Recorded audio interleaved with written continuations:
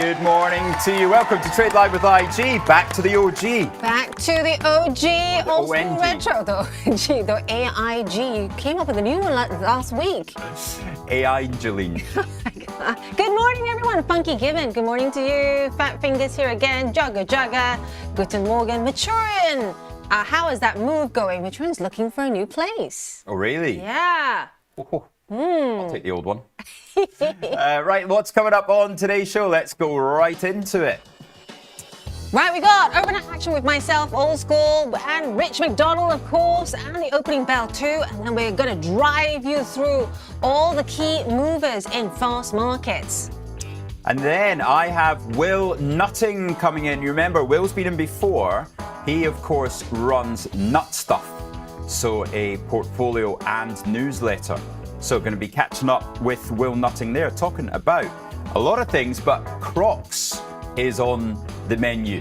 Crocs? Crocs. As in, haven't they been banned in the UK in schools or something for causing too many accidents? I didn't know that. Well, we've got John Mayer on Commodity Corner with myself at 9:10, and we'll be talking all things Glencore. And thank you very much, Twitter friends, for sending your questions in. We'll get all those surrounding Greater Portland and also Sarabi Gold, and of course the Anglos and Glencores and Rios for you. And then he's back. It's the man, the one and only. Yep, Beachy's trade of the week. Ooh. So we've got Axel back with the real thing. Whilst Beachy Head is on the beach. So, Angeline, the weekend? It was wonderful, wasn't it? Sun-kissed. Beautiful. I checked out a pub I'd never been to in Surrey All right. called the Duke's Head. The God carries on today. Look at that. Wow, it is unbelievable. And it was when you lot were talking about Fantasy Premier League. Yes, it's almost ready. I had a little bit of a panic up because I knew the Scottish League had started the week before.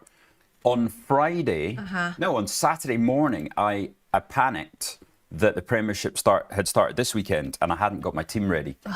So luckily, Last found out day it's is the this Friday. 15th, isn't it? But remember, everybody, it's Friday. You've got to have your team done Friday afternoon. It is not 15th. Saturday morning. And we have a Trade Live with IG league that our wonderful producer. How is he dressed today, Ange? How would you describe He's dressed a bit like Zelensky today. He dressed like if you put him in a picture with Zelensky's team in Ukraine, he wouldn't look out of place. Right, well, but I am going to need his help here because my screen has gone down. dear. I've got no screen. Well, I'll tell you what, 15th is also a key day. So let's have a look why it's also a key day. I'm going to hit up. So what's happening in Alaska, baby? What's happening in Alaska? Yeah, take us into what you think is going to happen here, Ange. Trader friends, what are you doing on Friday? Because I know what Putin and Trump are doing on August the 15th. They are reportedly going to meet in, of all places, Alaska. Yeah, I think there's a bit of history here around an American-Russian deal in the past over Alaska. Tell me, because I was a bit confused when It's a bit of a nod to that. So for those of you that are watching the space very, very closely, I already had Richie Rich here when I got in this morning going, there's like OTC, Russia, beating it right now. Yes, any Russian proxies, I'm gutted, there's no Turkish stocks on the IG platform, and I can't find them anywhere, but there's a Turkish stock called incur.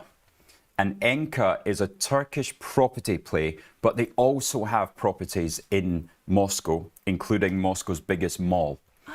And I would have lumped into that today, but I can't find it anywhere. Interesting. I-N-K-A. E-N-K-A. Incur Insulat. Right. Interesting. It was the one when Turkey shot down a Russian fighter jet in 2015. The Russian fighter jet came into Turkish territory, missile up, shot it down. Incur dropped like 15%. Right. Because they thought there was about to be a big a kerfuffle between Moscow and Istanbul. Interesting. Just whacking up my screen here because I've put that up. Is that the right one? Is that well, yeah. most admired construction company? Yeah, the sign's definitely right. Yeah. Yeah, there we go. Most admired construction company of Turkey. But yes, big Russian exporters. So that's what I'm trying to start to put together ideas of where we can get Russian exposure. If there was an OTC index, then you would be starting to look at that, because is Putin going to give something on Friday? And I almost, and this is the Ange antenna here, trader friends, I almost think that he will give something, and Trump will also offer an olive branch, because Trump wants, he's not actually made this a secret, he wants to get this Nobel Prize. I think it's just an ego thing. And he deserves it, absolutely.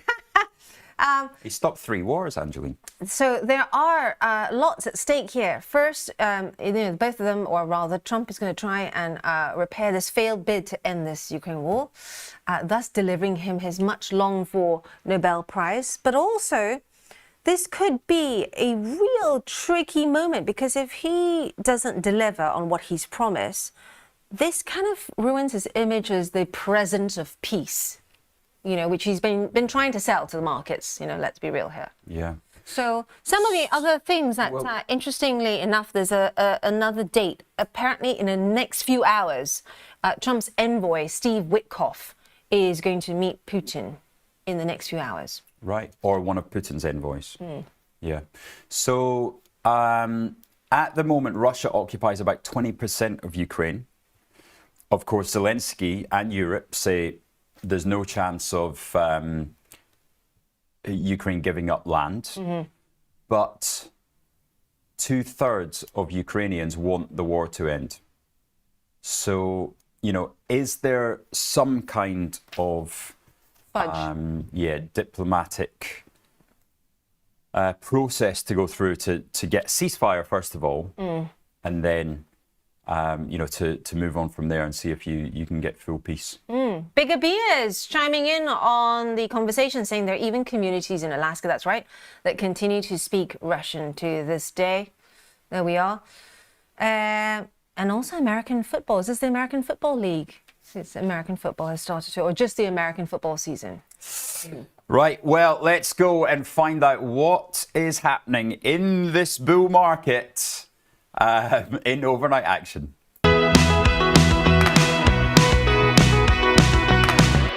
So the most important story of the morning, of course, Nvidia and AMD will be paying 15% of China chip sale revenues to the United Democratic Republic of the States of America.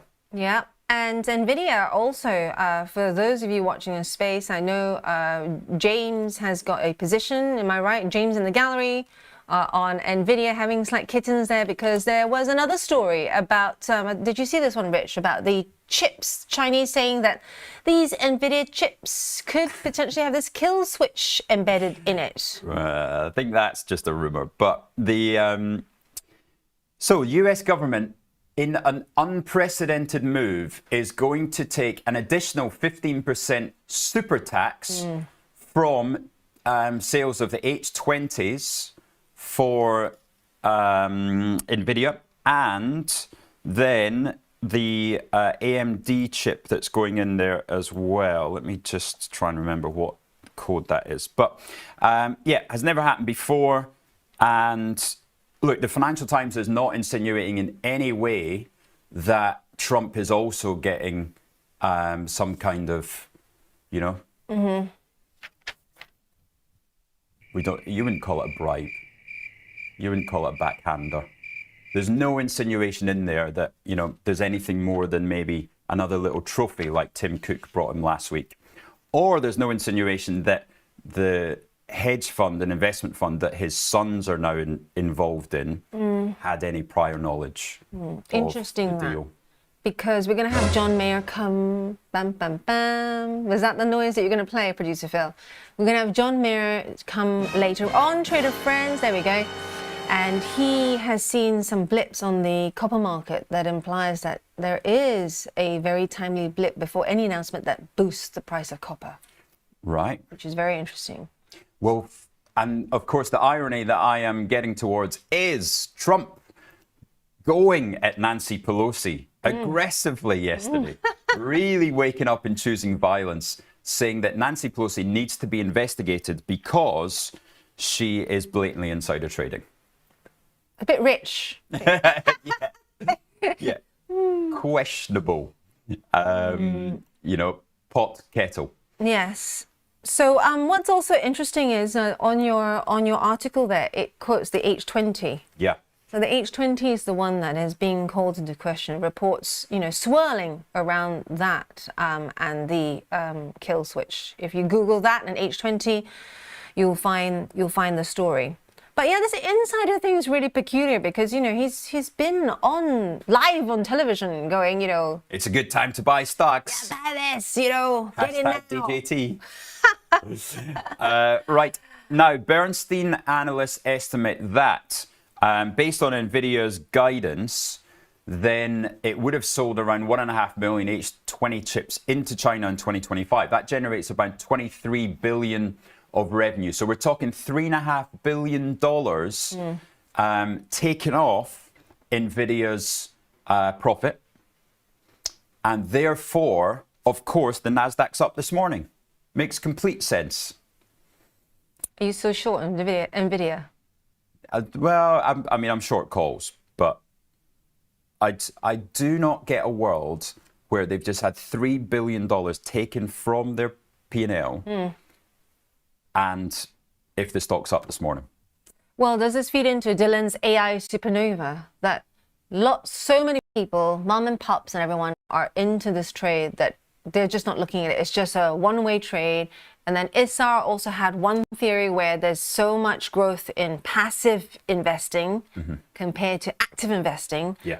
That, you know, that money is just, you know, motoring in slowly, but motoring in and, you know, making it supported throughout the summer. I think it's three things. It's the two that you've mentioned, and plus the momentum funds. And the momentum CTAs we know are at the 92nd percentile of how long they've ever been in history compared to how long they are now. And they keep on buying this. And because AI was the story of last week, then everything has now gone into AI. It's the only stocks that are now continuing higher. So Yeah, that's a good point, the momentum. where do we get to on that? Yeah, where do we go to? This is a really good dovetail to this chart, which I crunched this morning, Rich. And, you know, this is a quote from Jay Woods, very well followed, very respected strategist from Freedom Capital Markets. He looked at 15 years of analyzed data and said August and September have been down more than they've been up. September, in fact, is a losing month over that time. So we're seeing this seasonal pattern of weakness. But a lot of people are now saying that this may not hold true anymore this time round. You know? A lot of people are guessing. Trader friends, tell us what you are thinking. We had a poll on Friday. How was the wedding, by the way? Everyone was wondering, you know, how it all went. Just so nice, like such a lovely couple. And Where was it? they had Where was it held? Shrewsbury. Oh. So, but let's stick with the important things, Ange. So- And the important thing is So during that time when you exactly were there, what Boise's just put up. Palantir. Now, I am getting very excited because they're in my experience, there are about 5 opportunities a year to make real money. And Palantir is now getting into that part that I have very high conviction in my ability to put on a position now which will make money. So Palantir getting to the 187 level, that is 110 times sales. They upped guidance by $250 million last week. Guess how much has been added to the market cap? So sales increase, not profits, sales of $250 million How much has been added to the market cap because of that? 2 billion, Terence is guessing? 50 billion. Wow. Wow. The market cap Terence says that was close. has gone up by $50 billion. And this is in that kind of territory that is so absurd.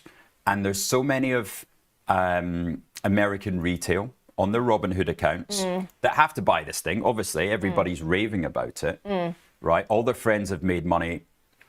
And there are people now buying it in the 180s, which is just mind-blowing.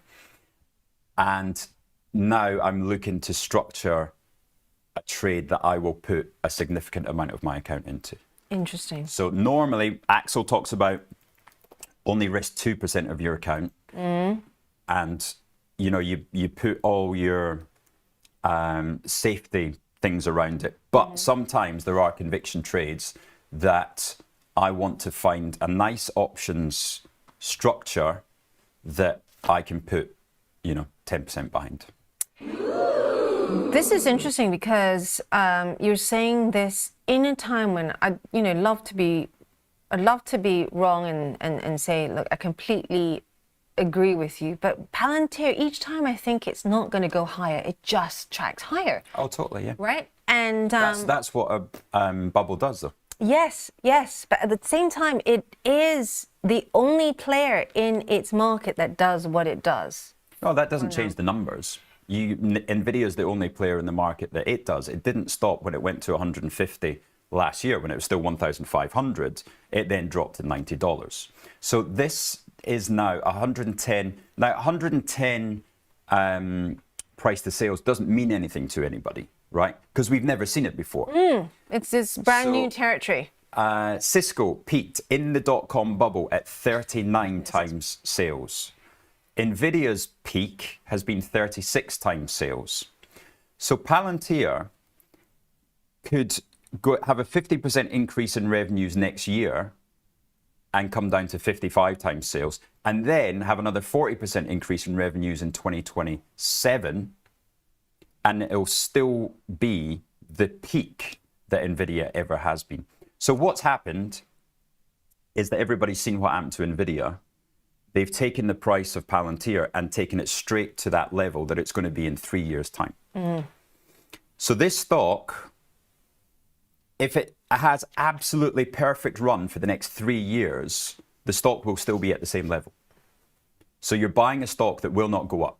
You're buying a stock to stay the same when you can get 17% return in a savings account over that time period. Bigger Beer says, my nose is bleeding. And Boise there, good morning to you. Does it have a final push to 200? Yeah, it's clearly got 200 in its mind. That's why I want to structure it. So if I'm going to sell a call, it'll be at 210, 220, something like that.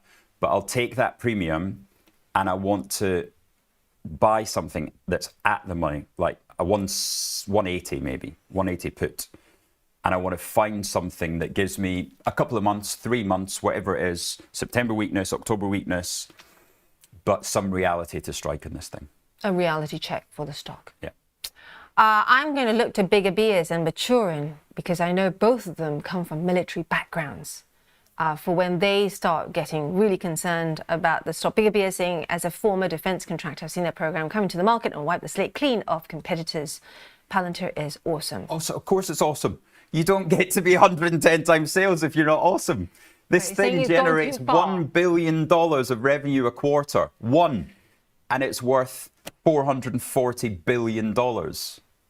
Yeah. At the same time, we are... Of course it's awesome. We are, we don't see stocks, as we always say here, grow into trees and trees don't grow into skies. So, there is at some point that it is going to have a correction. Then what are you going to do, Rich? Is that buy the dip then for you? Well, let's have a dip first before we start thinking about buying it, Ange. Yeah. No, I will sell a put lower down to finance, but that's purely to finance the trade.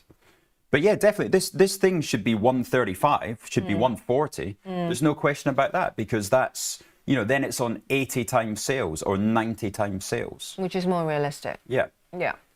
Right. On that note, loads of we've seen when the reason why I asked where you were on Friday was because there's lots coming out on Palantir itself and lots of people asking about your position on it.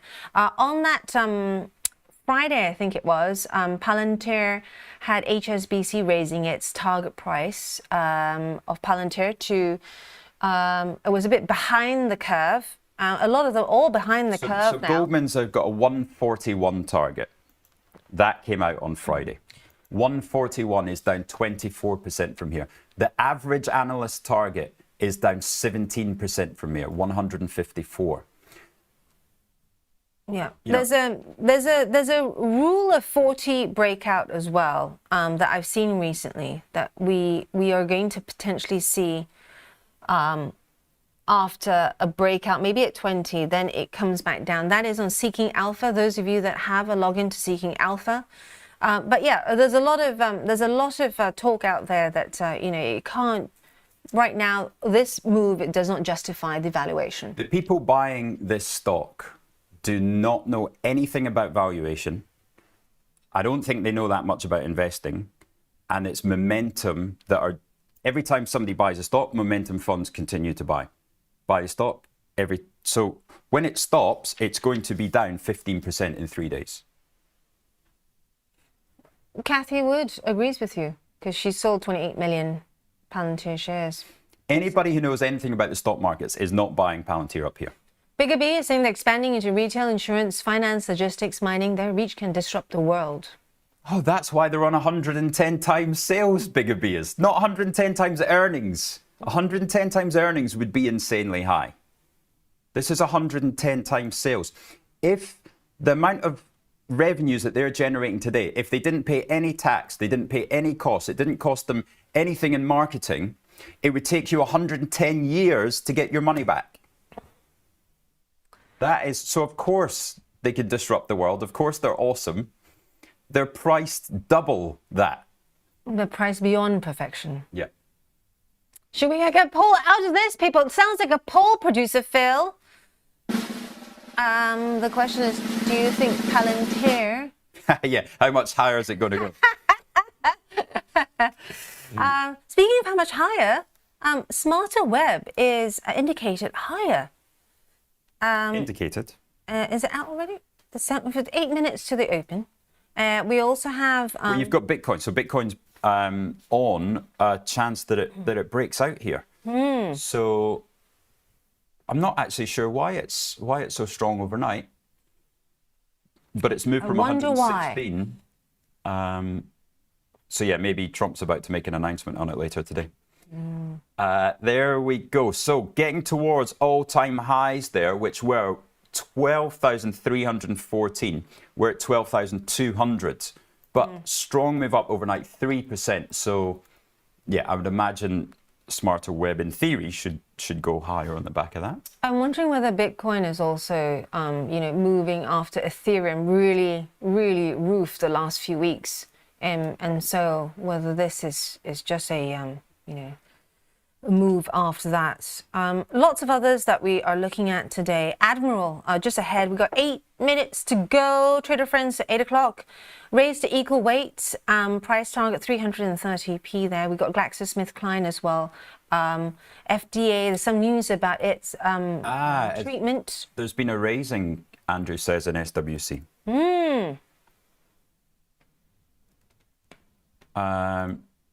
Let's have a look. It's from the ATM. Okay. Right. Let's go to guess the chart next. Can you tell us, producer Phil, if this is a UK or US stock? Oh, it's a commodity. Go on then. Is this... a commodity. Ahead of John Mayer. Go on. Let's do it. Oh, yes. We've got a new song today. Have you? I've not heard it. They chucked me out of the gallery on Friday because it's not allowed. They were So it's a surprise. Yeah. Let's do it. Saw the chart on my screen last night. It was moving like it knew my type. Little breakout with a wicked grin. Pull me in and dipped again. Rich and wait, but I hit that buy. Angelina wrote her eyes sky high.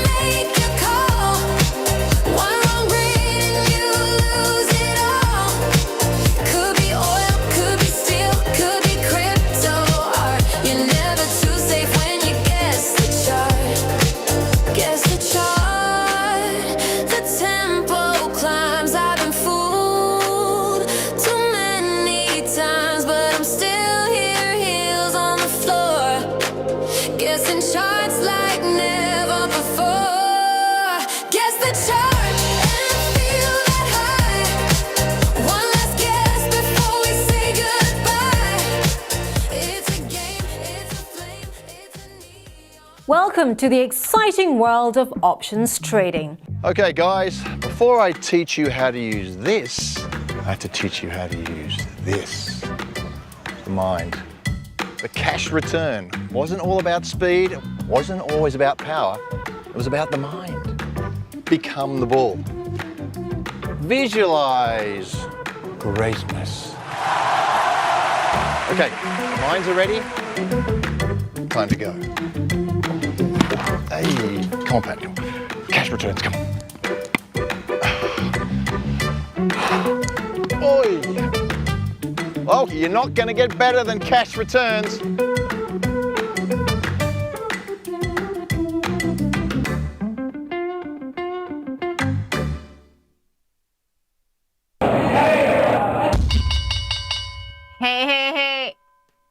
Hey, trader friends, could you guess that one?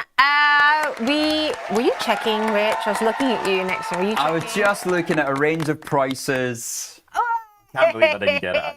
That's poor. I like Funky Gibbon. I also guessed natural gas. Then I went to carbon. And yeah, Bigger Beers. I thought maybe cocoa as well, but it is iron ore. And Phil, someone got it done. Yeah, Blue Elegy is the new. Oh, well done, Blue. Yeah, My well boy done, Blue. Blue, to you, because you beat Richie Rich. I can't tell whether it's checking, but there's furious typing over there. Right, 2 minutes to the open. Shall we get across some upgrades and downgrades? Yeah. Throw them up for us, Ange. Go on. So we've just got a few through, just showing you the charts here whilst I read them through. We had, we got Admiral, quite a quiet start at the moment, raised to equal weight at Morgan Stanley. Price any big target ones? 330. It's pretty quiet at the moment. None of the big ones. I mean, none really jump out at me. Right, let's take a look at the futures market then. So we've got S&P back above 6,400, up 23 basis points. FTSE 100 up 20 basis points, 9,110. You can see oil is very weak this morning. So they think that if Russian oil comes back on, clearly they think that's going lower. Gold, I have not seen a reason why gold is so weak and Bitcoin so strong. That is, I wonder if Trump's going to sell some of his gold to buy Bitcoin. There was the deal signed last week that people could put Bitcoin into their 401ks now, but I don't see why that would be so strong. Right, Ange, you got your bell in your hand there? I got the bell in my hand. 2, 1, and here we go. We are off to the races. Let's get the screens up. Right. Let's have a look. Bit of a slow open there. Yeah. We're gradually getting going. Slightly risk up the early view here. We have a few more coming through. Henkel, Deutsche Bank raising the target price at to 81 euros from 80, but not a lot of big names. Right, let's look at the prices. Diageo up 75 basis points. We've got Pru also strong. There was a story in the press this morning, a negative story on NatWest.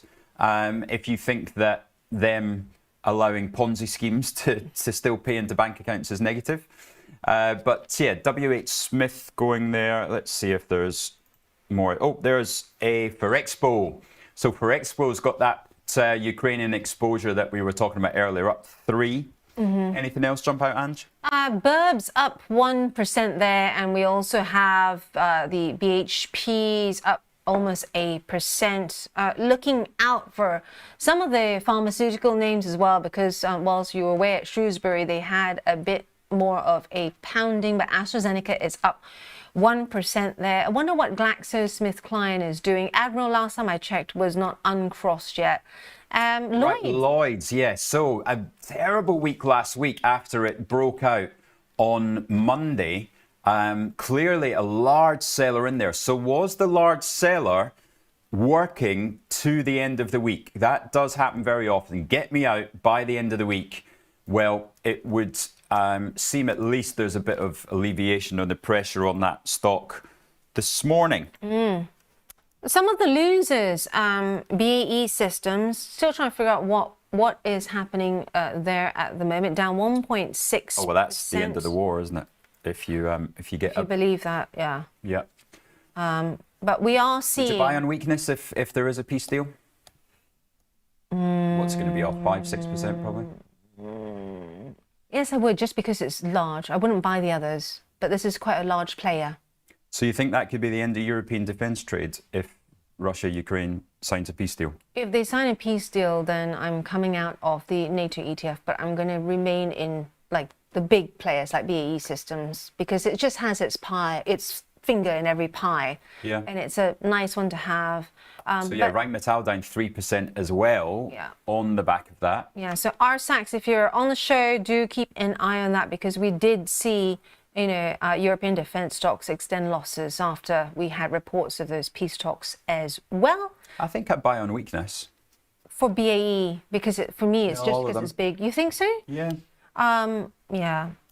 Because BAE is not really where you're getting the upgraded. It's Germany, isn't it?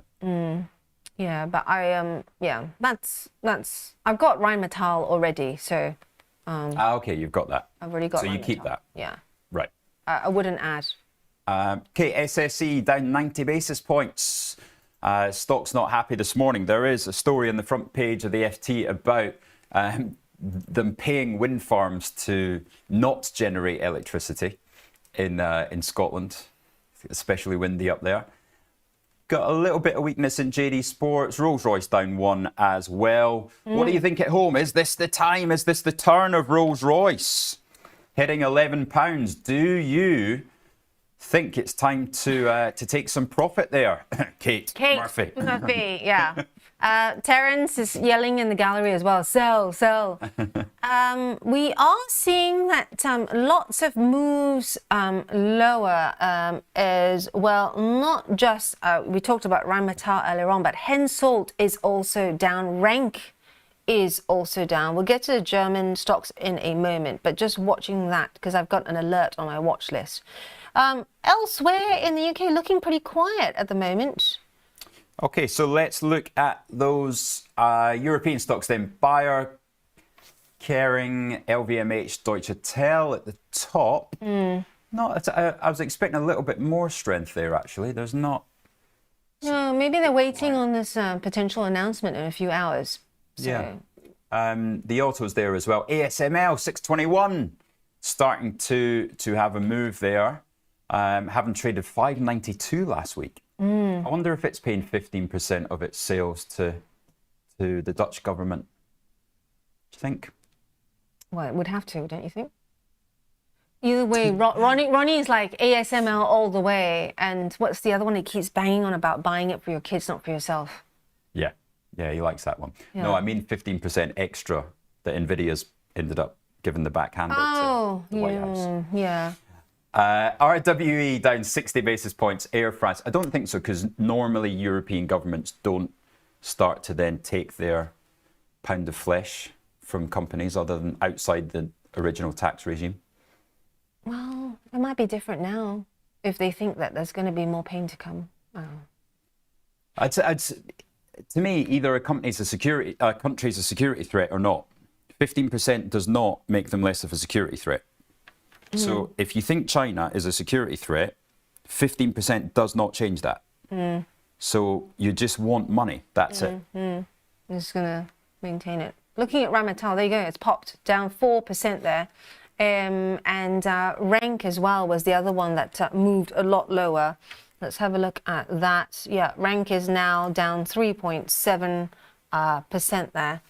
The others that we see. Right, shall we Kate Murphy saying she took off a little bit of rollers.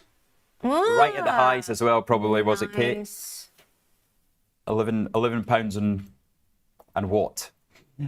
Right, commodity world. Let's see if producer Phil's iron ore has moved at all. We've got oil, continued weakness there. Natural gas also. So remember, we had Tom Price on, and Tom Price said that's not going to change anything in the oil market. Gas, it might do. Gas is where your potential weakness could be in a Russia-Ukraine agreed peace. Well, what's interesting is by Friday, if we get something good out of Alaska, does that mean we're going to, you know, everything is going to be smooth sailing from now on, all bets are off if you think that the Russia-Ukraine, you know, war is not going to continue and there's going to be peace? What's what, as in, like, for Poland? Yeah. And Was the it for surrounding Poland? countries, you know, that, or do you think it's still going to rumble on? I think it's positive for Central Europe. I don't think it has much effect on, like, us or Germany, apart from the fact we don't have to give Ukraine 50 billion anymore to buy more missiles and defense things. Weaponry. Yeah. Interesting. I'm asking purely because I'm now thinking, what do I do with the NATO fund? What's The the- NATO ETF. What do I do with the NATO ETF now? Which I mean, Europe still has to rearm, but we'll be rearming for ourselves rather than giving Ukraine weapons. I mean, Ukraine has to rearm as well. Apparently, the actual cities of Ukraine are now far more beautiful than they used to be. oh, because it's you know, because it's been a lot of the ugly buildings have been cleared. Is that what you mean? I read. Yeah, no, but literally the Ukrainians I speak to go, no, it's beautiful now. Kiev is stunning, which I was kind of taken back by, but yeah. Interesting. Right, let's have a look at elsewhere in the commodity space, because get your questions in for John Mayer. He is going to be here talking about gold, silver as well, touching on that after we asked Simon Popple about silver. Silver's been doing well in the last week or so, looking like it's tracking or going higher once now gold is stuck in a bit of a channel. And I see you zooming in on the Forex space, Rich. Yeah, so 134.60, what do you think? Of course, CPI this week, that's the big one tomorrow. And that's ahead of Jackson Hole the following week. So we've got basically one chance for inflation to be lower than expected, for Powell, that to shape Powell's speech. You know, is he going to concede to rate cuts in Jackson Hole? Because I would imagine that was the plan. And let's see, have a look at FedWatch. It is 88% chance now that It has come off slightly in the last week.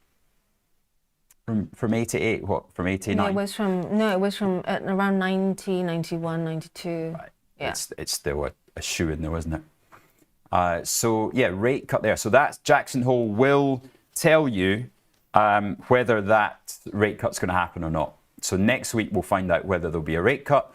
We'll find out whether there's going to be 2, 3, because of course that is the place that the Fed likes to set out its thinking going forward, and to give the market an idea from September onwards what the rest of the year looks like.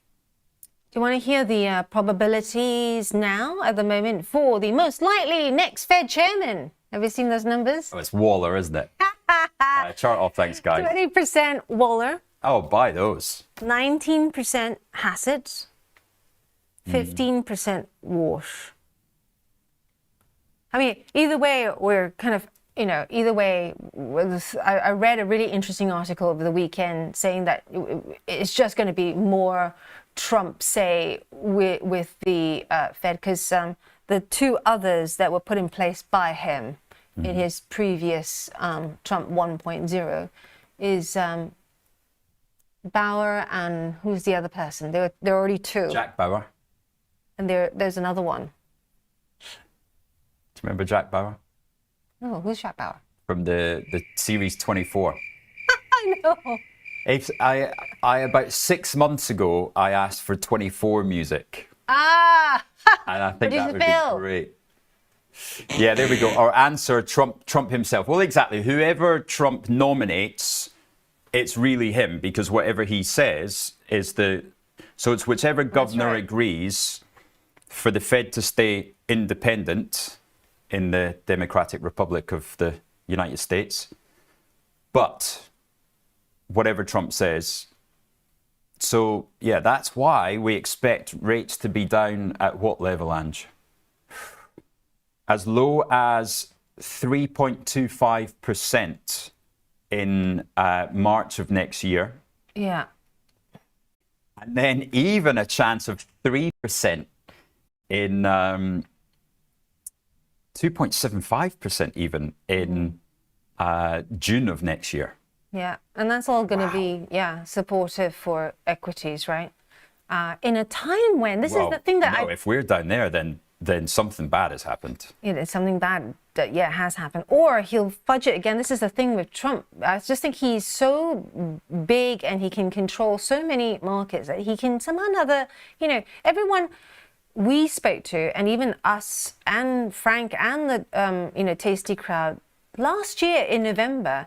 Everyone was talking about potential R word, potential recession. Never came to pass in Q1. Didn't come to pass in Q2. Did you see the jobs numbers last week? I know, it was weak. It's weak. I agree with you. But my point is, it's been weak for months. Yes. For 3 months. Yes. And everyone keeps saying it can't continue, but it has. This grind up has continued. And it's global investor sentiment at the moment, according to BofA's August fund manager survey, still showing the most bullish since February, right?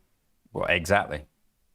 That's the that's the problem. Red flag. Yeah, We keep waiting. The red flag is that Keep CTAs waiting. have it up to the yin yangs. That managers are now the bullest that they've ever been. That retail is fully in, and we're getting what's the RSI of the Nasdaq and stocks like Palantir. What do we think in here? The future of the Palantir stock price is going to go to 200 first, then down 33%. Right, so we got to make sure that the structure I put on is I can handle it going to 200, so I can absorb the loss. I think I'm down about $5,000 already in my short. So I would take another 5,000 hits to be short up to 200, and then I want to put on the size. So yeah, so I'm not saying 188 is the highs. I agree, the market wants to take it to 200, but then I'm going big. See, I'm totally with you, Rich. The whole thing concerns me, but I am sat here with money on the sidelines, uninvested, because I'm waiting. I'm waiting for that. But where is it? It's in money market funds, right? It's money market funds, and I have also got some in cash in a stocks and shares ISA, but just uninvested because I've unwound some positions, and it's just sat there because I'm waiting. In fact, when I was away for 10 days, I was waiting for a message from you going, "It's happened in the correction," but that didn't come to pass. So well, it did. You just didn't get the message. You're too busy on the beach. In the middle of the water. But you know what the NFP did? That wasn't long. That's 4%. Right, you've taken us on perfectly, Ange. Perfectly. What do I do with that cash sitting on the sidelines? Well, if only there was a podcast which would tell you exactly how to structure your portfolio. And on Friday it came out. The bull, the bear, and the chairman. Guess who was the bear? Portfolio launch day, that's right. It is off and running. The IG Art of Investing model portfolio is out for everybody to see. But it answers Ange's question that she's asked then, so obviously you haven't listened to it over the weekend. Well, listen. And it also lets you be a fly on the wall for an asset allocation meeting. Remembering that Chris Fellingham there has been Soros's right-hand man in London at the wonderful Soros hedge fund. That Mark Holden has been investment director of incredible funds like Standard Life, like Mercury Asset Management, right? So these guys have been doing these asset allocation meetings for 40 years with billions of dollars. And now you can watch the debate between the three of us on how to set out a long-term investing portfolio. Is it an ISA? Is it a SIP? What do you do with your money over the long term? Forget the trading side. Forget the trying to take 2% here, 3% there. We're trying to make 10% every year, no matter what the market. If the market's down 20%, we have to make 10. And what's the duration? Just let our trader friends know. So when you say Until long, we die. 10% a year till we die. Nice. And we cover, right, if you're 20-year-olds, we cover how your portfolio should look as a 20-year-old. We talk about if you're 65, like the two gents, how should your portfolio? But Ange, we target it especially at you, somebody in their 30s. What structure should you have? The other interesting thing about this is they are both so knowledgeable, but they're also so passionate. So I've seen them in here with Rich as well. And whilst they're waiting to go into the wings, right, we're out there talking and you know, Poppy is obviously the name of his dog, which is his handle. But, you know, he cannot stop talking about how I was trying to show him my portfolio and how I'm diversifying. They're really, really passionate about what they do. So I really, really am very excited for the fourth, because I am very worried now about, you know, although it's getting like 4.3%, I'm kind of thinking, have I missed the boat? So that's the perfect example, right? We're talking about, and Bigger B, as I see, is your plan sacked if it goes to 500. If it goes to 500, then I think I'm sacked, not my plan, or I'll be working here for free for a long time.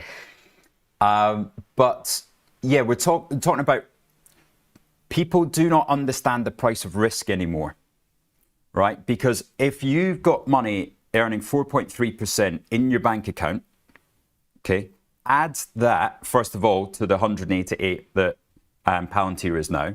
So that's $200. Mm-hmm. So in 12 months' time, Palantir has to get to $200 because otherwise you just have your money in the bank, right? Mm. But then there's on top of that the price of risk. You have to earn more being in a risky asset than you do in a risk-free asset.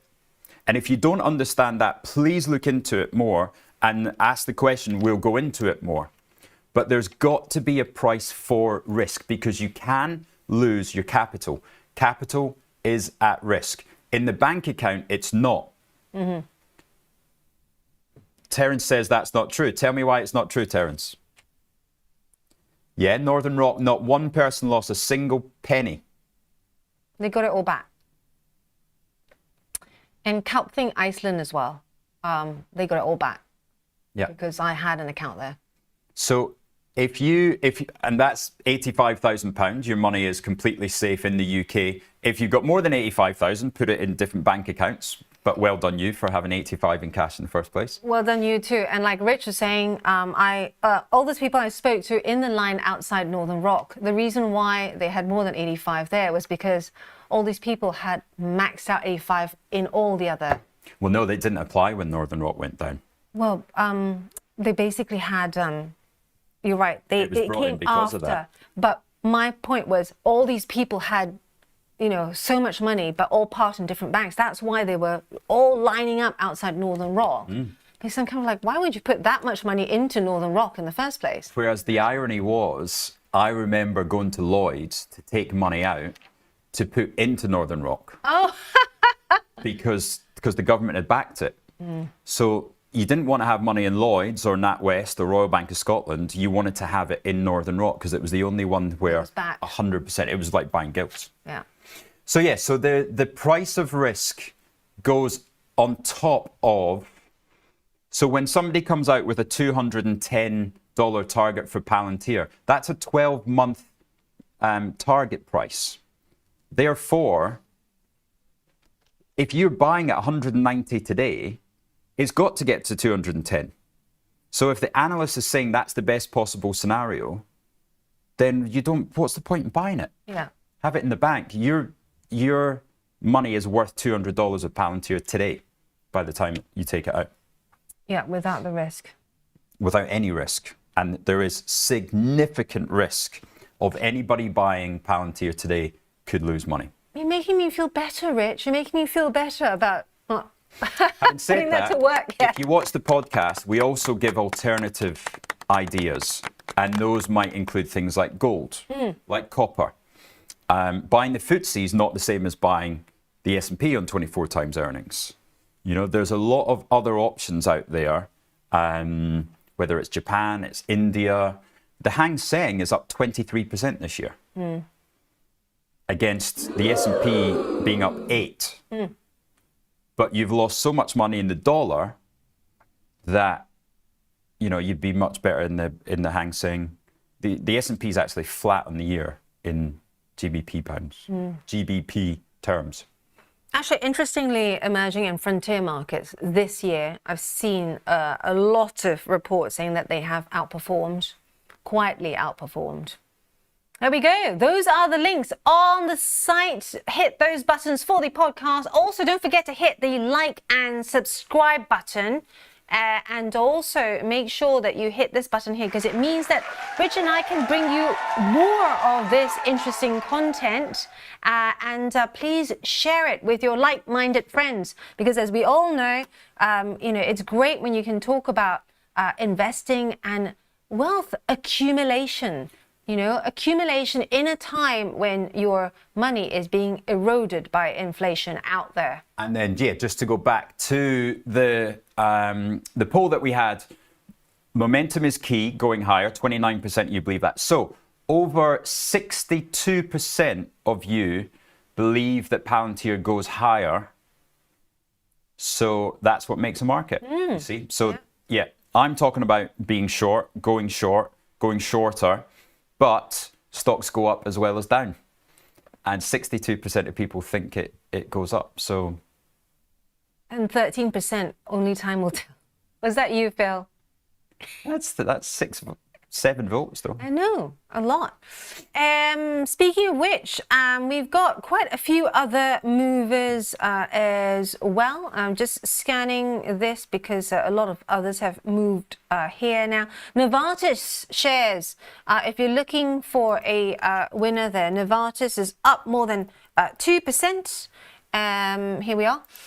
Because its trials for inelimab has met its endpoint. And also the other one that I wanted to show you, I think, Rich, you mentioned it earlier, for Rexpo. That's still moving. It's down 5 now. Yeah. Look at that. Let's give you to show you. There we are. And then, yeah, NatWest is unchanged, up 20 basis points. Just to show you the story on the front page of the Times, NatWest still took funds for the Ponzi scheme during police inquiry. Market doesn't care. So, and you can see, is that Phil on his line bike? It looks like Phil, doesn't it? Yeah, there is the front page of the Times, and the front page of course, the Financial Times leads with that story on Nvidia and AMD greasing the palm of the White House. Well, they're going to need to. JP is spending all that money as well, and Trump is goldenizing the entire White House. Did you see that on Friday when Luke showed the after and before of the White House? Wow. So just a reminder, trader friends, it's a down day for many defense names out there. The German ones, the Hensoldt, the Rheinmetalls, rank as well.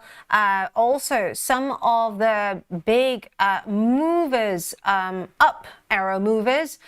Novo Nordisk up after last week's gains as well. We saw Novo Nordisk come back when, after it'd been hit because of this cost cutting. Oh yeah, it had a big day, didn't it? Yeah, it had a big day whilst you're in Shrewsbury. And it seems it's adding to those gains. Let's have a look at Novo. It was up more than 2% when I last looked, only up slightly there. Right, we've got Will Nutting waiting in the wings. So, for more nut stuff, join us after the break. And who have you got coming up later? We have John Mayer, Andrew McKelvey. We will take a look at some of your favorite Sarabi as well. I've already given him a special heads up for you. Andrew McKelvey chiming in saying, Rich, you sure write you about Palantir. You'll have a great Christmas, I'm sure. Is he calling me a turkey? You call him a turkey. I can't see the sarcasm on your face or whether that is a straight, Yes. straight comment, Andrew. Alrighty then, we will be back with Rich and Nutting right after this, so stay right where you are. Hello, I'm Axel Rudolph, Senior Technical Analyst at IG and Fellow of the Society of Technical Analysts with over 30 years experience in trading the financial markets.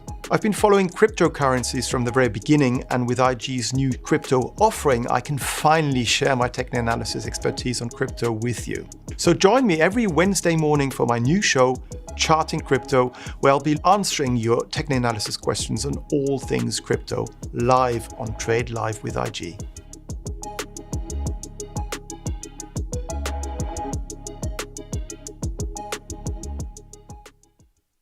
Okay guys, before I teach you how to use this, I have to teach you how to use this.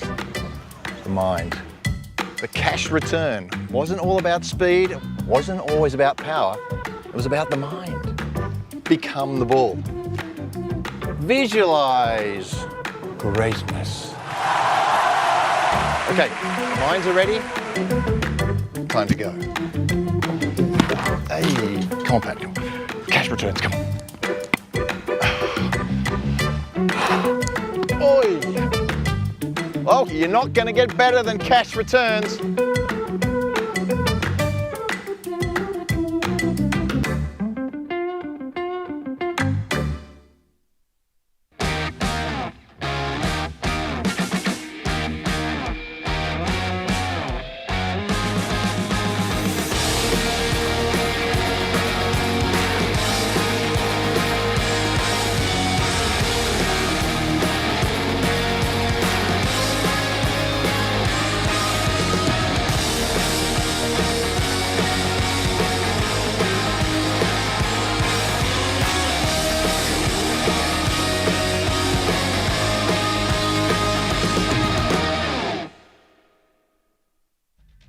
We're watching a crisis unfold in the UK and we need to take bold action.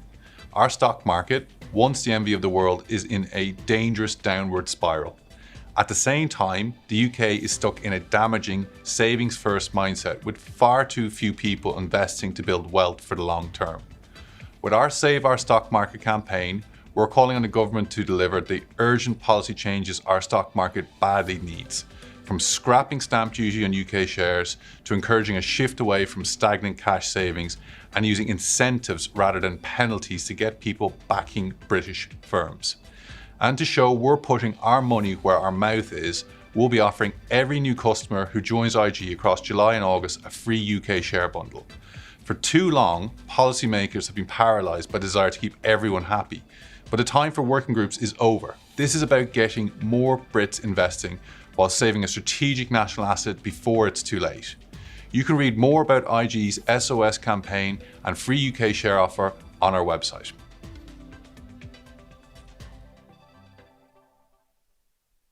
Welcome to the exciting world of options trading. If you're looking to add a new dimension to your trading strategy, you're in the right place.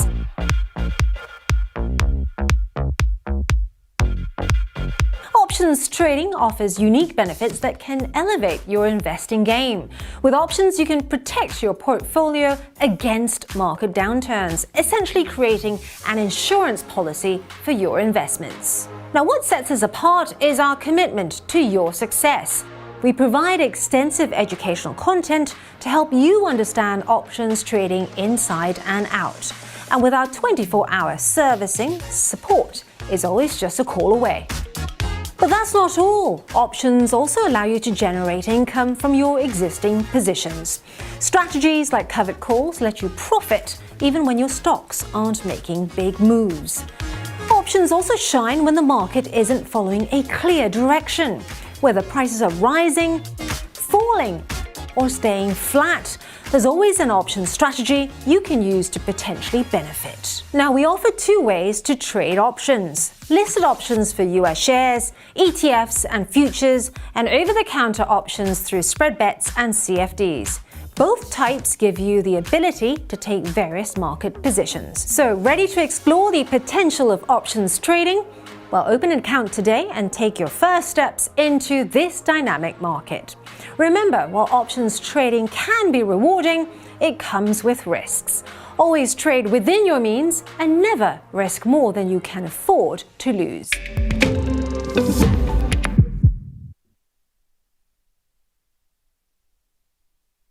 Watch Trade Live with IG weekdays from 7:30 a.m. on our brand new YouTube channel at Trade Live with IG. As well as the live show on our new YouTube, you will find our full beginner's course to trading options, daily YouTube shorts of all the action that happens after the show is finished, and Trade of the Week and Psychology of Markets. And don't forget to hit those like and subscribe buttons for more exclusive trading content.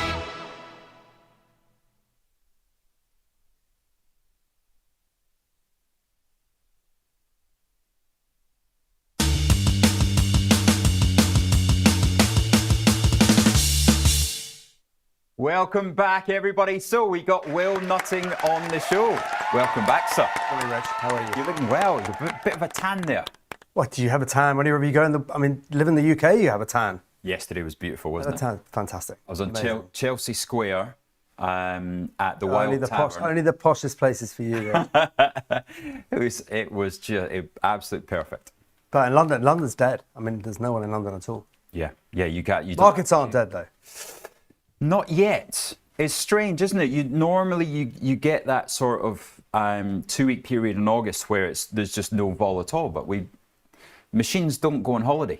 But August is kind of like the weekends, isn't it? The weekends now you can turn off traditional stock markets and just look at digital assets, and it's just so reassuring. If you're a sado like me, you can keep watching your CoinGecko all weekend and watch this stuff going up and down like a. Why is Bitcoin up this morning? Have you seen any reason? It could be the gold announcement. It could be the gold that, the orange orangutan has worked out that tariffing gold bars that are used to settle COMEX futures wasn't the most intelligent thing in the world to do. I saw he walked that back, did he? Yeah, I think he's walked it back. Right, that's what I think somebody worked out in the small print. They worked it out.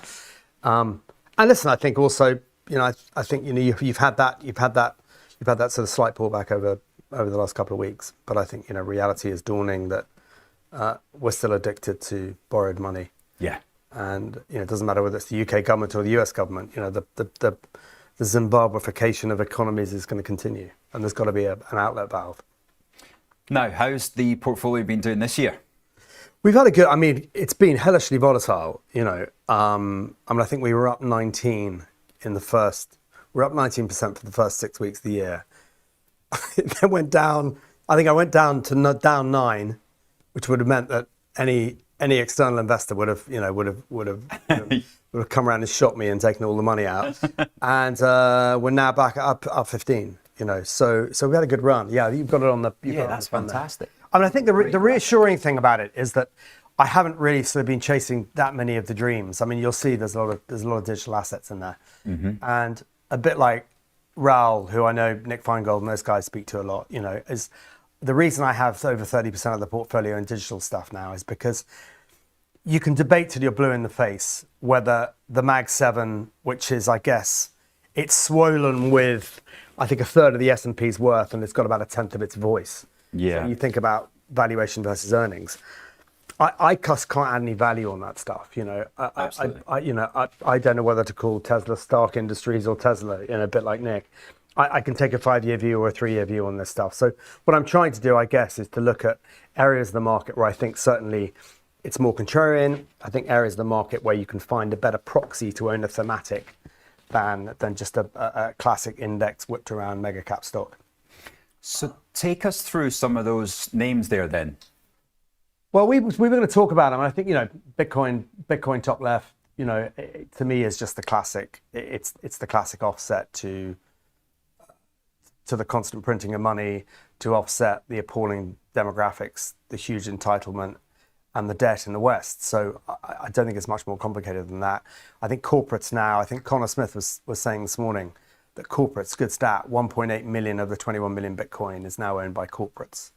I think that number is just going to go higher and higher and higher, because if you own sterling or you own dollars on your balance sheet as a corporate, you're ultimately owning an asset. You're ultimately owning something that's being, inflated away, and the purchasing power of those dollars is going down. So if you talk to the board of any of those companies, are they ultimately performing a fiduciary responsibility to their shareholders? And I would argue not. So that conversation that Microsoft were having at a board level 6-9 months ago, I suspect that conversation happens in 6 or 9 months again, and I think the decision might be a different decision. Yeah, definitely. You know, so I think that's hugely exciting.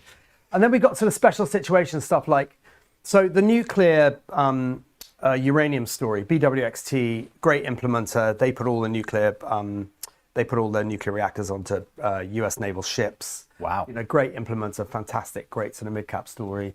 Lightbridge is a here story and a future story for uranium. They in fact report the numbers tonight, and I would imagine it'll be a very, very positive call. But they ultimately have an existing nuclear fuel technology that makes existing nuclear reactors significantly more effective. The fuel burns, or the fuel operates at a much lower level.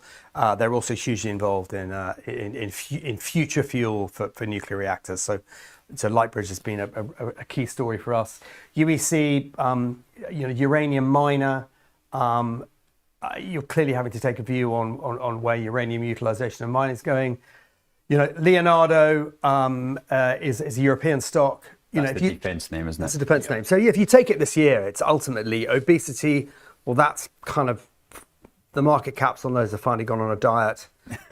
AI, clearly we can talk about, the only people who don't think AI is a multi-trillion-dollar business is people who use it to answer a pub quiz. It's just a phenomenal and incredible tool.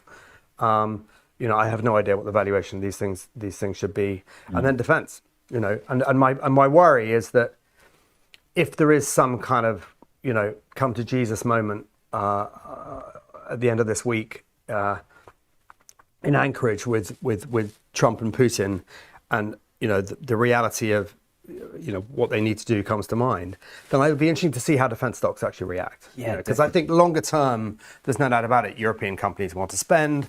You heard JD Vance yesterday, as his enormous motorcade was apparently streaking its way through Oxfordshire, saying that ultimately the US doesn't want to spend any more money on Ukraine, but if foreign governments and foreign countries want to buy US defense equipment from US defense contractors, they'll be incredibly happy to sell it. So that's very noble of Vice President Vance.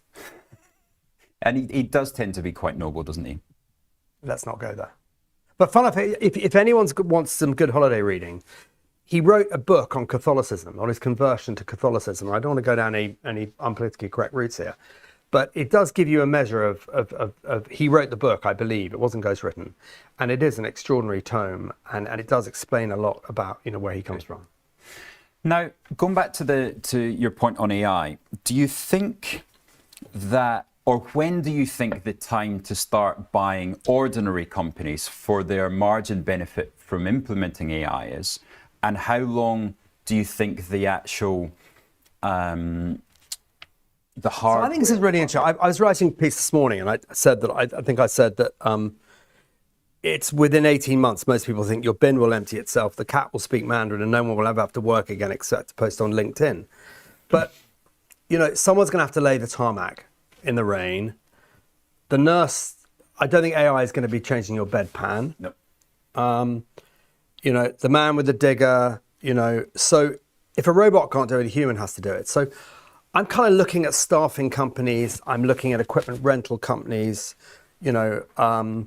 industrial kit hire, industrial contractors. So I think the industrial economy should benefit alongside this. It's more of a stock market phenomenon, which is that, if you build it, they will come. Yeah. You've just got the amount of money that's flooding into index funds. It's just so much easier to own. And I think that maybe even the bigger point is that if you look at the best thematics in the market at the moment, and you're an investor and you stand back, I think the other challenge is that, and I think I've written this quite a lot recently, is that you went back 18 months, 7 or 8 of those thematics, if you look for the best way to play those are US companies on the whole. And that's why I've always loved US equities. I've done it for 30 years, US companies on the whole. I think you're just beginning to see that now maybe become 8 goes to 6. And if 8 goes to 6, the asset allocation implications for that, and you were to get some kind of a resolution to the Ukraine issue and you were to get some kind of, cessation of hugely expensive power in Europe, then I think that does something to the asset allocation side for European equities, and maybe. So I don't know whether that... So it's only just begun? It's only just begun. Right. And it takes a long time. Yeah. The Ontario Teachers Pension Fund does not move in a hurry. And, I think that's the positive argument for digital assets. It's a positive argue for tokenization. But I think the thematic that I think is most interesting here is I think you're going to see the Mag 7 give way to what I call the Block 7 over the next 4 or 5 years. And I think what you're going to see is, I think with blockchain becoming a more recognized and real technology, I think you're going to start to see 6 or 7 really key protocols emerge that I think will be the blockchain 7. So they will be the block 7. So I'm owning this. I'm owning that. Yeah, you heard it here first. But I think Mag 7 to Block 7 is a really interesting story. And so I've talked a lot about helium. It's been a disastrous call. I've written an analogy of Siamese twins, which I've taken a bit of shit for. But the reality is that I think that helium, as a fastest growing mobile company in the US at the moment, almost twice as many daily users as Ethereum, yet it trades at a market cap of just over 500 million, and Ethereum is 5 billion. So I think what Helium are doing in the telecom world with real data, real mobile phones, real users, real consumption of broadband, that in all honesty is really fascinating when it comes to broadband, to blockchain, because unlike the Bitcoin companies and the Ethereum custody companies, which are custody companies, they're financial engineering companies, these are traditional businesses that are kind of sit as part of a parallel portfolio alongside their traditional stock market counterparts. Now, this is Helium, the coin, not a stock. This is Helium HNT, the token. The token, which you can buy on Revolut, you can buy it on CoinGecko, you can buy it wherever you want, yeah. Right, we did discuss this, the top 40 most affected occupations by generative AI. So you've talked about the ones that won't be affected. Let's have a look at the ones that will. Now, how do we put this into a trade? Well, you should just kick me out of the room now, because number 5, I'm screwed, aren't I? So yeah, take us through the ones there that stick out that could be in actual companies that we trade. I mean, maybe airlines become more optimized by technology. Telephone operators, ticket agents, travel clerks. I mean, I think these again, to me, are all telemarketers. This is all opportunities for me in the world of blockchain. So when I look at all this, I think that I just see not things that I necessarily want to short, because I think that stuff will take a long time. Why is OnlyFans going public? OnlyFans is going public because OnlyFans' core business, with all the weirdness, and not that I know OnlyFans that well, but if you look at the data on OnlyFans and you look at what sells best on OnlyFans, it's a lot of very weird, strange stuff. Right. And I think the weird, strange stuff is going to be able to be replicated by AI significantly better than humans can do it. And so I would think that someone like an OnlyFans is trying to sell itself, before it gets disintermediated by AI. What about an OnlyFinance? No, it's too early for that. You don't think? I mean, you wouldn't have to Only make finance. it. OnlyFinance. So, as in finance. Well, it puts you out of business then. Or we start one ourselves, Will. We start one ourselves. A subscription-based trading ideas website called OnlyFinance. I think that's right, but I think you can only have a certain amount of apps on your phone. I think this is the other problem that we have. You sit down on your television, your big screen, and you think, I want to watch something. So you go onto Netflix and you think, wow, that's really new. And then you realize it's from 2020 or 2022. Yeah. They're trying to sell you all the old stuff. So trying to find a way of looking at all the stuff that's on offer to us and then having a kind of filtering process.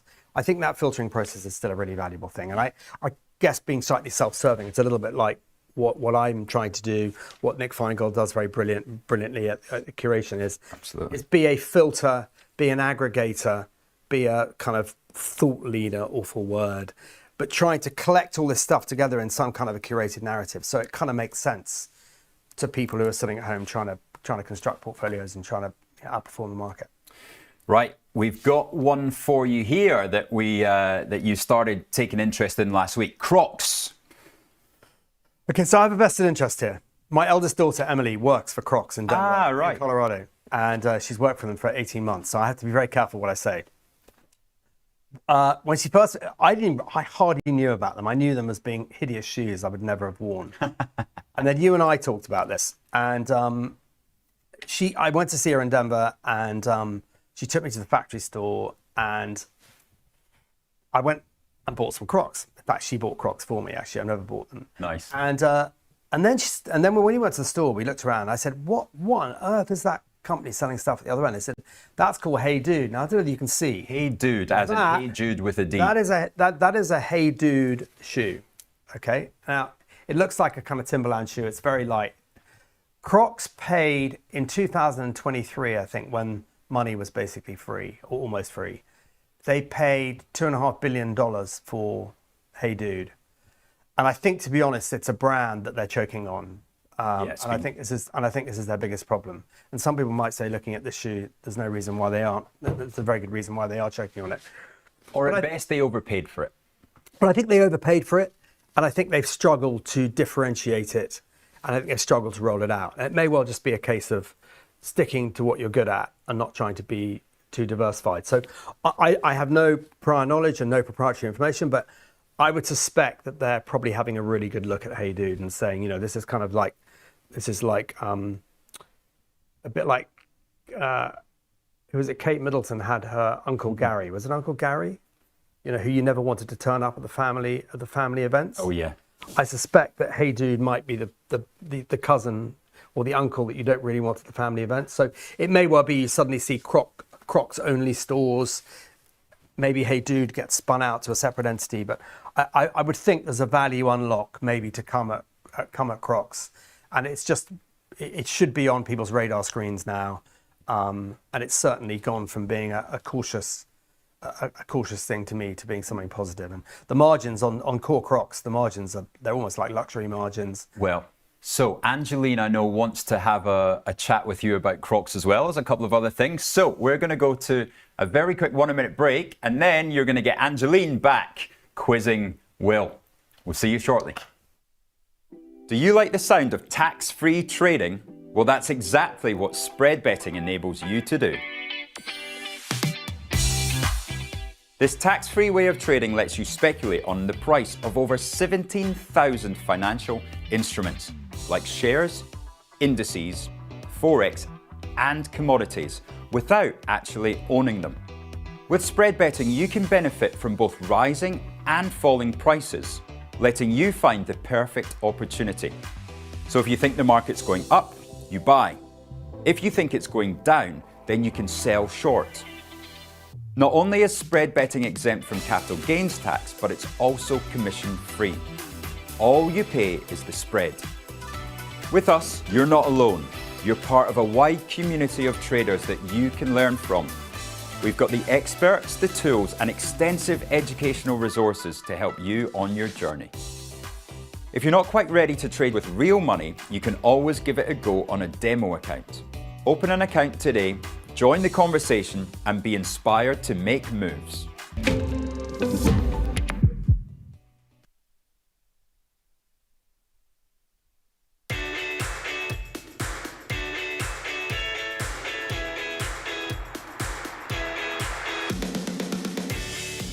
Today we're here because we've recently launched our Save Our Stock Market campaign. We just want to raise awareness for terrible cash returns that everyone is getting with their money just sat in cash ISAs. What we want to do is raise awareness for the great returns that you can get on UK stocks and help revive the UK stock market and get people investing.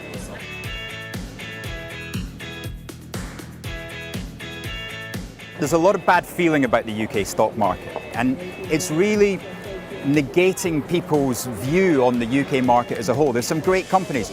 If we just start the ball rolling on people getting behind the UK stock market, then we can start to get the interest. And it's days like this, we get awareness of all the crowds talking about stocks. It's really that awareness, and ideally we'd like to take it to the government. We would like cash ISAs to be reduced. not because we don't believe in the chance of people saving, but more that you get higher returns, as much as 7 times historically, in investing that you can from cash. And that's not saying people go out and take a load of risk.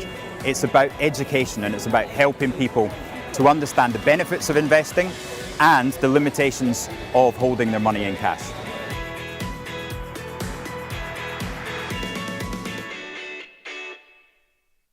Watch Trade Live with IG weekdays from 7:30 a.m. on our brand new YouTube channel at Trade Live with IG. As well as the live show on our new YouTube, you will find our full beginner's course to trading options, daily YouTube shorts of all the action that happens after the show is finished, and Trade of the Week and Psychology of Markets. And don't forget to hit those like and subscribe buttons for more exclusive trading content.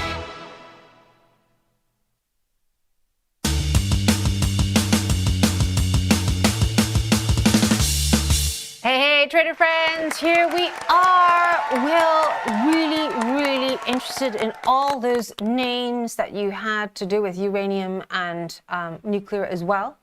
I too have some exposure in that space, and I am in the spot uranium miners. Okay.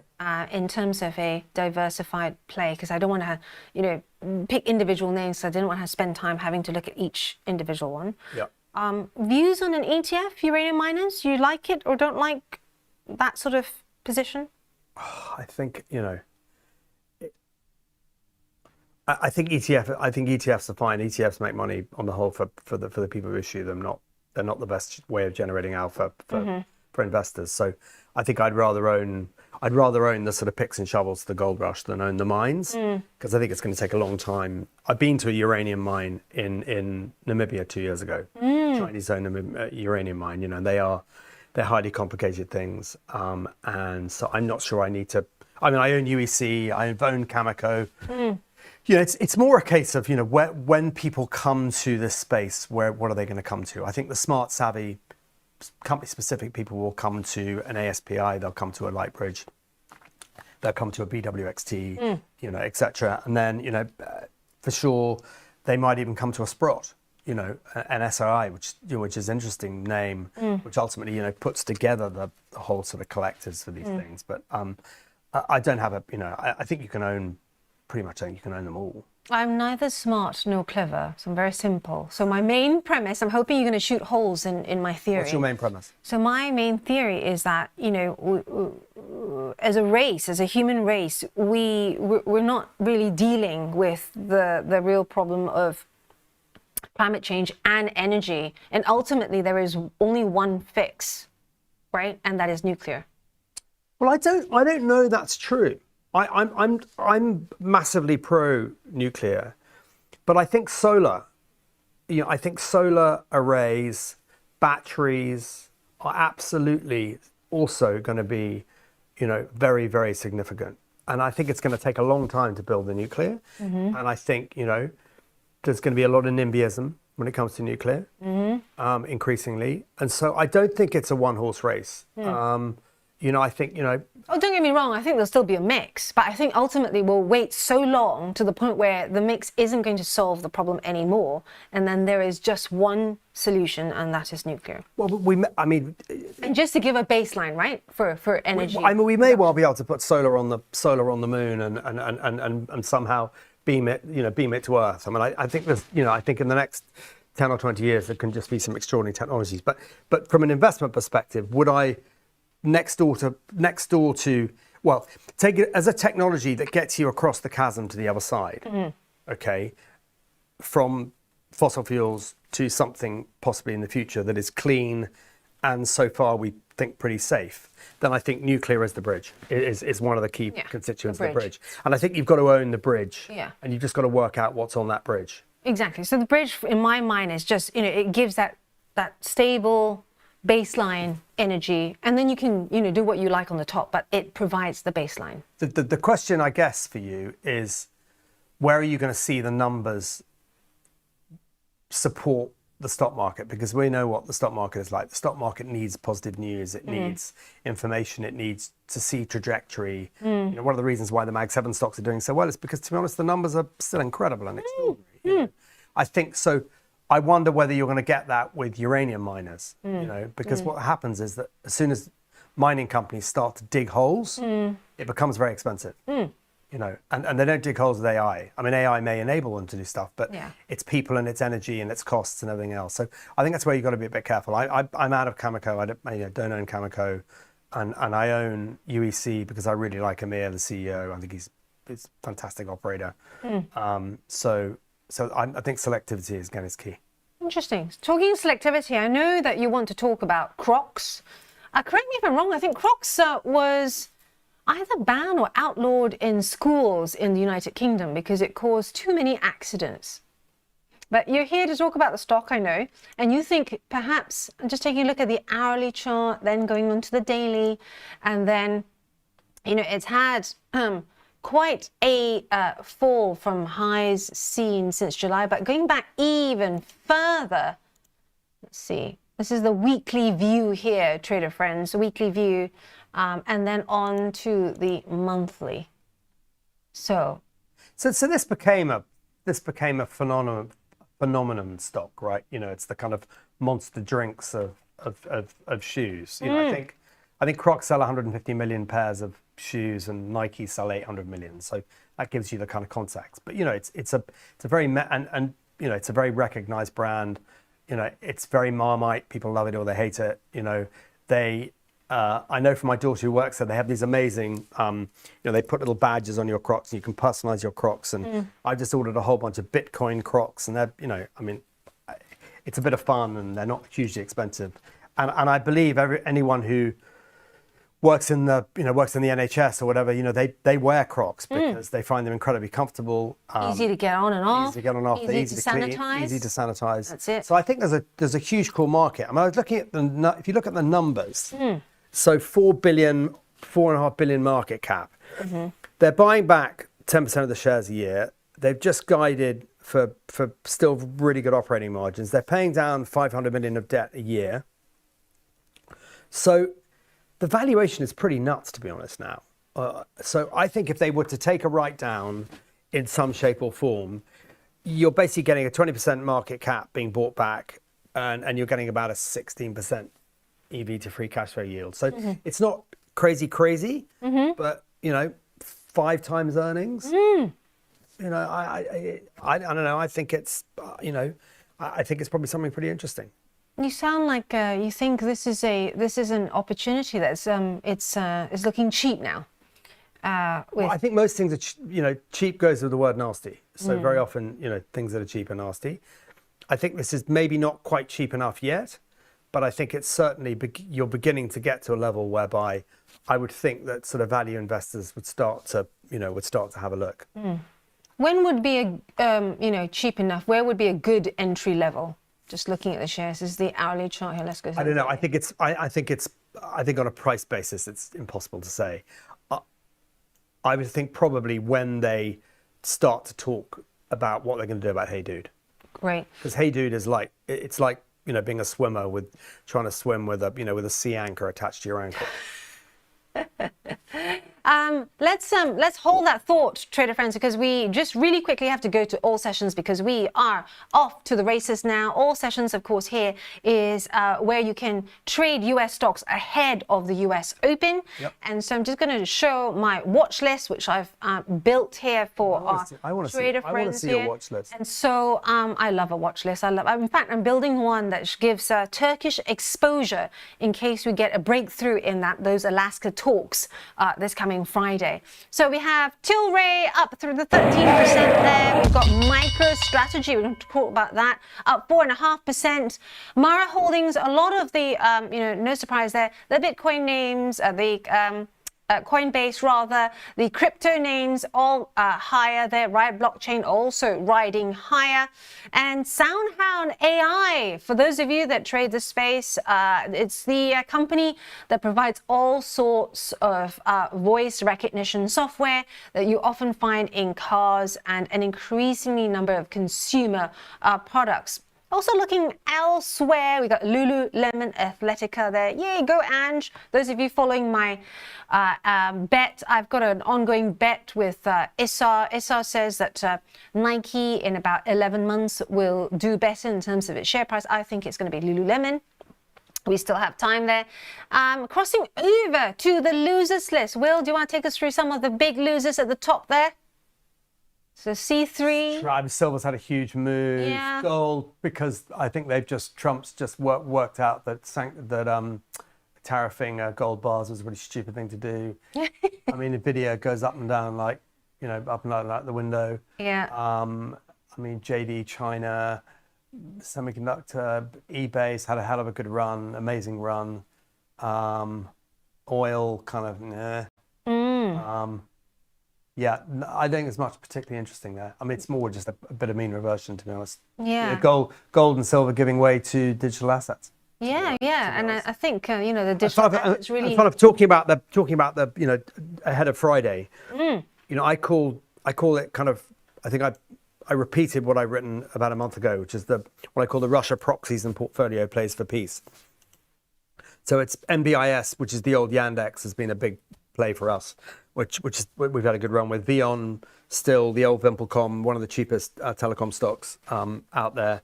Wizz Airlines, been quite poor, I think probably one of the ones I would really have a look at. Should put that on your watch list. RWE, German utility, cheaper energy, great for RWE.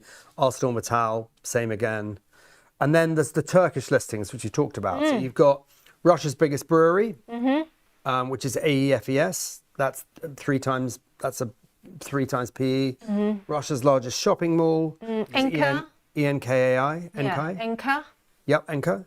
And then there's Arcelk, ARCLK. Sounds like arsenic. Arcelk. Not sure of this one. How do you spell it? AR. ARCLK. Yeah. And they bought the Russian assets of Whirlpool. So they sell nearly 3 million fridges and dishwashers. So I think those are all quite good real world Russian proxies. So I kind of have a portfolio, I have a little list, we have them in the fund that are kind of my barbell approach to what if piece. And I've just in fact going to publish in about an hour's time. Nice. I wrote quite a big piece ahead of Friday and trying to be constructive and positive about what I think will come out of Friday.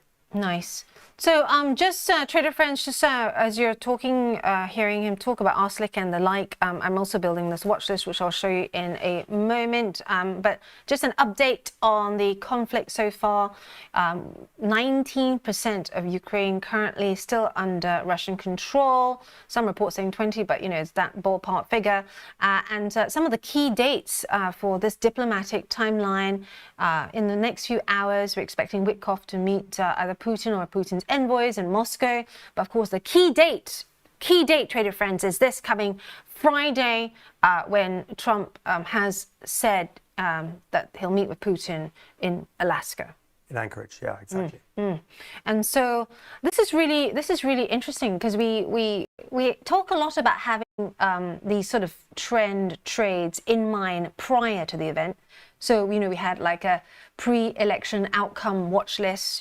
What if Trump wins again? What if it was going to be messy? What if it's Kamala? And now building this what if. I was just going to call it a, Turkish Russia watch list, but that's, what if peace watch list sounds a bit better. What else are you looking at other than those key names? I'd like to be able to buy options on Donald Trump winning the Nobel Peace Prize. Please. Well, maybe that might be something you might be able to do soon on the IG platform because we are looking at events. This is not yet something that is confirmed yet, but we are looking into offering events. Yeah, totally. So we have to wrap because we're running out of time. But I know you want to talk about Bitcoin. You want to talk about Bitcoin? Yes, that's right. So Bitcoin, Ethereum miners. I mean, I think this mining space is really difficult, and I think if you're going to invest, you've really got to own the very best companies. So if let's say someone's listening and they already have Ethereum, but they think they want further exposure, would you say they want the sex and drugs leverage version of Ethereum is BMNR, and rock and roll, which is Peter Thiel, Stanley Druckenmiller, Tom Lee, Bill Miller, Kathy Wood, you know. And the problem is you've really got to dig in and work out the financial engineering that goes on behind these things. If you look at MicroStrategy and Saylor, who created the genre, you look at BMNR, you look at AltBG, which I think has just been renamed, none of these have short-term debt. So the concept of liquidation, unless you've got a 3 or 4 standard deviation event, I think is highly unlikely. And so I think, you know, these wrappers are going to give you, they're going to give you Bitcoin or Ethereum on steroids. But I think you've got to be incredibly careful and really know what you're doing. Mm-hmm. And even I sometimes find I'm looking at these things thinking to myself, okay, I'm just going to defer to, you know, George or Max or the guys who work with me who really do understand and really understand the engineering side of these things. Fantastic. Right, we have to wrap it there, but such a pleasure having you on. Thank you very much indeed. Thank you for the names for the Turkish ones, because I will add that to my watch list. Yeah, so it'll be fantastic to see what happens this Friday. Great to see you. Enjoy your summer. Yes, well, and do let us know, you know, your newsletter as well, because I'm sure a lot of our trader friends would love to. Well, Nutstuff, www.nutstuff.co.uk. Sign up, you get a free trial. We'll send you an email. And sign up, because I think the Russia piece. Very prescient. We've got that on the chat as well. The Russia piece I think we've written today is the Ukraine piece is really good and useful. Fantastic. Thank you so much. We will look forward to welcoming you on again. Pleasure. Right, stay right there, trader friends, because we have John Mayer, star mining analyst, up with us next from SP Angel.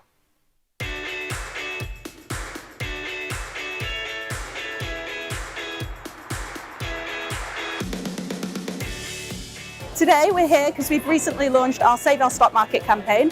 We just want to raise awareness for terrible cash returns that everyone is getting with their money just sat in cash ISAs. What we want to do is raise awareness for the great returns that you can get on UK stocks and help revive the UK stock market and get people investing.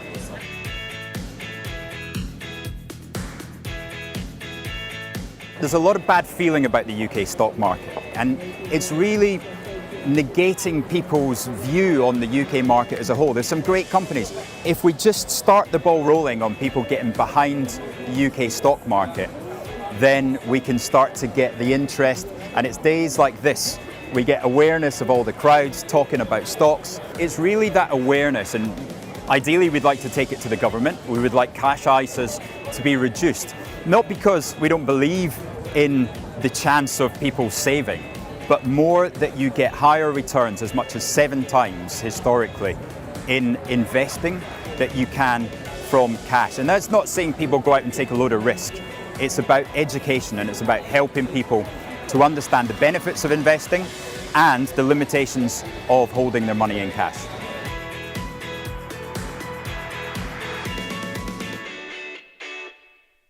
Watch Trade Live with IG weekdays from 7:30 a.m. on our brand new YouTube channel at Trade Live with IG. As well as the live show on our new YouTube, you will find our full beginner's course to trading options, daily YouTube shorts of all the action that happens after the show's finished, and Trade of the Week and Psychology of Markets. And don't forget to hit those like and subscribe buttons for more exclusive trading content.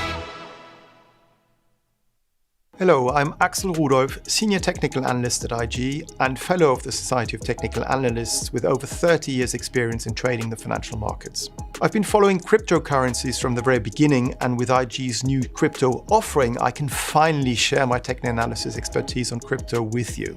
So join me every Wednesday morning for my new show, Charting Crypto, where I'll be answering your technical analysis questions on all things crypto, live on Trade Live with IG.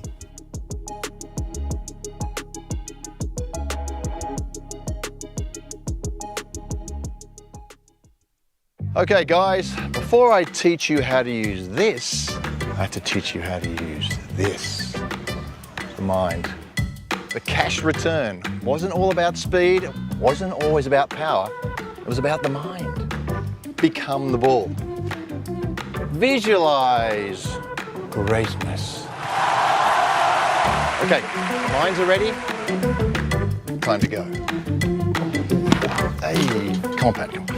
Cash returns, come on. Oi! Oh, you're not going to get better than cash returns.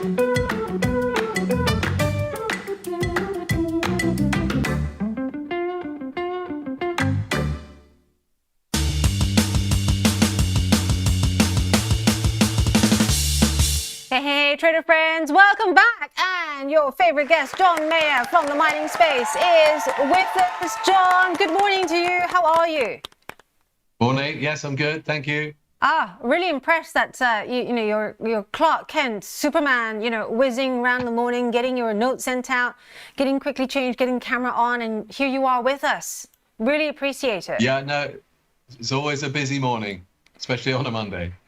Loads to talk about. Many of our trader friends here, as you heard earlier in the show as well, all asking, all of our very valuable guests what the mood music is on your side of the things. Are we going to see this, summer correction come online, or are we going to be disappointed, those of us waiting to buy the dip?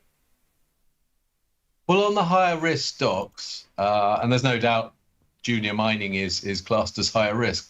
In the middle of the summer, there's always a bit of a summer lull, the liquidity falls, prices tend to drop, traders become very defensive, hedge funds go risk off. There's all of that, and just about every single year, we see depressed prices and we see opportunities. And then, of course, add into the mix all the stuff going on with Trump and tariffs, which has really thrown a lot of economic reality up into the air. Risk off guys have gone even more risk off. And I know of a number of, should we say, high rolling traders who've just said, right, that's it, we're off on holiday. We don't want to be here anymore.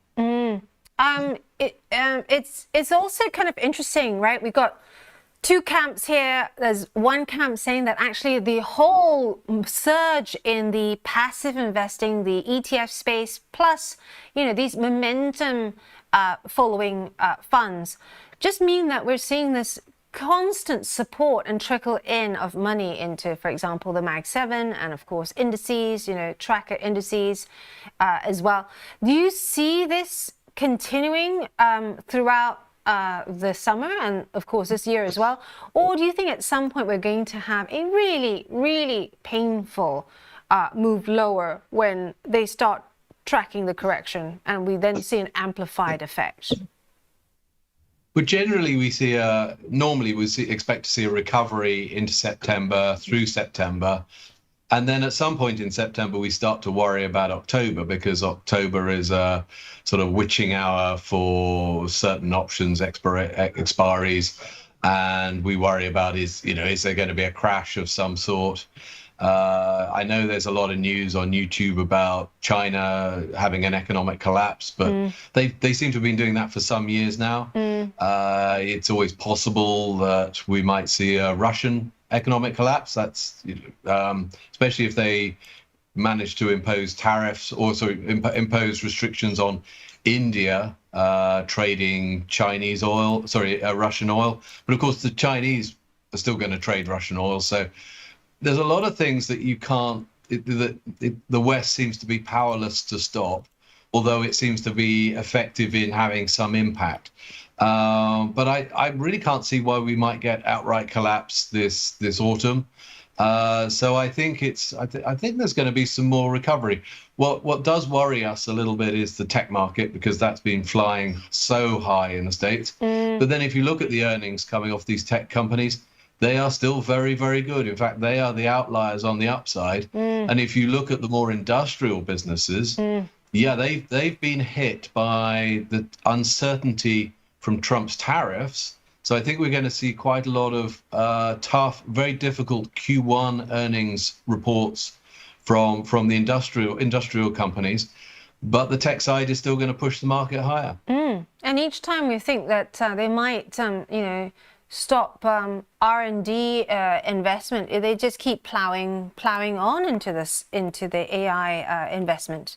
It's incredible. Speaking of incredible, gold. I almost called you last Friday when gold was absolutely, gold futures hitting that record high. Just putting up my chart there in case you haven't heard. It was moving so rapidly that our gallery people cleverly cut that Spandau Ballet gold clip as well.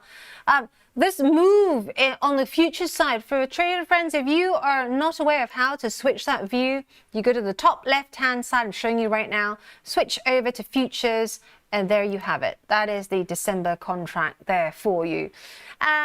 Is this just a blip, or do you think we could well see, further support after this Trump's tariff blindsided the global market on Friday? Or do you think maybe it's going to be taco once again? Look, I think gold, the rise in gold prices is pushing on an opening door. It's a market that wants to move higher, and it's consolidated at the current level, but still there are a lot of people in the world who don't really know where to put their money right now, and gold is a default currency. You could say Bitcoin's a default currency, but there's still plenty of us that don't really trust anything to do with crypto, and maybe we're dinosaurs, and we should get with it. But gold for us is prior to 35, you entered trading or investing via gold, and if you're over the age of 35, then you entered it through gold. Yes, exactly. And diamonds are not really such an option anymore because the diamond market is under attack from lab-grown diamonds.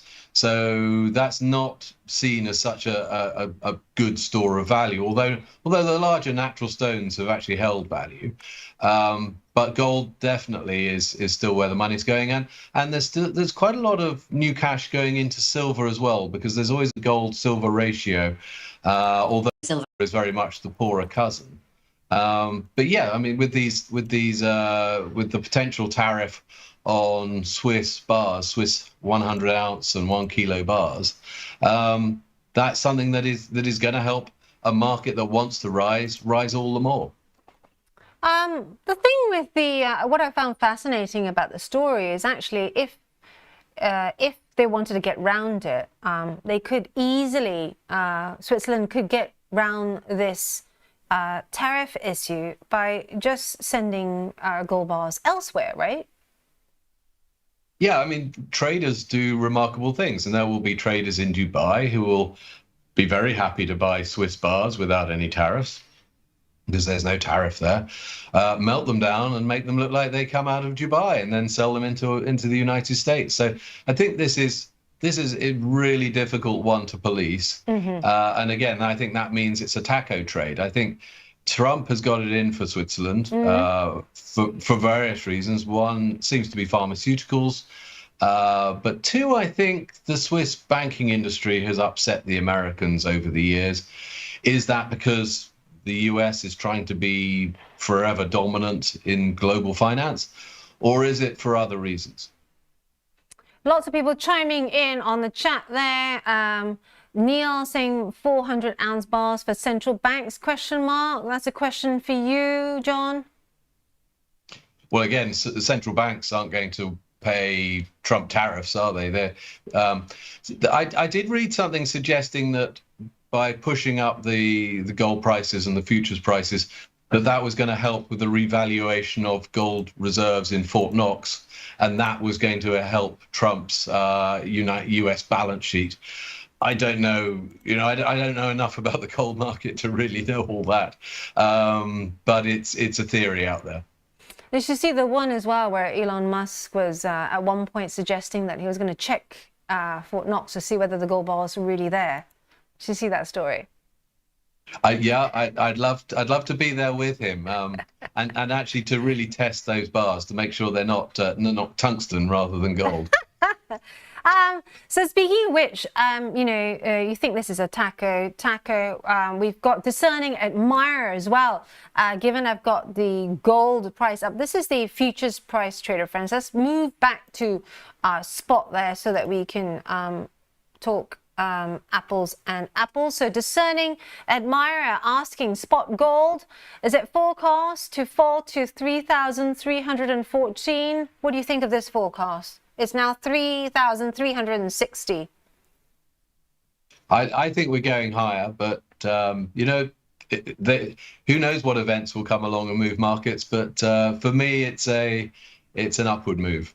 What happens, and I'm being devil's advocate here, John, what happens if we have a breakthrough in Alaska this coming Friday between Putin and Trump? I think Putin is going to do whatever he can to make Trump look foolish. That's what Putin does. He's got no intention of giving up on his fight in Ukraine, in my view. The only time when he might roll back is if he really feels he's losing the war.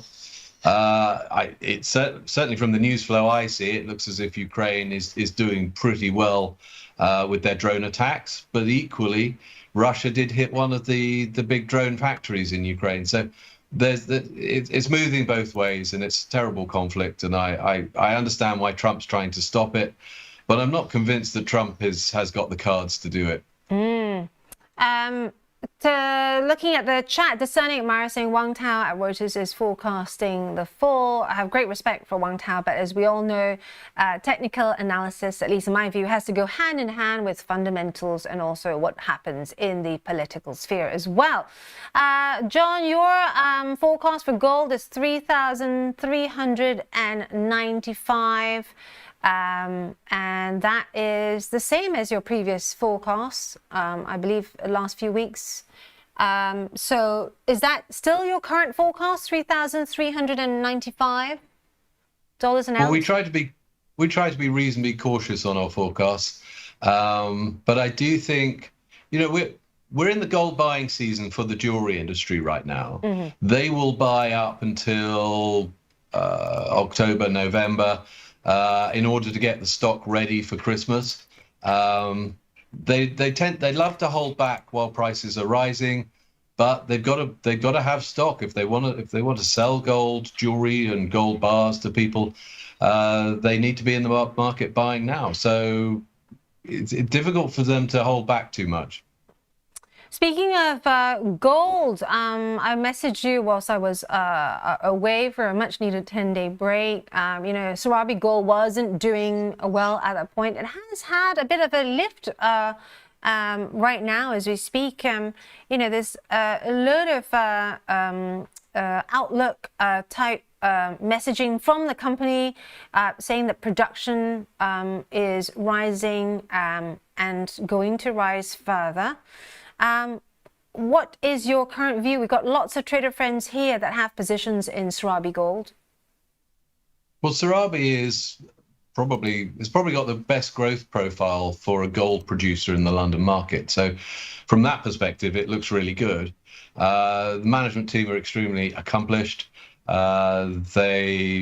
They know really how to work this mine very well now because they've got lots of experience doing it.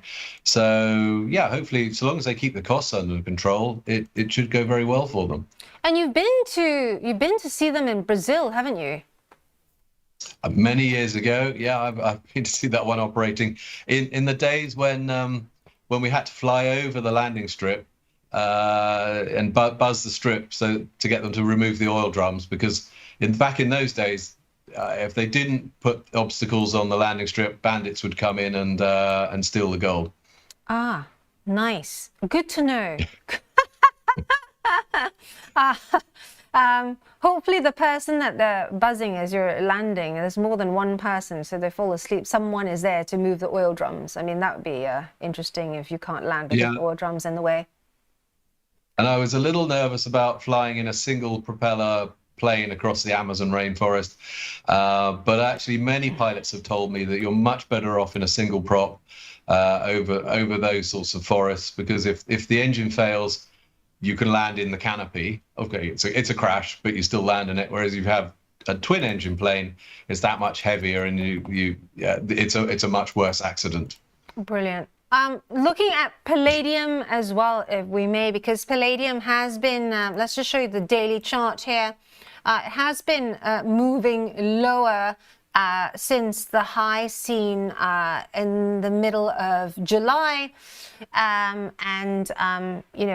we're now in the summer lull. But does this, in your view, mean that there's further downside for palladium to come? Lots of red bars there seen since July. Well, platinum and palladium are used for autocats, and yes, lots of people are buying electric vehicles right now, and the electric cars are great. But if you do a lot of mileage, yeah, if you do a lot of mileage, I mean, I spoke to a couple of guys on Friday who both had electric vehicles who said they were thinking of trading them in for diesels. Because they were struggling with finding places to charge up these cars. They were struggling with ensuring that they had enough battery power for the journeys that they were doing each day. So you've got to be really careful about this. If your electric vehicle says it will do 300 miles range, don't expect it to do that to be able to do that every day. If you're doing a 7,500 mile commute, forget it. You're still going to have to go gasoline or diesel. I think in the next 5 to 10 years, the batteries are going to be very much better in these cars. But I think for right now, if you're doing a lot of mileage, it's not really the best option. And for those of you that trade this space, I'm going to also chime in there. As you know, I've been doing a lot of test drives with different car marques at the moment. And recently at Jaguar Land Rover, they were saying that especially for their cars specifically, so their brand, they're still seeing no change in the number of people wanting diesel cars compared to their EV offering. And in fact, interestingly enough, they're seeing better support in the retail, second-hand retail space for diesel cars. Palladium, John Mayer's call there for Palladium, 1,157. We're currently at 1,140 there. Something else that's been moving quite rapidly in the last week or so, copper. Copper's been a big one. Any copper names that you like out there that you want to talk us through? Well, look, the big producers, Antofagasta, Anglo American, Rio Tinto, Glencore, BHP, I think they're all, some of those stocks are more into iron ore than they are into copper. Should you go into the ones that are more into copper rather than iron ore? I would do that, yes. I think, well, certainly Antofagasta is the key company. Okay, you pay a bit of a premium for it, but it's always worth paying for quality.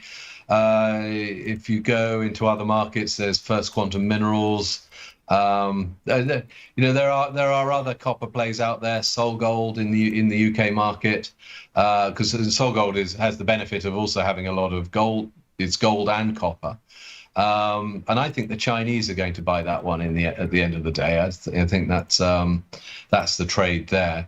It's quite an expensive mine to build, and whilst BHP and others have had a look at the cost of building that mine in Ecuador, they've all shied away, I think partially because Ecuador is not necessarily seen as the most stable nation on the planet from a government perspective, and it's pretty socialist as well, which always puts these companies off. But there are other copper plays around. Anglo-Asian Mining, for example, produces quite a lot of gold and will produce quite a lot of copper going forward. So that's always worth taking a look at. Would you say you're further, John, on the side of those saying that, these export data coming out of China recently, the export data will continue to show, to continue to reflect positively on copper demand, or are you now erring on the side of caution, given, we've had increasing reports about, trouble ahead for the Chinese economy? Or do you think we've been talking about trouble ahead for the Chinese economy for so long that it's unlikely to come to pass? I think whatever happens in China, we are going to see increasing consumption of copper within China. And the reason for that is they are building and commissioning so many power generation facilities, nuclear, hydro, solar, wind, and all these things have to be connected up. Okay, the long distance connections can be with aluminium overhead aluminium cables. If you're burying the cables, there'll be copper in that. If you're doing offshore wind farms, tend to be heavy copper cables there. because electric vehicle chargers, they're copper. Electric vehicles themselves use a lot more copper as well. So there's so much that requires copper, and I think China is still growing. The growth rate hovers around 5%. Okay, if you go with capital economics, maybe the growth rate hovers around 3.5%.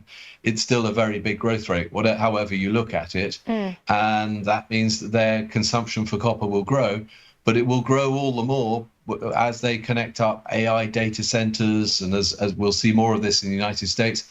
And there's a lot of grid repair work that needs to be done, not just in China and the US, but all over the world, particularly in the UK, I'm afraid. Certainly in the UK. I can tell you that with the amount of digging around where I live.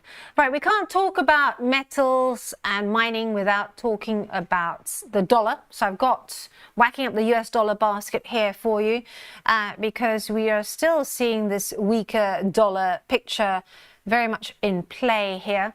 That's going to support, continue supporting metals, and I guess the question here is, with Trump now, increasing the pressure on the Fed, and also the expectation is, no matter which way you cut it, it's whoever is the next Fed chairman, basically Trump is in charge, just as a default, and that means more cuts likely to come.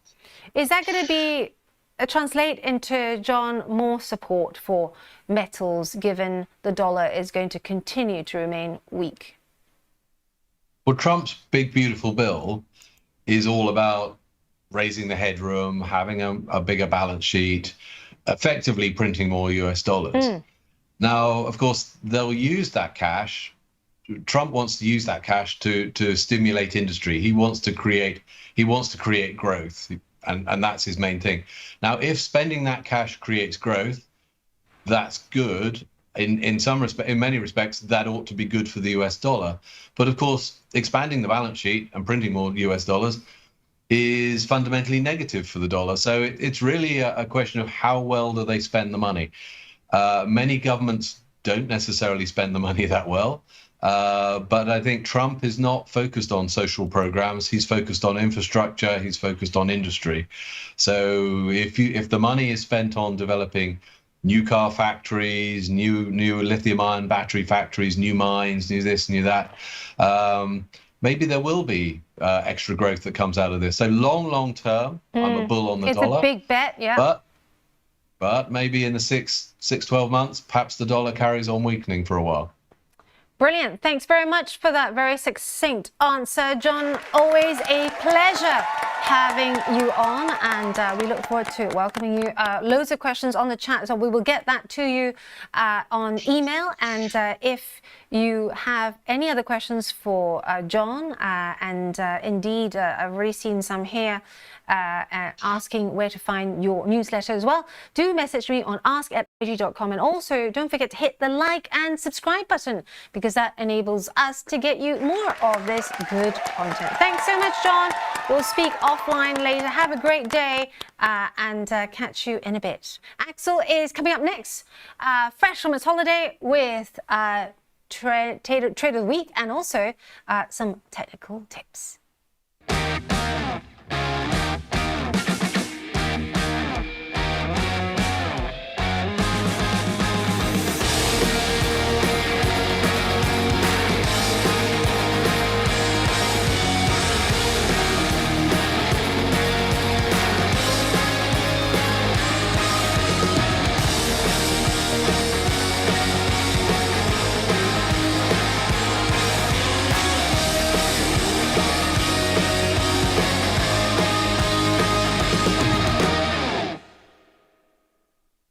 If you're looking for flexible ways to trade financial markets, whether you're experienced or new to trading, you've come to the right place.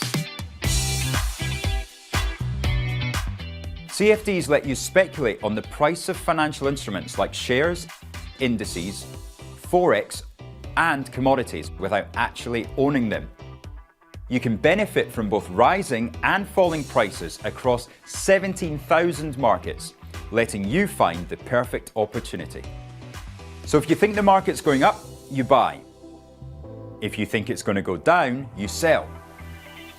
When trading CFDs, you're trading on leverage. Now, leverage lets you trade bigger positions with less money up front. So this increases your profits on your trades, but also remember your losses are also amplified. So be sure to manage your risk. With us, you're not alone. You're part of a wide community of traders that you can learn from. We've got the experts, the tools, and extensive educational resources to help you on your journey. If you're not quite ready to trade CFDs with real money, you can always give it a go on a demo account. Open an account today, join the conversation, and be inspired to make moves.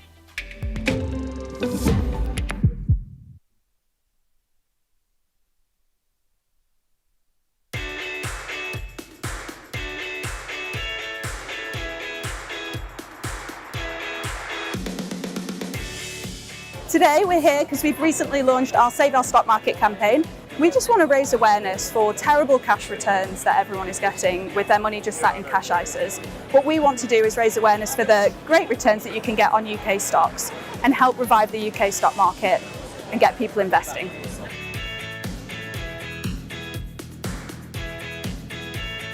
There's a lot of bad feeling about the UK stock market, and it's really negating people's view on the UK market as a whole. There's some great companies. If we just start the ball rolling on people getting behind the UK stock market, then we can start to get the interest, and it's days like this. We get awareness of all the crowds talking about stocks. It's really that awareness, and ideally we'd like to take it to the government. We would like cash ISAs to be reduced, not because we don't believe in the chance of people saving, but more that you get higher returns, as much as 7 times historically, in investing that you can from cash. And that's not saying people go out and take a load of risk. It's about education, and it's about helping people to understand the benefits of investing and the limitations of holding their money in cash.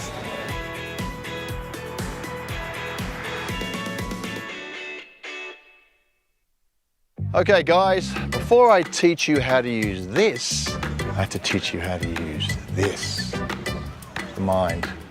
The cash return wasn't all about speed, it wasn't always about power, it was about the mind. Become the bull. Visualize greatness. Okay, minds are ready, time to go. Hey, come on Pat, come on. Cash returns, come on. Oi! Oh, you're not going to get better than cash returns.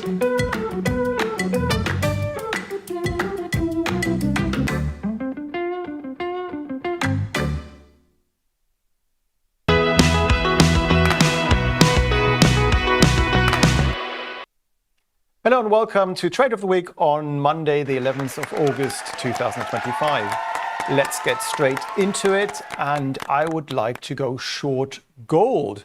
If you look at the daily chart, what we can see here is that we're starting to come off today. We're down about 1% or so, and did so as risk-on sentiment is once again pushing US stock indices such as the S&P 500 and the Nasdaq 100 to all-time record highs.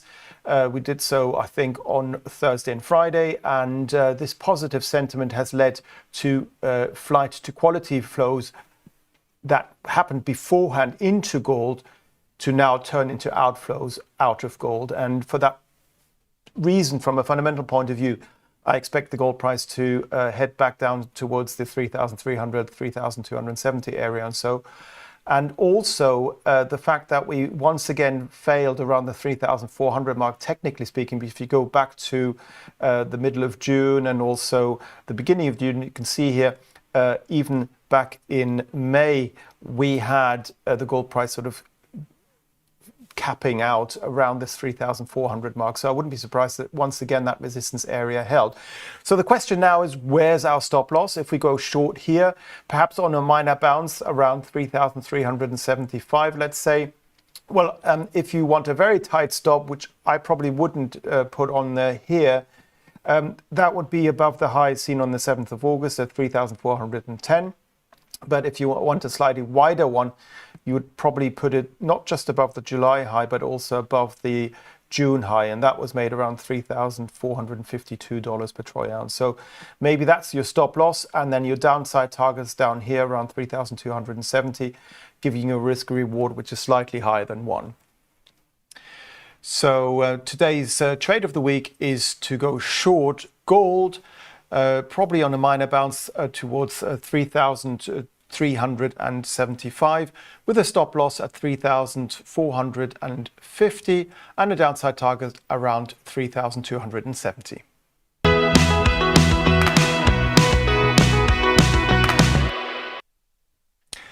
Hello and welcome back to Technically Speaking, where you can ask me questions about technical analysis or your charts, and I'll look at them from a technical perspective. Now, I was just talking about the gold price and wanting to go short gold on trade of the week, but what I didn't mention was last week's trade of the week by Chris Beecham, which was to go long the S&P 500, and what a trade that turned out to be. Let's just go on to that one, and we can see here on Monday he went long around the 6,275 mark, and we are now quite a long way higher than that. So why did he do that after this really negative display of these big red candles? Well, as he said, he believed that the market would bounce back, that perhaps the Fed would be pointing towards a rate cut in September, and now that is actually priced in because of the weaker data last week by about 90%. Of us basically seeing a rate cut in September, and that's why the US markets went higher. Also, earnings were still very positive and so forth. And he basically said, well, he believed that was going to happen, and he was right in this case, but also he just used the low seen on the previous Friday on the 1st of August as his reference point for a stop loss. So he just placed a stop just below there. So you can do that if you have a view, whether it's fundamental or technical, it doesn't really matter, as long as you know where your view is incorrect and where your stop loss is. And because here you can see the stop loss is much tighter than the potential reward. I think his upside target is around 6,450 or so. You can see that you have a positive reward to risk ratio, and that's what you want to look at. So that trade worked out quite well. But also casting our eyes back to, I believe, the beginning of July, I had a trade of the week short on here with regards to euro sterling. I believe that was on the 7th of July here. I believed it had topped out, and I was incorrect on that one. As you can see, we went higher.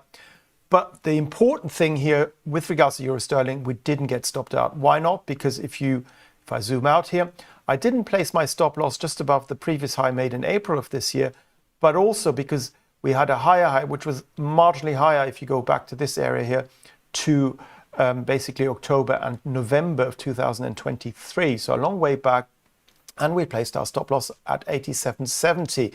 And you can see here that we got very close to that high there, going back to 2023, and did so at the end of July. But the high was at 87.63, so close to 87.70 our stop loss, but we didn't get stopped out there. And since then, what we've seen is the move down, recovery on the sterling strength we saw, despite the rate cut we saw last week in the UK.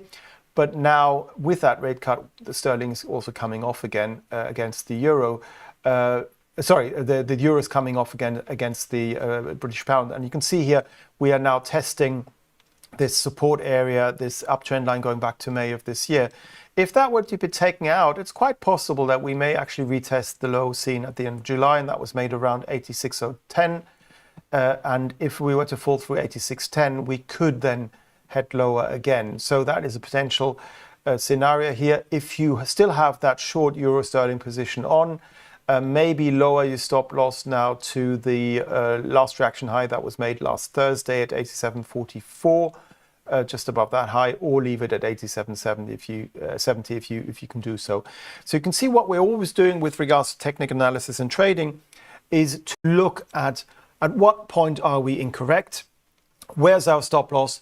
Do we have a higher reward a potential higher reward compared to our stop loss?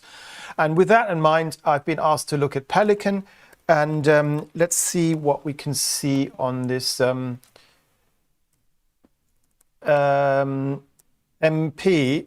Sorry, here we go. From Pelican, I was Material Corp. Sorry, Pelican asked me. I've just come back from a holiday, as you can tell. Don't know what I'm doing, and. We've got Material Corporation here, all sessions chart, as you can see. And what I always do, because I don't know much about this stock, to be honest, is go back to the longest time frame ever. And I look at the monthly chart here, and you can see that we're trading all-time highs. And we've had a very positive 3-month uptrend at the moment here, very strong upside momentum, these long green candles. Pushing us higher. Yes, we're overbought, but that in itself doesn't mean much really. It just means the trend is very strong. If I go down to the weekly chart, we can see that we had a consolidation phase, and then last week we had another strong push to the upside. And now on the daily chart, again, we're just consolidating slightly, which is perfectly normal. And we could see something similar perhaps happening to what happened towards the latter part of July before another spurt to the upside may take us to new all-time highs above the 8,174.5 high on this daily financial bet here. So for me, the trend is your friend. You can see a higher high followed by another higher high and higher lows. That's an uptrend. It's a stock that I would keep holding. At what point would you be incorrect? On the daily chart, basically, we would have to fall not just below this consolidation zone area here, but probably all the way down below this low from the 9th of July. So it's a long, long way away. If you want to have a tight stop loss or take profit order, perhaps just below these lows here, below the 17th of July low here at 5,481, because that's where the last low of this sideways consolidation phase was. If we were to come off, it's very likely that we're going to find support around 6,635 and 6,500, because these highs here may now act as support because of inverse polarity. So basically, yes, still very bullish. If you want to go short here, you know where your stop loss is. It's just above the recent high made on Thursday of last week, because that's the highest high. And if we go above a higher high, it's very likely that we're going to continue to go higher. So here, I expect further upside to be seen as this trend looks very, very positive. And let's look at legal in general now. And let's see what this chart looks like. And we can see here that we've been trading in a sideways trading range for quite a while now, and did actually head higher, as you can see on the daily chart. If I go back to the monthly chart, we can see that we made a multi-month high, taking us close to the February highs, but didn't quite manage to do so. But you can see we're gradually rising here and are on track for our 4th consecutive monthly rise. On the weekly chart, we're losing some upside momentum, but I haven't really got negative divergence on the relative strength index. So that is still fine, that's still healthy. And what you can see here is that that high is higher than the high here a couple of weeks ago, and that again is higher than the 9th of July high, June high. So that's on the weekly chart, higher highs. And at the same time, you've got higher lows. Let me just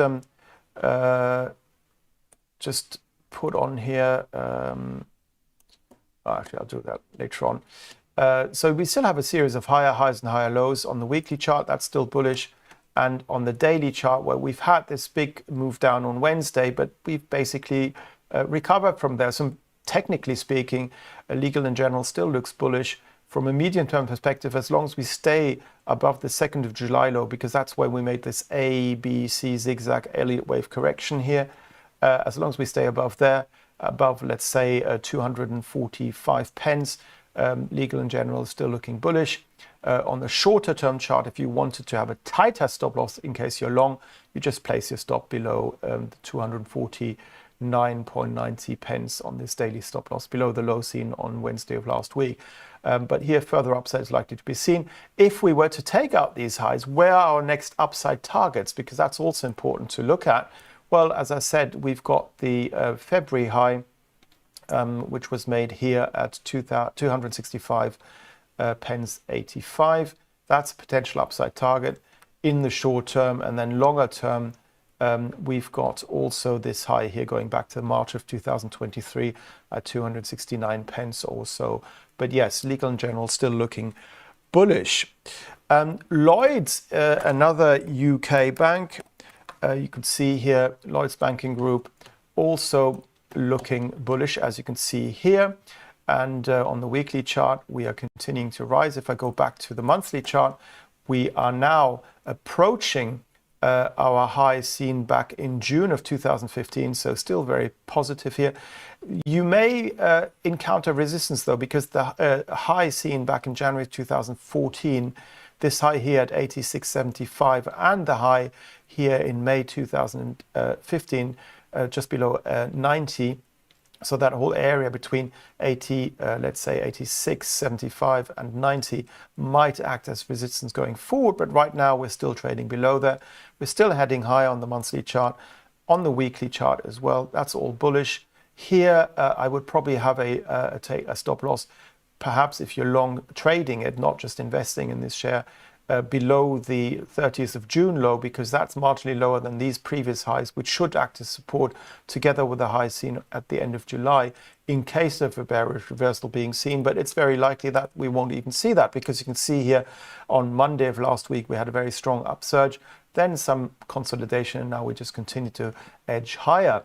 So basically, as I said, if you are long trading it, perhaps a stop loss below the August 1st low, but because that's quite close to the low here, the end of that consolidation phase here on the 2nd of July, I would probably place it slightly lower here, below that low here at 72.80, let's say, on this daily financial bet. But yes, looking healthy, a series of higher highs, high lows, still an uptrend. Lloyds Banking Group still looking bullish. Let's look at Kraft Heinz. I've got a question on that one. Let's look at this US stock and see what's happening here. Now here the picture, as you can see, is different, because we haven't got a series of higher highs and higher lows. What we have potentially is an A, B, C correction, but the C leg is very extended to the downside.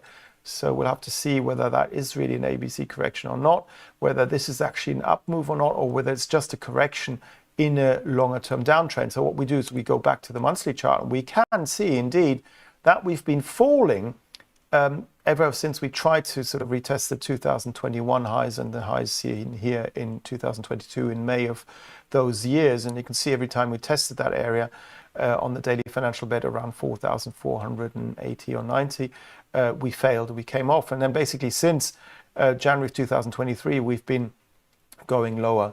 And yes, we may short-term bounce back at this support area here, but if that were to be taken out, the June low at 2,545.5 on this daily financial bet, it is very likely that we will also fall through the August 2019 low at 2,486.5 and head back down again towards the March 2020 low around 2005. So the trend is your friend, and that's still medium to longer term looking bearish. Now in the shorter term, we've seen 4 consecutive weeks of rising prices, but then last week or the week before a negative candle here, which was then followed by another positive candle. So we have to see whether we hold above that low from last week, in which case we could see further consolidation and perhaps a further up move short term take us towards the 3,000 mark. But we really need to rise above last week's high, which was made at 2,789.5. So let's just look at the daily chart. And you can see that last week's high is quite a long way away here. We are currently trying to head back up again. Actually, that was last week's high, sorry. So we made that, we were heading higher now. So perhaps short term we could head higher still, but we will probably encounter some resistance once we get into this 2,900 to 2019 18 area. The stop loss, if you are long short term, would be the 4th of August low around 2,662 on this daily financial bet. And from a longer term perspective, probably the lows seen back in June, as I said before, on the monthly and daily chart. So if we were to fall below those lows, it's very likely this long-term downtrend we just looked at is likely to continue. Short term, we may continue the upside momentum simply because this stock with other US stocks is being driven higher by the risk on sentiment that we've seen over the last week, as we expect the Fed to cut rates in September of this year.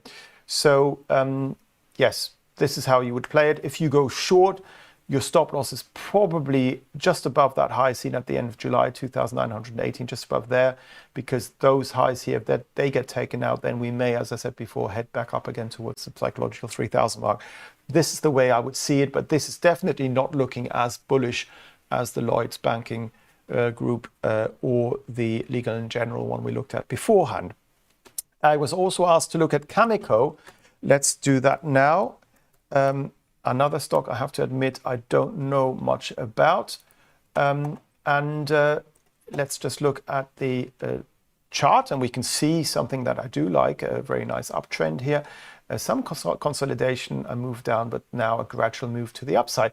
And these consolidations, I mean, don't be afraid by them or afraid of them. These are just buying opportunities in a trend. Here, for example, you've got this A, B, C correction again, and then you buy here, tight stop below there, and then you just ride it up. And you know, every time you have a minor correction, if the trend is pointing higher, those are buying opportunities. You shouldn't get scared out of a position. You just need to make sure that you place your stop losses in the right way.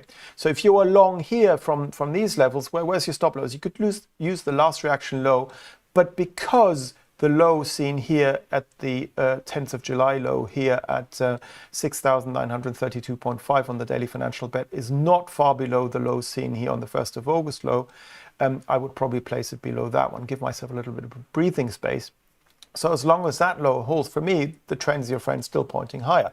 So let's look at the monthly chart. Well, what we're seeing is all-time highs. No, not quite all-time highs, but we're heading back towards levels. Oh no, we are trading all-time highs, sorry. So yes, very strong upside momentum since April of this year. We are on track for our 5th monthly rise here. Obviously the month of August is just starting, we haven't finished it yet, but even on the weekly chart we can see that we've had a very consistent up move here since April of this year. So right now further upside is more likely than any downside, simply because of the way the trend is moving. If you go short, then maybe you need to put your stop loss or even a stop and reverse order above the highs seen here at the end of July, around 8,029.5. So maybe at 8,030, you may want to put a stop loss and revert even your position, because the trend is your friend, and it's likely if you hit that high, that further upside is going to take you to higher levels. And then let me just look at Schlumberger very quickly, because I've got a question on that as well. And what we can see here is the, well, I don't know which one you will want to look at. Shall I do which one, the French one or this one? Yeah, this one here. So let's see what this looks like. And this doesn't look as bullish as the other charts we're just looking at. And you can see here we've been trading in a sideways trading range with a lot of downside momentum. Now, interestingly enough, the Schlumberger chart held in August just below this previous support area, and we're trying to hold around these lows seen back in June of this year at the moment. So the question is, what is the trend doing? And you can see the trend on the monthly chart since September of 2023 has been pointing lower. We have a series of lower lows and lower highs, the definition of a downtrend. That's not bullish. Also, on the weekly chart, we can see that every time we went up, we then had another follow through to the downside and made a lower low. Now, we've been trying to hold since April of this year around current levels every single time we went down there, and then sort of try to bounce off it. So maybe we will see another short-term bounce here. That is a possibility. But if that is the case and you want to buy the Schlumberger share here at current levels, you know where your stop loss level is. It's basically below the 1st of August low. In this case, on the daily financial bet here, just below 3,236. because if we go through here, the odds are more likely that the long-term trend is going to continue and take us towards the 3,200 area, even lower, than for us to have a bullish reversal here taking shape. So that's your stop loss if you want to go long, a very tight stop. And if you are right on your view, and if we were to bounce back, and if this is an A, B, C correction in early wave terms, well, maybe we could then rise back towards the 3,600 area where the late July high was made, or perhaps even retest the high seen in July at 3,750 or so. But that would necessitate a stop loss, because if your view is incorrect, as I just said, if we fall through the current August low, then as I showed you here, we are likely to retest the April low, which was made at 3,112.5, and are likely to then also fall through there and perhaps fall to the July 2022 low, which was made at 3,664.50, and perhaps head all the way down again towards the 3,000 area, because that chart long term doesn't look bullish to me. So it really depends what you want to do. If you want to go short, it might be a bit risky to do so down here right at support. Maybe wait for a move higher if it were to happen to then go short. Or if you want to go short now, your stop loss is probably a very tight one above the 6th of August high from last week, let's say at 3,410, the last reaction high, because that is the last point where the market tried to go higher and failed and then came off again. So if you go above that point, technically speaking, maybe further upside may be seen. So I hope I've answered your questions. Please keep them coming next week, and I hope to see you in the next few days. Thanks, bye.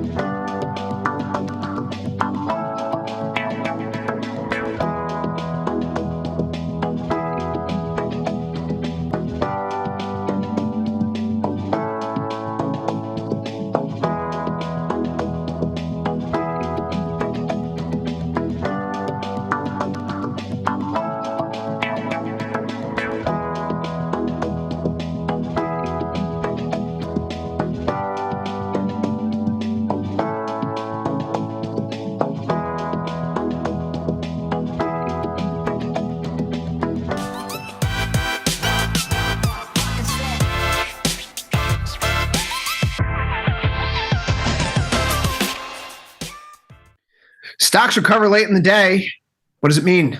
It's Thursday, August 7th, 2025. This is Overtime. I'm your host, Chris Vecchio in New York, Ilya Spivak in San Francisco, Thomas Westwater joining us in studio in Chicago today. Radigan's currently on a plane somewhere over the pond. We'll see him this weekend in New York.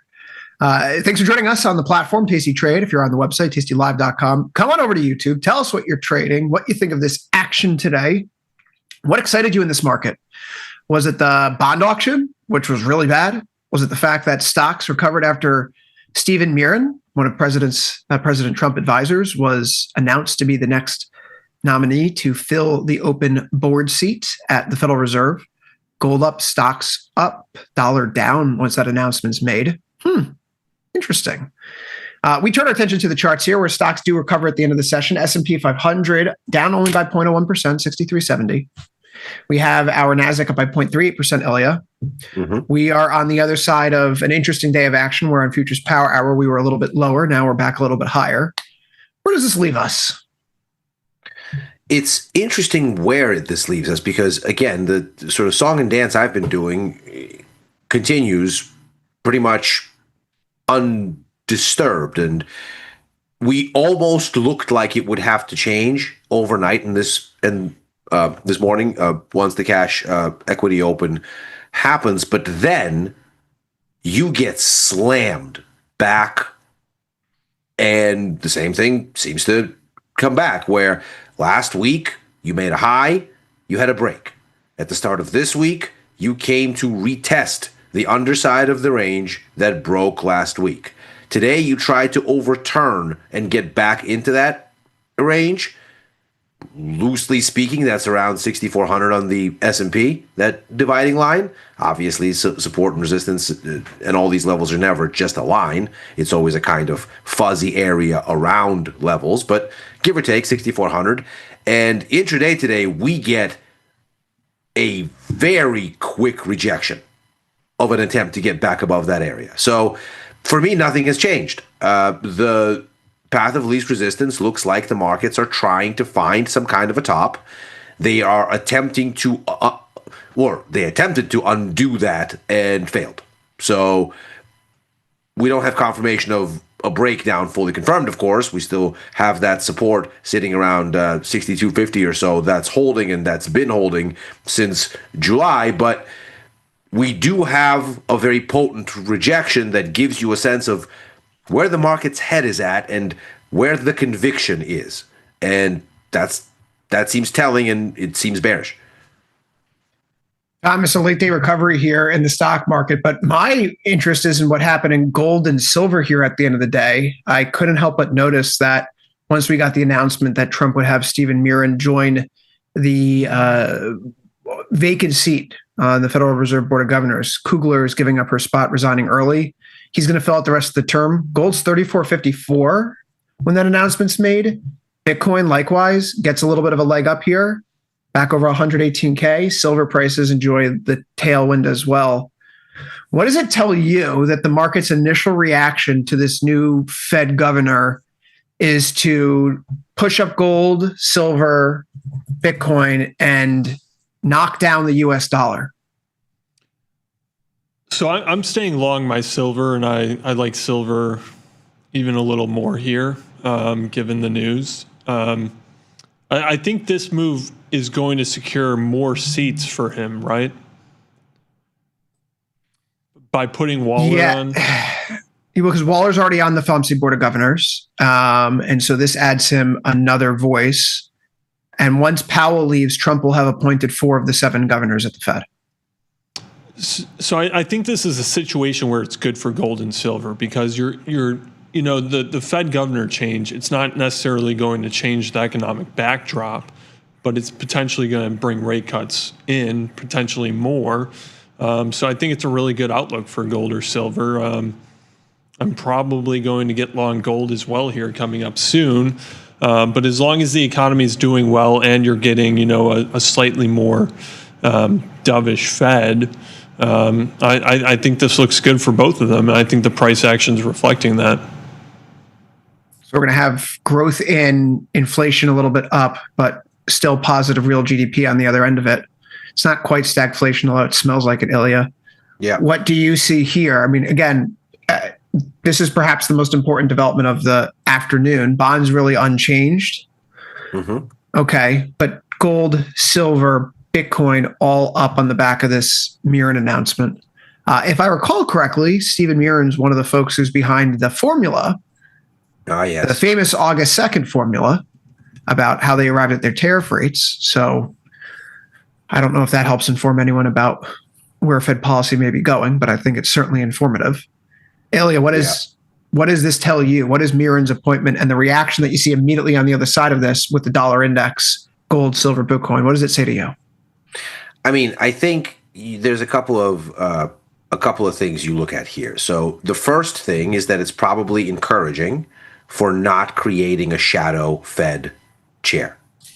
There was a conversation out there that maybe what this Kugler vacancy will do is let the president nominate the person who he wants to replace Powell next year, to do the song and dance on Senate confirmation now, if that's necessary. But more importantly, to have that person in the room starting to shape conversation and really give a sense for just how much influence the fiscal side is going to have over monetary policy once Powell is out. And sort of to put a dark horse directly inside the FOMC. This is not that. In fact, the president hasn't mentioned Stephen Miran in any of his conversation about the Fed chair, and said, we have the Kevins, we've got Waller, and one more, whoever that is. The Kevins being, of course, Kevin Warsh, Kevin Hassett. And maybe that one more is Bowman, since she has been an increasingly vocal voice for rate cuts. Who knows?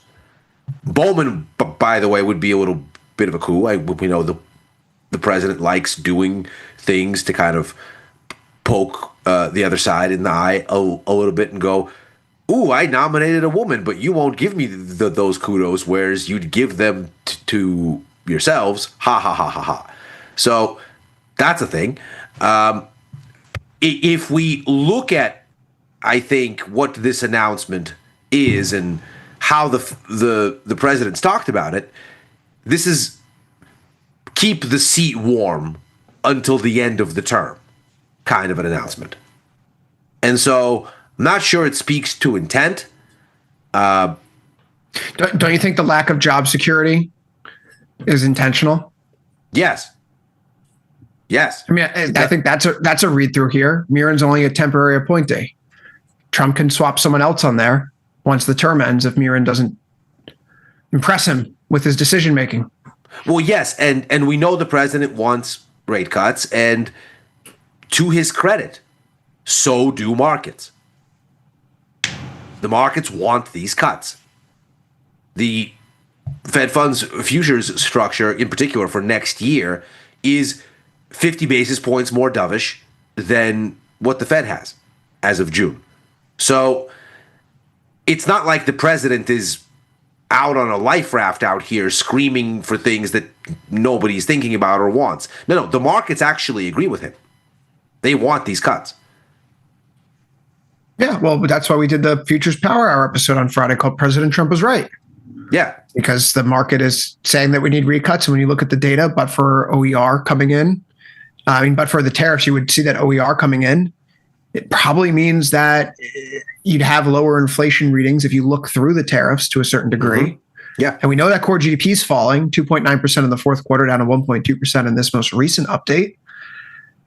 Labor markets. And break-even rates are telling us the markets are doing exactly that. They're looking through the inflation shock and going, on the other side of this is disinflation as demand cools. And Thomas, I mean, one thing that bolsters this claim is if we take a look at how jobless claims have behaved recently, they've been shooting up.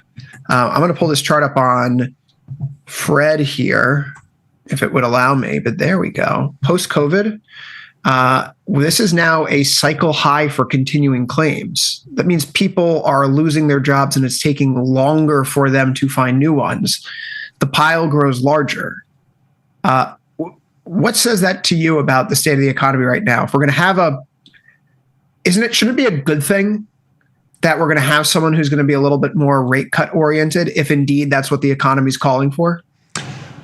Yeah, I think it's good. And the market is, I'm not sure if the market's agreeing with Trump or if it's the market thinks that Trump's will is going to prevail. I think it could be either one. But I think the dollar is the only thing that's really, pointing towards a stagflation environment here.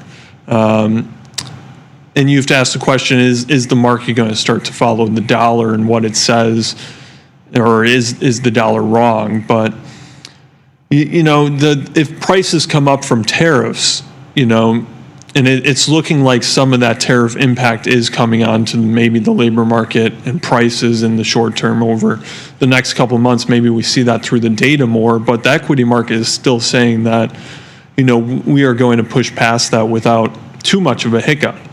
So I'm of the view more and more lately that I'm going to get longer into equities and keep a view that the dollar is not going to continue to decline, but it's not going to rebound in any considerable fashion over at least the next 2 or 3 months.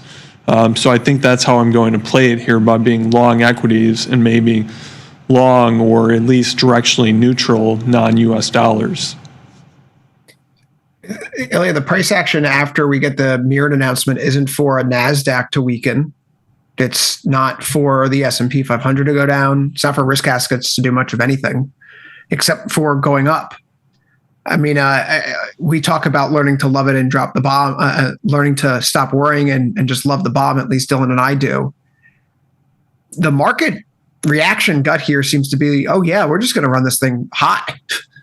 You're going to get an easier Fed sooner than later. There's more pressure building internally for an easier Fed. And if we still haven't digested the tariff inflation yet, then maybe lower rates help some businesses secure lines of credit that keeps them open despite the higher tariff levels, which means that more inflation is getting passed through to the economy because there's more vectors for aggregate demand. So we're just going to run this thing freaking hot. I mean, maybe. That certainly is maybe possible. And running it hot would mean that the economy is hot, but it's not. Because we just saw the ISM numbers, which, by the way, the markets, we talked about this on futures Power Hour earlier. The markets got two competing sets of service sector and composite PMIs this week within 15 minutes of each other. And the first one was really rosy from S&P Global, and the second one was awful from ISM. And the market said, we don't care about the S&P Global one, we care about the ISM. Now, that tells you where the market's head is at, as to what sort of news they're choosing to follow. It's the same thing in earnings, as you've made the point. Downside surprises are seeing a lot more price response, even relative to history, but also relative to current upside surprises. So when stocks see a positive earnings surprise, and this is data from FactSet, they're up, give or take, what the average would be, a little bit less. But when they get a downside surprise, they are down way more than is the historical analog. And so the markets are seeming to care more about bad news. We saw it last week with the markets fading the Microsoft earnings, fading the Meta earnings, fading the EU-US trade deal. The second quarter GDP numbers were terrible and gave us confirmation on the worst 6 months of consumption since the COVID recession 5 years before. The jobs number was terrible and the revisions doubly so. Inflation is ticking up. The markets are clearly concerned about growth. It's why they want these rate cuts. So I think, yeah, okay, we're going to run it hot. Where's the heat? In order to get the economy hot, you first have to, A, stop doing things that cool it. And number two, you need time. Because even if you were to cut by 100 basis points tomorrow, it would take 12 to 18 months for that to actually show up in the economy.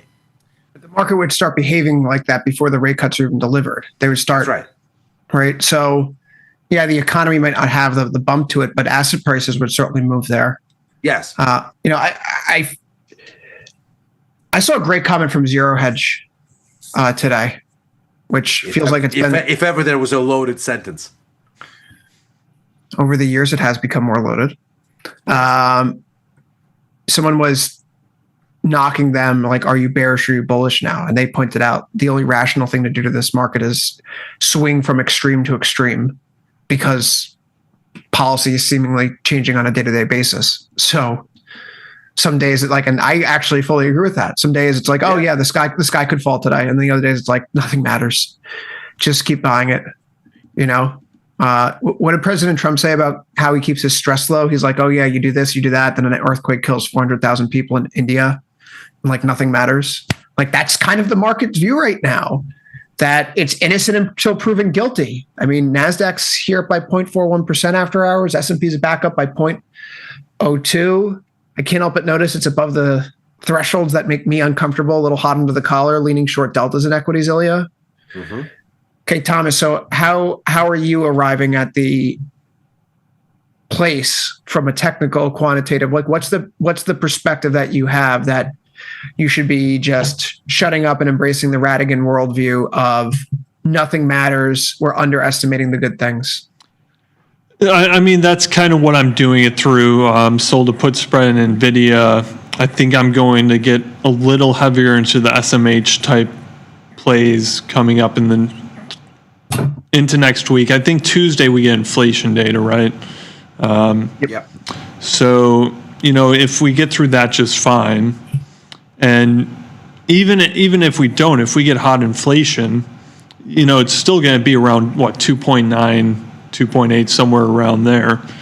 The market's known that we're not going to get inflation coming in too much, especially with these tariffs.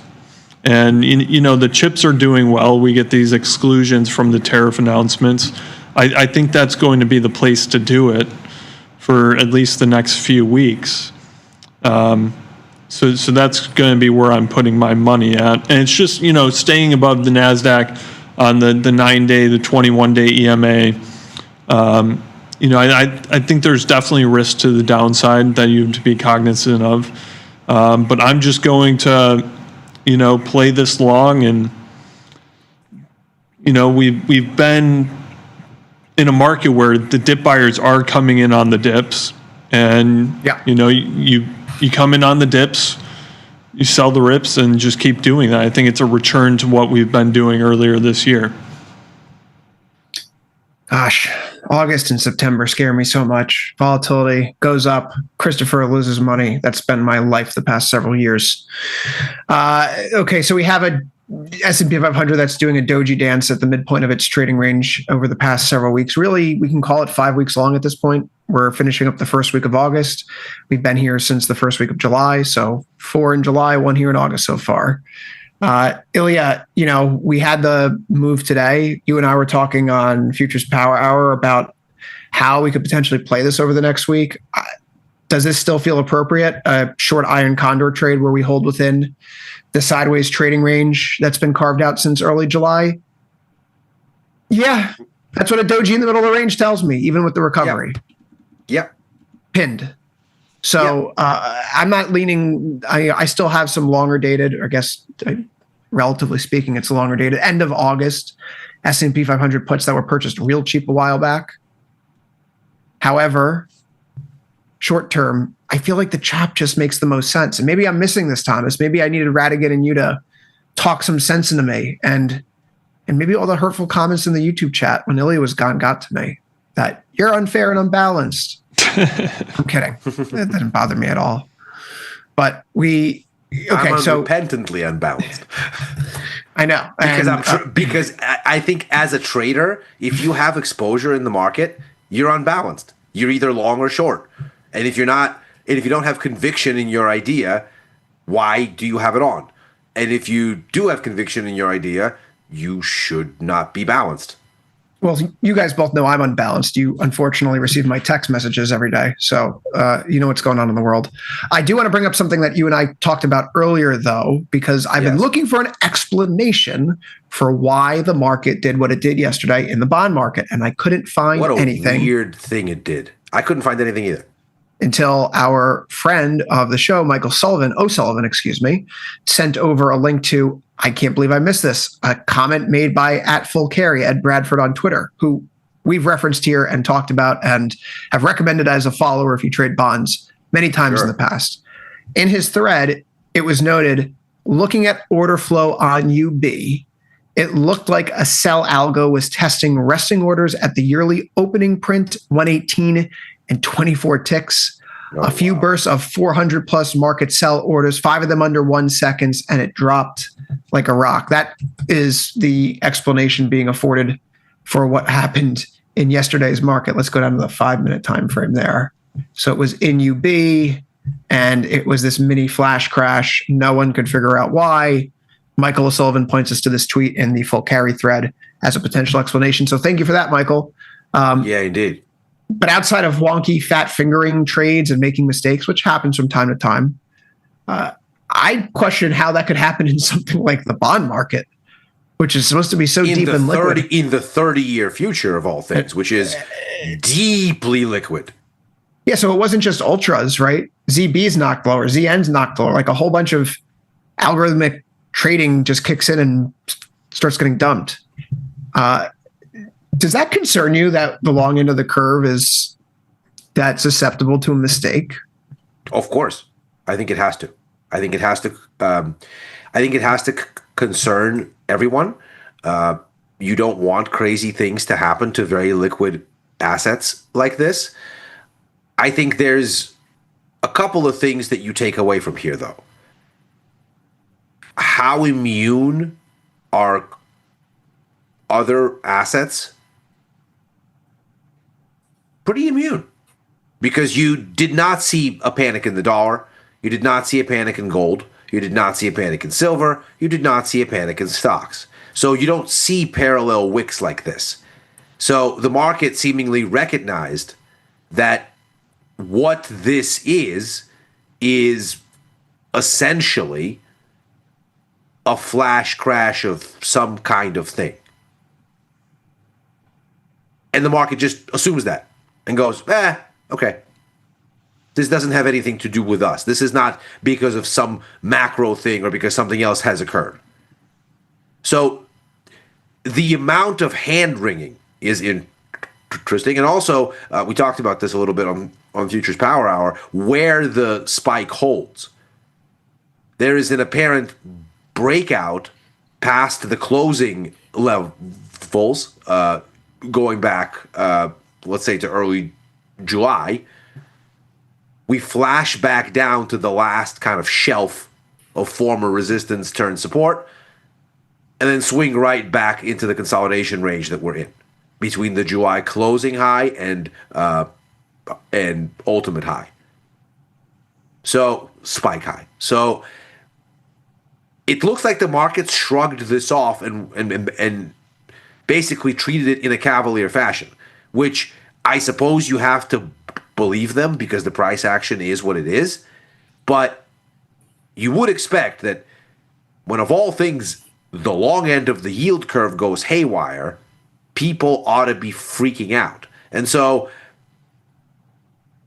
on one hand, this is encouraging.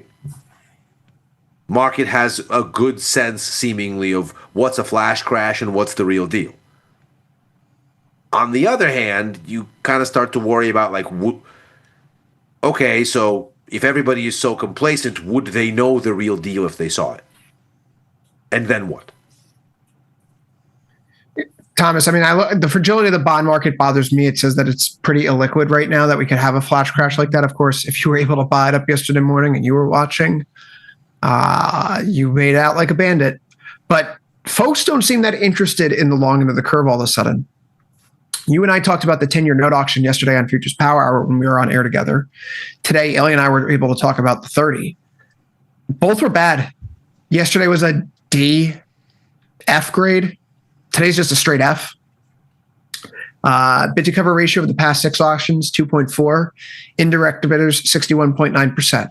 This auction, bid to cover ratio, 2.27. Indirects, 59.5%. 2.1 basis point tail. Demand is down. Foreigners not showing up.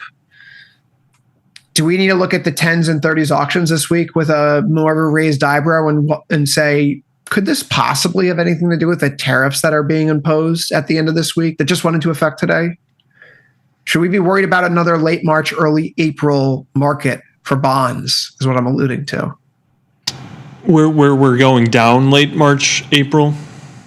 Yeah. And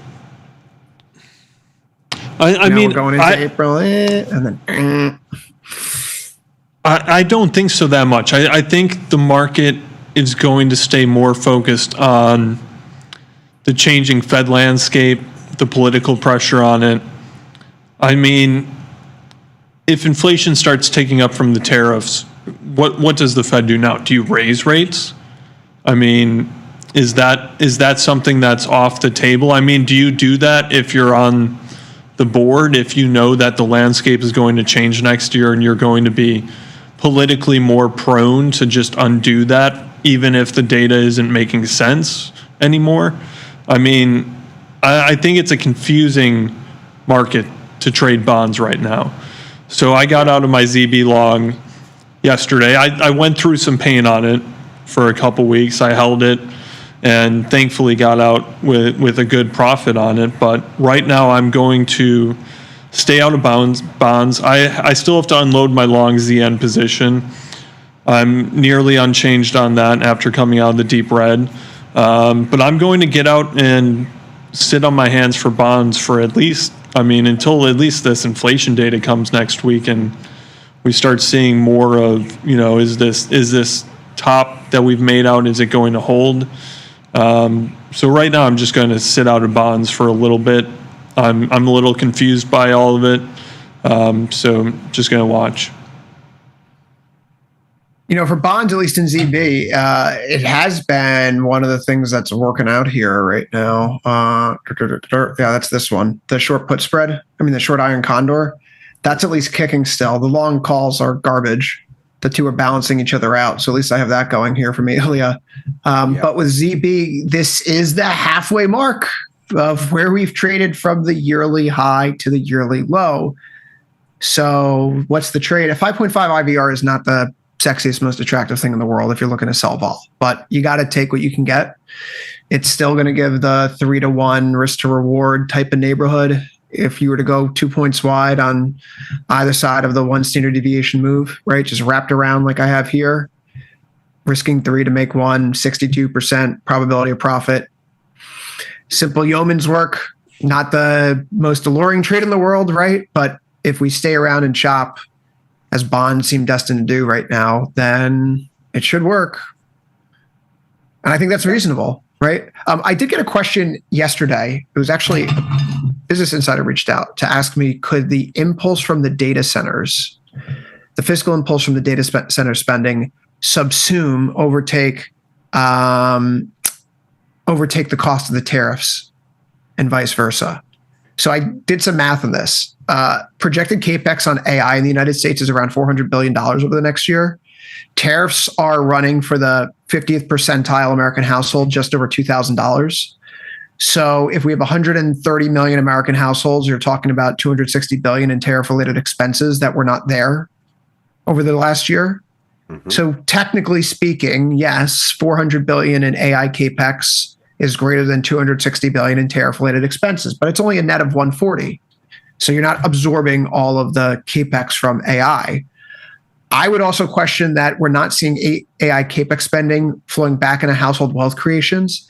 Data centers, according to the BLS, are not provoking significant turn higher in construction jobs in the areas in which they're being built. Data centers do not take a lot of people to employ. So while municipalities are welcoming them into their communities because they provide a large tangible property tax base, what the real effect is in the short term is that in places in areas where data centers have been built, according to the CPI data that we just had last month, electricity prices are now 6% higher. So you sprinkle in the tariffs. You sprinkle in tariffs. We think about the fact that America has consistently not done enough over the past 10, 20, 30 years to build out its grid. That doesn't mean more oil. It means more of everything, more gas, more nuclear, more wind and solar, hydro.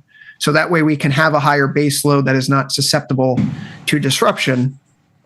We don't have enough transmission lines, and we're building all these data centers. So yeah, I'm penciling this out as a win in terms of the data centers bringing more investment than the tariffs are costing.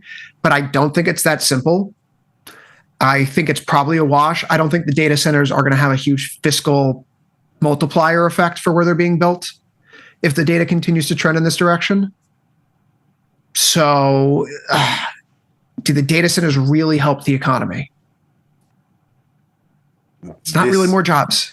Well, so this is what I've been harping on for a while with this, is that there is this picks and shovels phase in the build out of any new technology, anything that you're hyped about, anything that you expect to be transformational. I mean, obviously, we're not talking about incremental technology. We're talking about big transformative changes, telecoms, railroads, AI. And that at some point you get to a place in all of these narratives where historically, for as long as we have records, going back to the founding of the original 13 colonies and the speculative bubble around that, when you see all of these things occur, there is the, oh my God, this is the future phase. And there's lots of hype. And there's a build out, and then you invariably find that the hype brought you to overcapacity relative to the incremental dollar of immediate growth to come out of it. That you have all of this future-ready stuff, but not demand and not ROI immediately. And then everything suddenly looks expensive. There's a wash. And after the wash, think .com bust, think railroad bust, think the South Sea crash, on and on and on and on and on. Invariably, you get to a place where you go, well, prices are cheap and the great and powerful future has not been dismissed by anyone, so that's the bottom, let's go. And then, of course, you get the long runway for things to get adopted and become the transformational technologies that they were always going to become. AI is more vulnerable to being near the top of a hype phase than, let's say, far away from that top. I mean, I go back and forth on this almost on a daily basis, depending upon what data is in front of me. And I can't ignore the fact, I mean, this goes to that K-shaped recovery, right? These companies are spending hand over foot. It's going to make them buku bucks. They're going to get filthy rich shareholders wearing white bathing suits on their white yachts kind of success. I don't know why that comes to mind.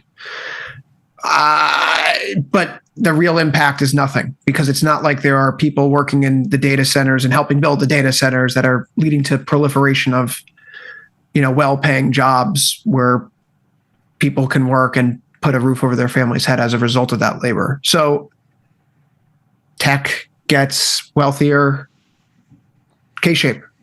Labor doesn't benefit. Meta gets filthy rich. Okay, so Thomas, this doesn't seem like a bad thing then, right? Meta is up here, Microsoft's hanging around, Apple got a little bit of a lift. Apple's looking like it's really hot right now. Talk about breaking the downtrend it's been in this year. That wasn't really on the table a few days ago. Mm-hmm.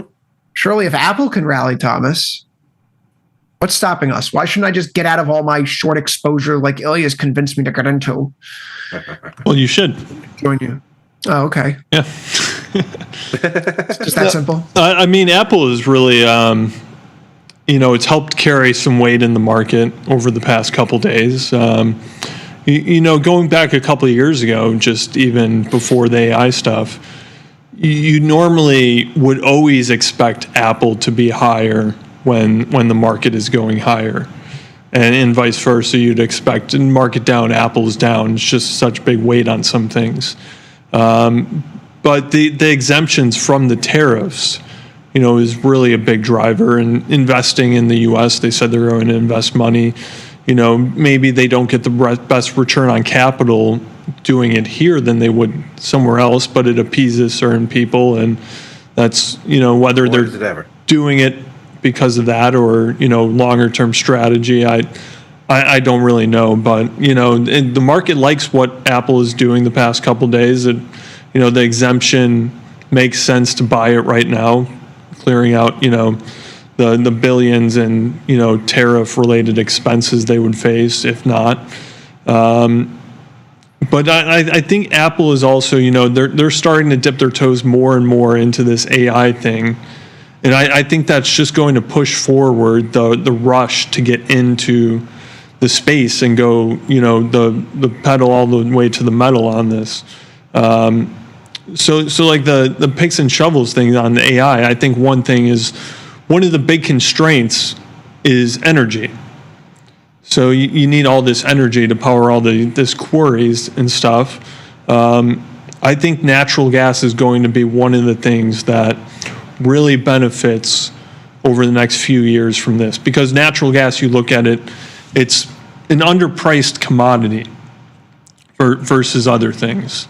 So, investing in natural gas infrastructure right now to fuel this, expected increase in demand from these data centers is more than likely going to drive a lot of energy demand over the next few years and beyond that, 5 to 10 years. So, there's a couple companies, for natural gas that you could be looking at. I think maybe those are good long-term things. I don't think they're really reflecting it yet in their prices. Some things are. Oklo is a good one, modular nuclear reactor technology, things like that. All this investment into AI is going to come with a lot of investment into power plants, utility infrastructure, et cetera. Yeah, the upstate near Rochester, there is a nuclear, I think it's called the Ginny facility. It's been around since like 1971. I think the entire nuclear facility is like this ball field.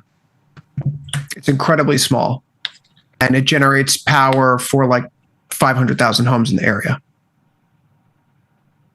So why not do a bunch of those everywhere? They clearly work. I digress. Ilya, take the baton here for a quick second. Go over to the world of oil right now. I know it didn't do much of anything today, but fall, it seems to be changing right now in terms of how the market's treating it. Well, so one interesting thing about oil that I think really bears mentioning today. Positioning wise, I don't think you have much of a change. You have a little bit of a break of an internal range, and we're still testing basically this sort of axis around where the broader range has been oscillating. So we're testing the underside of it, but we're not really breaking through. If you want to kind of eyeball where this is, you can anchor against September 2024 lows around 63.30, and then the top of the range that we carved out post Liberation Day, call it mid-April through beginning of June, around 62.20, something like this. So in there's a kind of a band, a kind of 62 20, 30 to 63, 30, 40, 50, something like that. And you're coming into the bottom of that. We're going to test it. We're going to see. I don't think the risk reward is very good to do much of anything this way or that. But until it is. But the really interesting part of this is we seemingly have escalating tensions between the U.S. and Russia, because the president seems to really want to run into the direction of some sort of a pressure campaign to get Russia to sign a ceasefire with Ukraine. He's grown louder and more impatient. And then today, on top of all of this, we get the news that Israel is going to proceed with establishing military control across Gaza. And oil could not care less. There is absolutely zero attention being paid to these geopolitics. Now, it's not necessarily the case that these geopolitics are relevant, and you can very much make the case that they're not, because neither of these developments are really going to disrupt oil supply or demand, in my mind, in a direct sort of sense, especially in the US. But also, when you've had stuff that's emerged out of these theaters that's been headline grabbing, oil has been the same kind of reflexive jumpy that, for example, gold is. Even though there's nothing particularly geopolitically safe about gold, when geopolitics gets hotter, gold goes, whoa, okay, and kind of livens up. That was not what's going on with oil today. So while I don't think that I really buy a directional bet there right now, because on the one hand, you're near support and looking like you don't have the risk reward really to be a seller. On the other hand, you also don't have a reversal signal to meaningfully go long. So I'm standing aside. But just contextually, the price action today seems to me kind of mildly bearish flavored. So, Thomas, I do think it's worth talking about the gold move here because it continues to run after hours, 3477.60 right now. This is the continuous contract. This would be an all-time closing high for gold prices. Why wouldn't we just want to get on board? I mean, I think you said you're getting ready to get long yourself. Why not right now? This thing looks like it's about ready to pop. Yeah, I think that's what you do. The price action is telling you it's ready to get on a breakout here. So I was looking at getting long today. I didn't do it, but I'm going to do it tomorrow probably. So and stay long silver. To that point, I mean, I have a 3,500, 3,550 call spread on right now. It's about a 46% probability of profit, risking a little bit under, well, risking 1 to make a little bit over 2. It seems like it's a reasonable trade in the short term, given what the breakout is starting to look like and smell like. And if you go to Z5, it's not quite there. If you want a daily chart, right? High close is going to be, I believe, you, Mr. Candlestick. That's 3508.60. So we're not just there yet on GCZ5, but the continuous is poking up. Obviously, you don't trade the continuous. Gold up, silver up, Bitcoin up, dollar down. Ilya, the currencies looked a lot different earlier today when we were chatting. Now everything is, the euro got back to even, which is pretty impressive given what was happening today's market. I mean, the marked close is 116.55, 505. We're in here at 116.92 right now. Isn't the dollar all we need to follow to understand the state of liquidity and how the market feels about devalued or debased U.S. asset prices? I mean, that's certainly a part of it, but I think when you look at how well the dollar ultimately holds up today, it's difficult to get particularly upset with some sort of a sell America dynamic. We had meaningful 50%-ish tariffs rolled out today. We seemingly are going to name a White House, let's say, sympathetic character onto the Fed Governor's Board. All of these things are reasons why the dollar might go, okay, this is getting a little fuzzy. This might be a sell America kind of a thing, similar to April. And you're not seeing that at all here today. The bonds are not cratering, and the dollar is holding up, frankly, better than I would have thought. In particular, you look at the pound, and it's up for its own reasons, but dollar yen is very well anchored. The euro couldn't sustain the run. But look at dollar CAD. Look at dollar Swiss. All of these things are, and helpfully we now have Swiss franc futures on the platform. Yes, we do. And we can see that. This is obviously CHF USD. So this is the Swiss franc. It's the same thing, the same story with the Canadian dollar, where the dollar broke out, it's pulled back, and now it's holding the bounds of the range. It's holding former resistance as support. So the dollar is really holding up here much better than you might have anticipated. And I think this sort of goes to this idea that the dollar is once again en route to becoming a haven currency. That you're getting to a place where the Fed is far from cutting. There's not a meeting until September where that could actually become actionable. The markets are convinced it's going to happen. So there isn't a speculative interest there to keep the dollar underwater, where you'd have some room for expectations to go, there's not going to be a cut. Okay, now there is going to be a cut. No, that ship has sailed. It's done. And so when you look at sort of what the dollar has set up here, yeah, it took a wallop on the jobs report because you did go from no September rate cut to backs on for a September rate cut. But the markets are anchored around the same 50 basis points for this year that the Fed told them in June and March and January.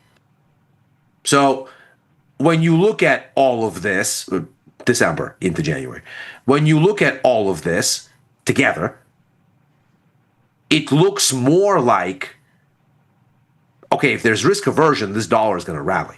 And it's not going to rally for yield reasons. It's going to rally because money's going to cash. And now that you've diffused the sort of Liberation Day sell America dynamic, and you've realized, oh, we're not crashing the system. We're just going to be very bull in a china shop with how we bend the system to what we want. But we're not going to attempt to self-immolate the dollar and U.S. Treasuries-based global financial order. Well, then the dollar can get back to being a haven. And so I'm watching this carefully, sort of in the context of what I think we're seeing in equities, which is this kind of begrudging hold. And it really is begrudging, because it's begrudging in the face of good news. Like, frankly, the stock market, were it to get the same news flow a month or two ago, would be rallying and making highs. And it isn't. Thomas, I question, if like, sorry to interrupt you there, Ilya, but I think Ilya raises a good point, like, but for dollar weakness, would stocks be doing as well as they are? And if the dollar is going to bounce back, what does that mean for the broader equity market outlook? But dollar bouncing back and gold and silver going up, that seems like a really risk-off kind of world. Yeah.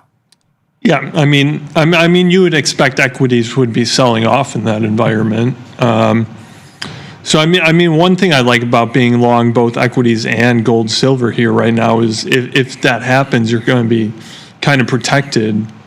You're going to have safe haven flows going into the dollar, or going into the dollar and gold. You'd have equities selling off. I'm not convinced that the dollar is going to stage any kind of sustainable rebound until tariff risk and things are taken off. So I think you need more clarity. I think if the dollar's railing in a safe haven manner, it's maybe a more dire economic situation. So where the Fed would be even more inclined to cut. I'm not sure I'm there on my view. I can definitely see that happening, but for the way I'm playing it right now, I'm going to be long non-US dollars, long currencies, long gold, silver. And, staying out of bonds for now. This is the last show of the week, so why don't we end the show on a lighter note? This popped up to me a little while ago, and it came across as very funny.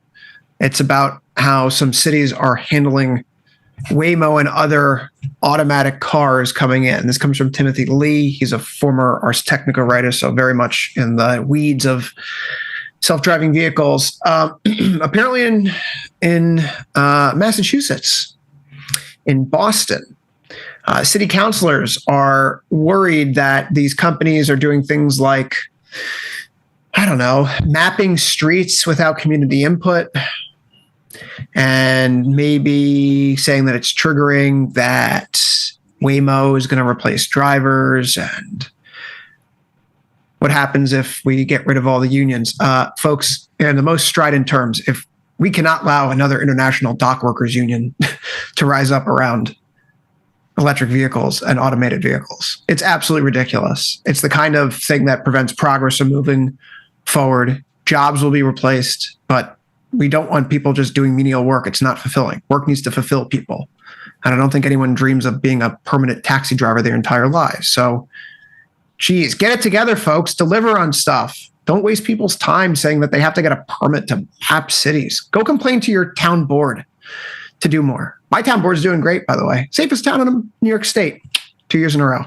That's that New York pride, Ilya. With that, overtime's out of time.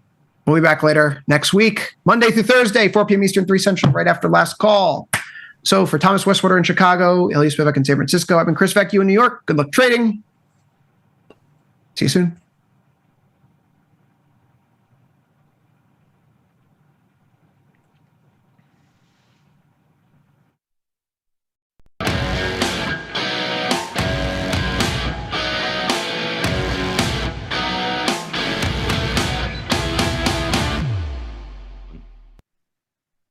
It's another inconclusive day for U.S. stock markets. They attempt to rally, but then midday gets slammed back to a little changed result.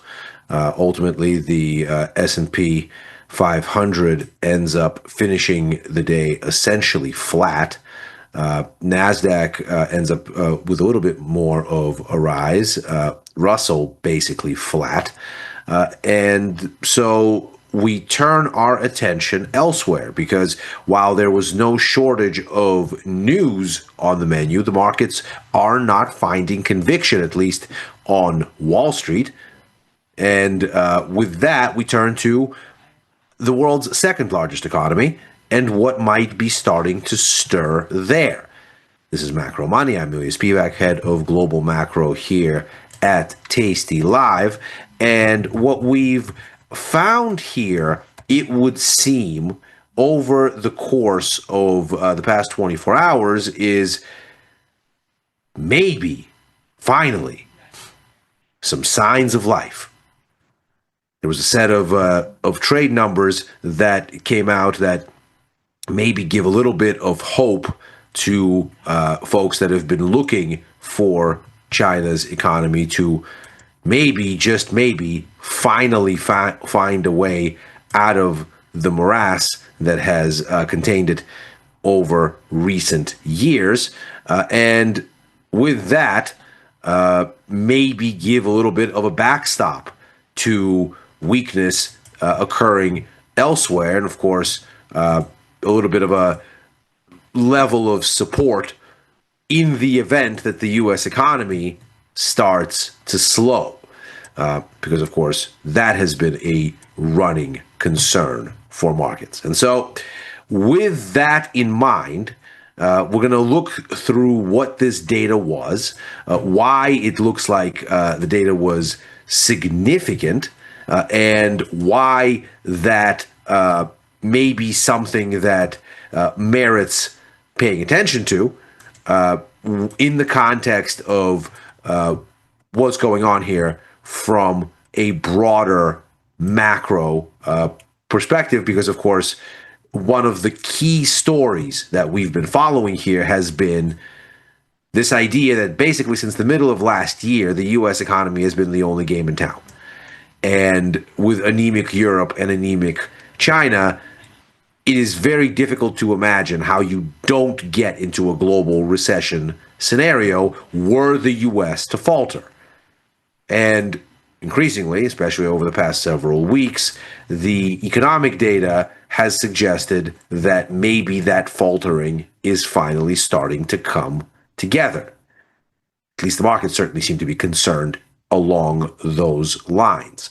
And so what we'll do here is look at the data, look at why it's so eye-catching, and then see if we can't look across the breadth of Chinese economic indicators and see if, in fact, something different is starting to happen, and if it is, what the trade is in that difference.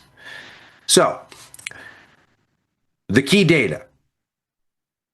Import and export numbers came out overnight, and we can see that on both fronts, you have much better than expected outcomes. You were looking for a 5% rise in Chinese exports year on year, which you ended up with was 7.2. That doesn't look as impressive as what happens on the imports side, but nevertheless, it is a meaningful beat relative to forecasts, but a beat within the recent range. But it's really this imports number that ought to be grabbing our attention. 4.1% year on year is oceans away from a 1% decline that was on the menu here for expectations. And taking these apart sort of one by one really paints the picture. So these are the year-on-year numbers over the past year for exports, and we can kind of see, yes, this is the third consecutive month of improving export growth. We keep kicking the can down the road on tariffs. There keeps being this impetus to front-run those tariffs, so this makes sense. If this was April, right, we had this surge to front-run the tariffs at the start of the year because we knew that they were coming. There's a leg lower in April as Liberation Day and things like that took their toll. Another leg lower into May as the dust settles, and since then, sort of the perpetual kicking of the can has helped us to kind of start this recovery. But ultimately, we're kind of mid-range on where we've been, and so there isn't anything to scream too loudly about.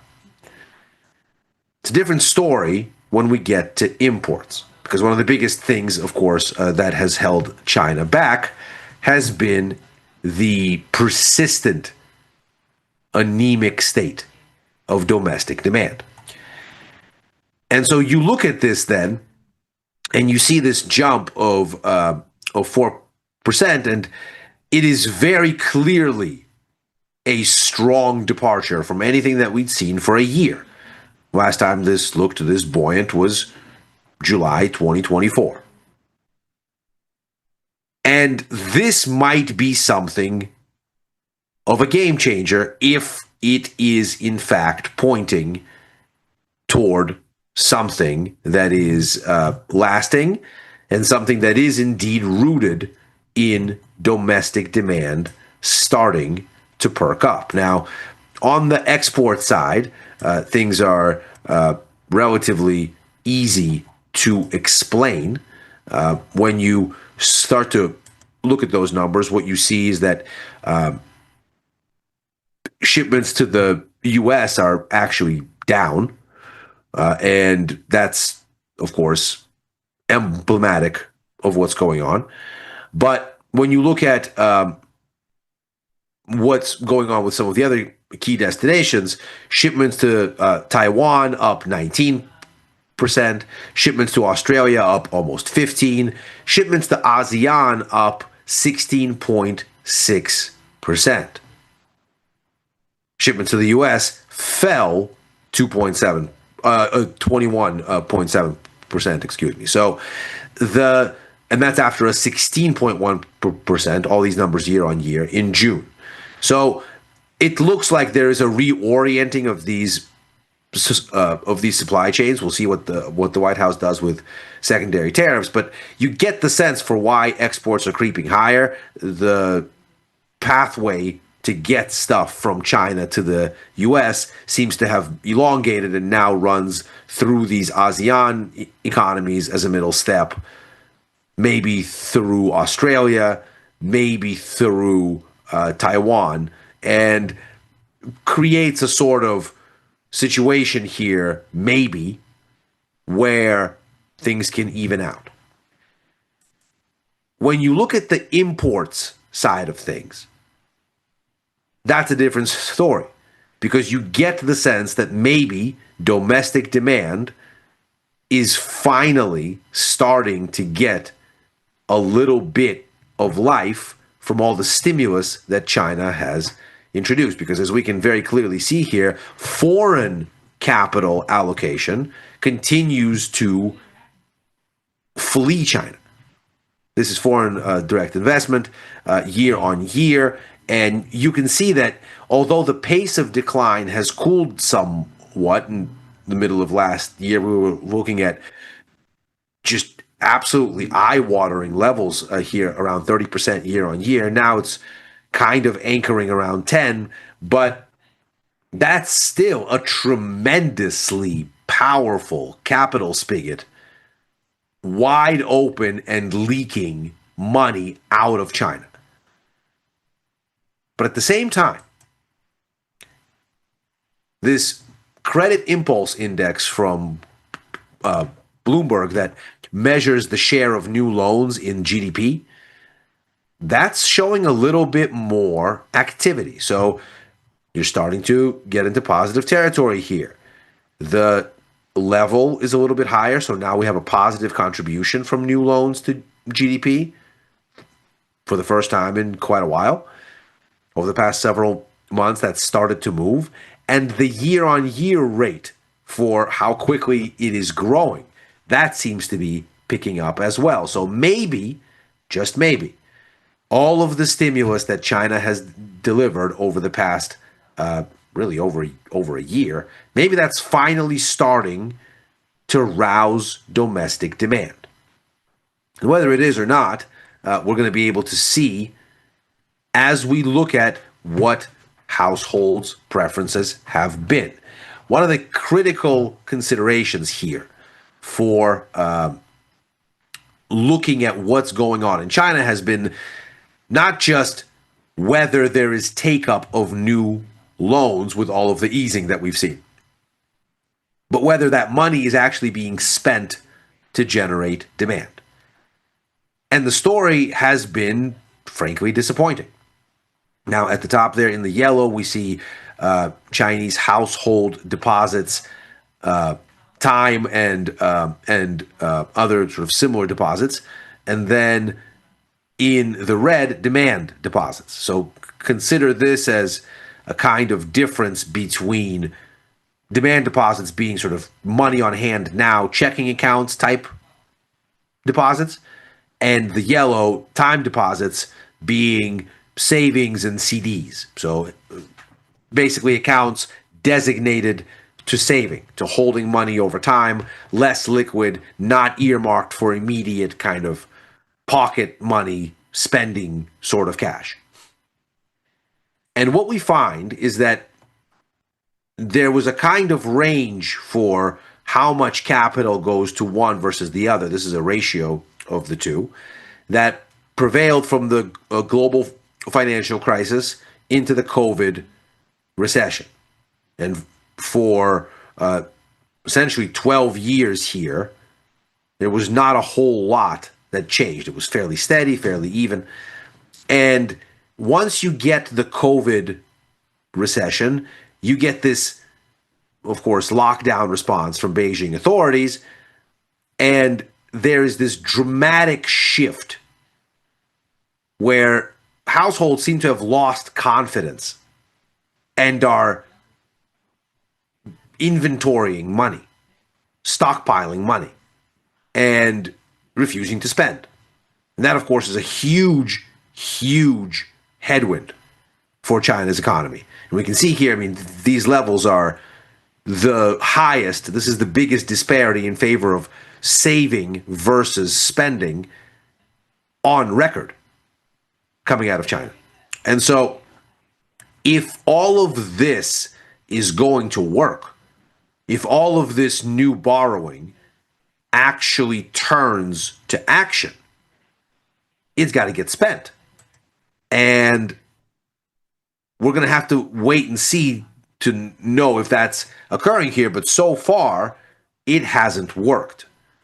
Now, if we looked at the most recent PMI data, this is the official numbers from China's Federation for Logistics and Purchasing, as well as the NBS. So these are official government figures.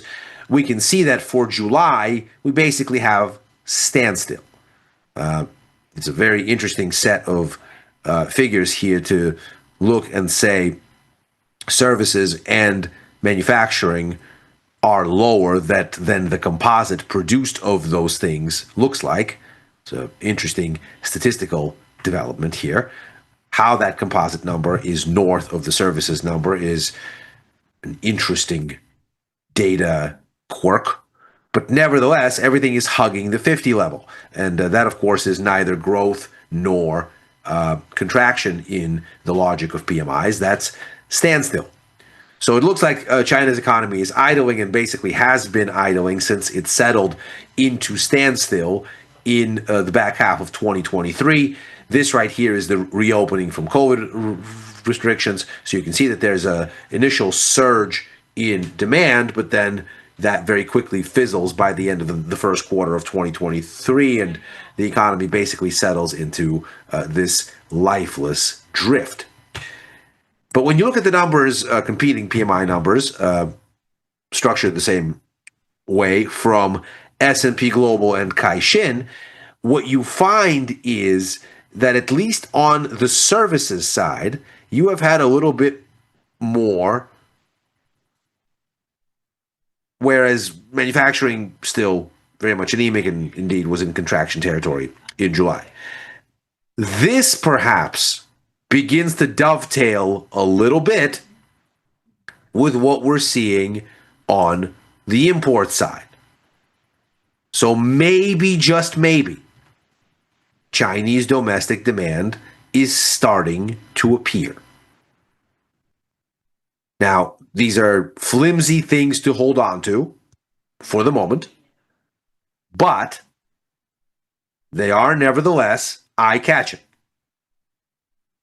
especially as we head into this tariff deadline for the U.S. and China next week, and it does appear like there is a taste for some sort of a deal at the White House. Now, of course, what all of this is aiming to overturn is this apparent total lack of demand appearing in China's GDP numbers, and indeed, most recently for the second quarter of 2025, the problem has only deepened.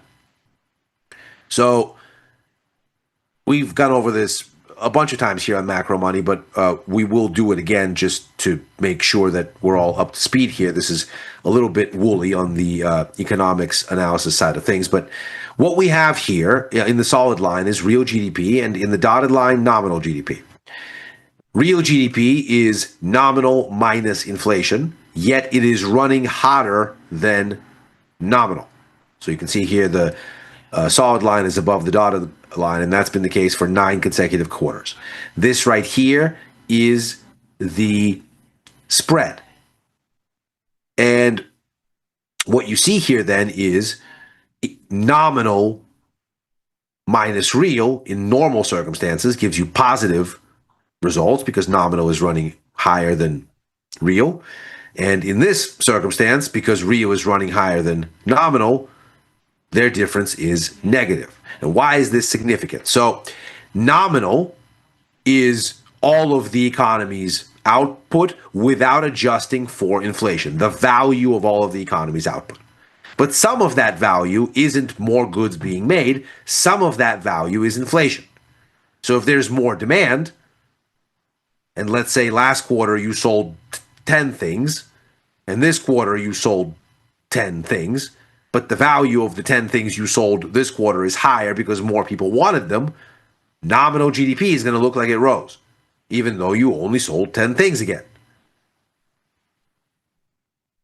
To get a more accurate view then of output, you strip the inflation component out of the equation, you end up at real GDP, and you go, okay, sold 10 things last quarter, sold 10 things this quarter, nothing has happened, we're not going anywhere. Now, what then it means that real GDP is running above nominal is that that inflation component is negative. So maybe you sold 10 things last quarter, and maybe you're trying to sell 10 things this quarter, but they're not selling because there's not demand. And there's a price adjustment, a kind of discounting, to try to entice buyers back to actually buy the stuff.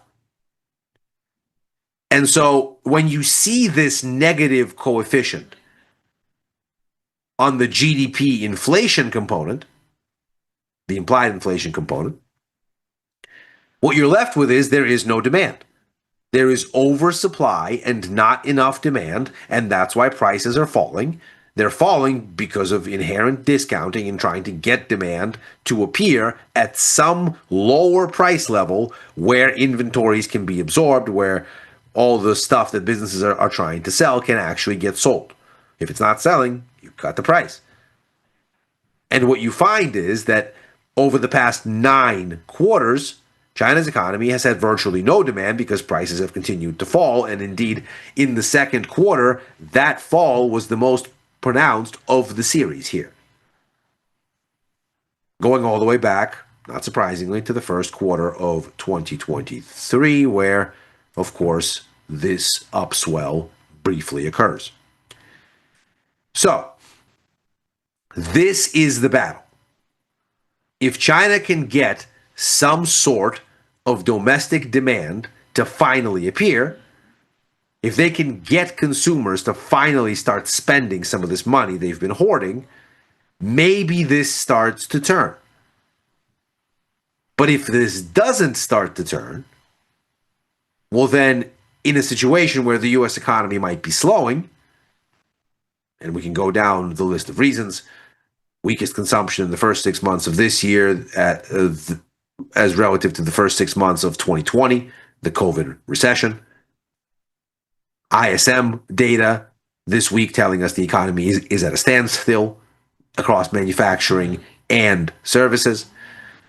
The jobs report showing woefully fewer jobs created than anticipated and dramatic revisions lower to prior months. On and on and on it goes. If the US economy is in fact slowing, the problem since the middle of last year is standstill in Europe, standstill in China. And between those three economies, the US, the Eurozone, and China, you've got 58% of global GDP, and the remaining 42% are mainly vendors to those three, which means those three are where demand comes from. Those three are what keep recession at bay. And Europe and China have plainly not been carrying their weight. They've been idling. Europe has been on and off flirting with a mild recession, going back to at least the middle of last year. Whereas China has had this issue that we see on the screen, a near total absence of demand. So if in fact we are seeing signs of life begin to stir here, then we would need to start to see it and then, of course, begin to change the landscape on a macro level to something a lot more encouraging. We're going to find that our next indicator on this over the weekend, where China is going to produce its latest inflation data. The expectations here, as we can clearly see, are not exactly rosy. The upshot is that we are going to get another negative reading on CPI and another negative reading on PPI, wholesale inflation. Of course, that one is not terribly shocking. In fact, it's been in various versions of negative territory going back to before the reopening from COVID in 2022. But this would be the key here, this CPI series, because it would be here that you'd look for a little bit more of a demand pull on inflation. If, in fact, consumers are starting to wake up, if the pickup in imports is something with legs, if the pickup on the services side in at least one set of PMI numbers is something to then pay attention to, and we're starting to get a little bit of these data points coming together,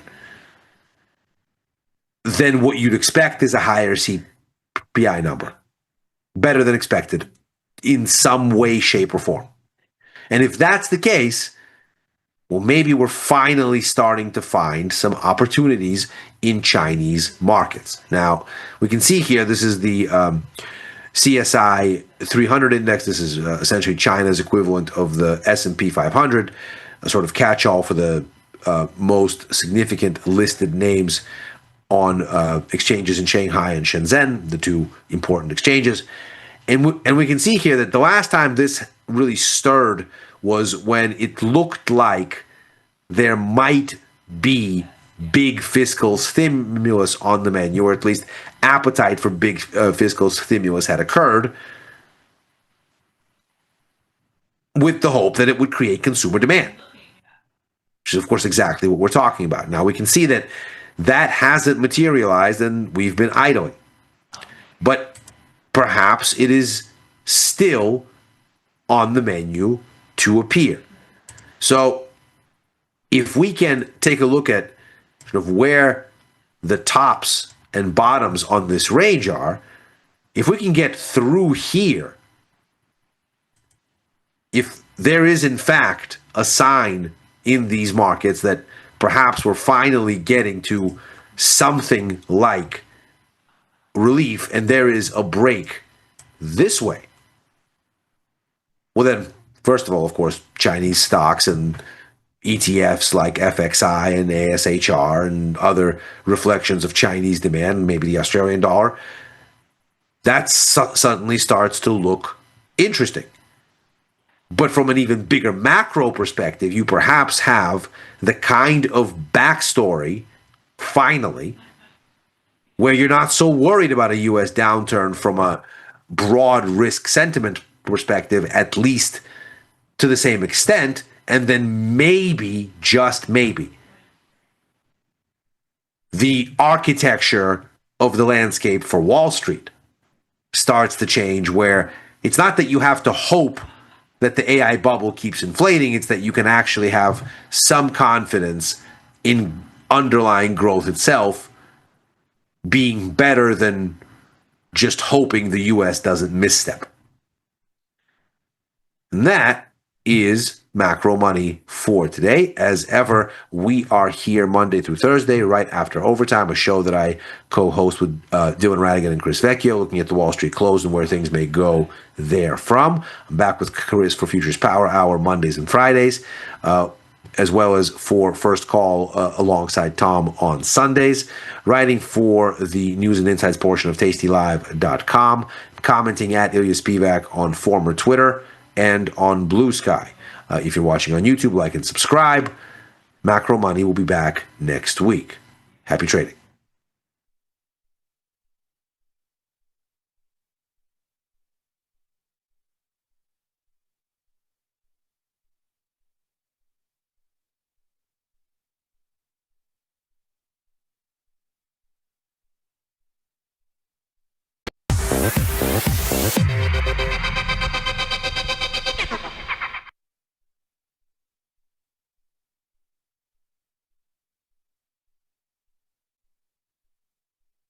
How we doing, brother? Feeling good, yeah. Starbucks made a move that I needed today. My DoorDash risk of the week did not pan out for me in any capacity, but we managed to get out of that. You know, it's always nicer when you lose a trade and you're still able to get out of it, as opposed to, like, especially in a super binary trade like the one that I had on DoorDash, getting stuck with it and it's just at zero and you got to sit there and look at it all day. I hate that. Sometimes, bro, sometimes I'm closing this at 2 days left. I'm trying to just get this out the Hey, I'll do that too. I'm like, will anybody pay the penny for this position? Like, please, somebody give me a penny.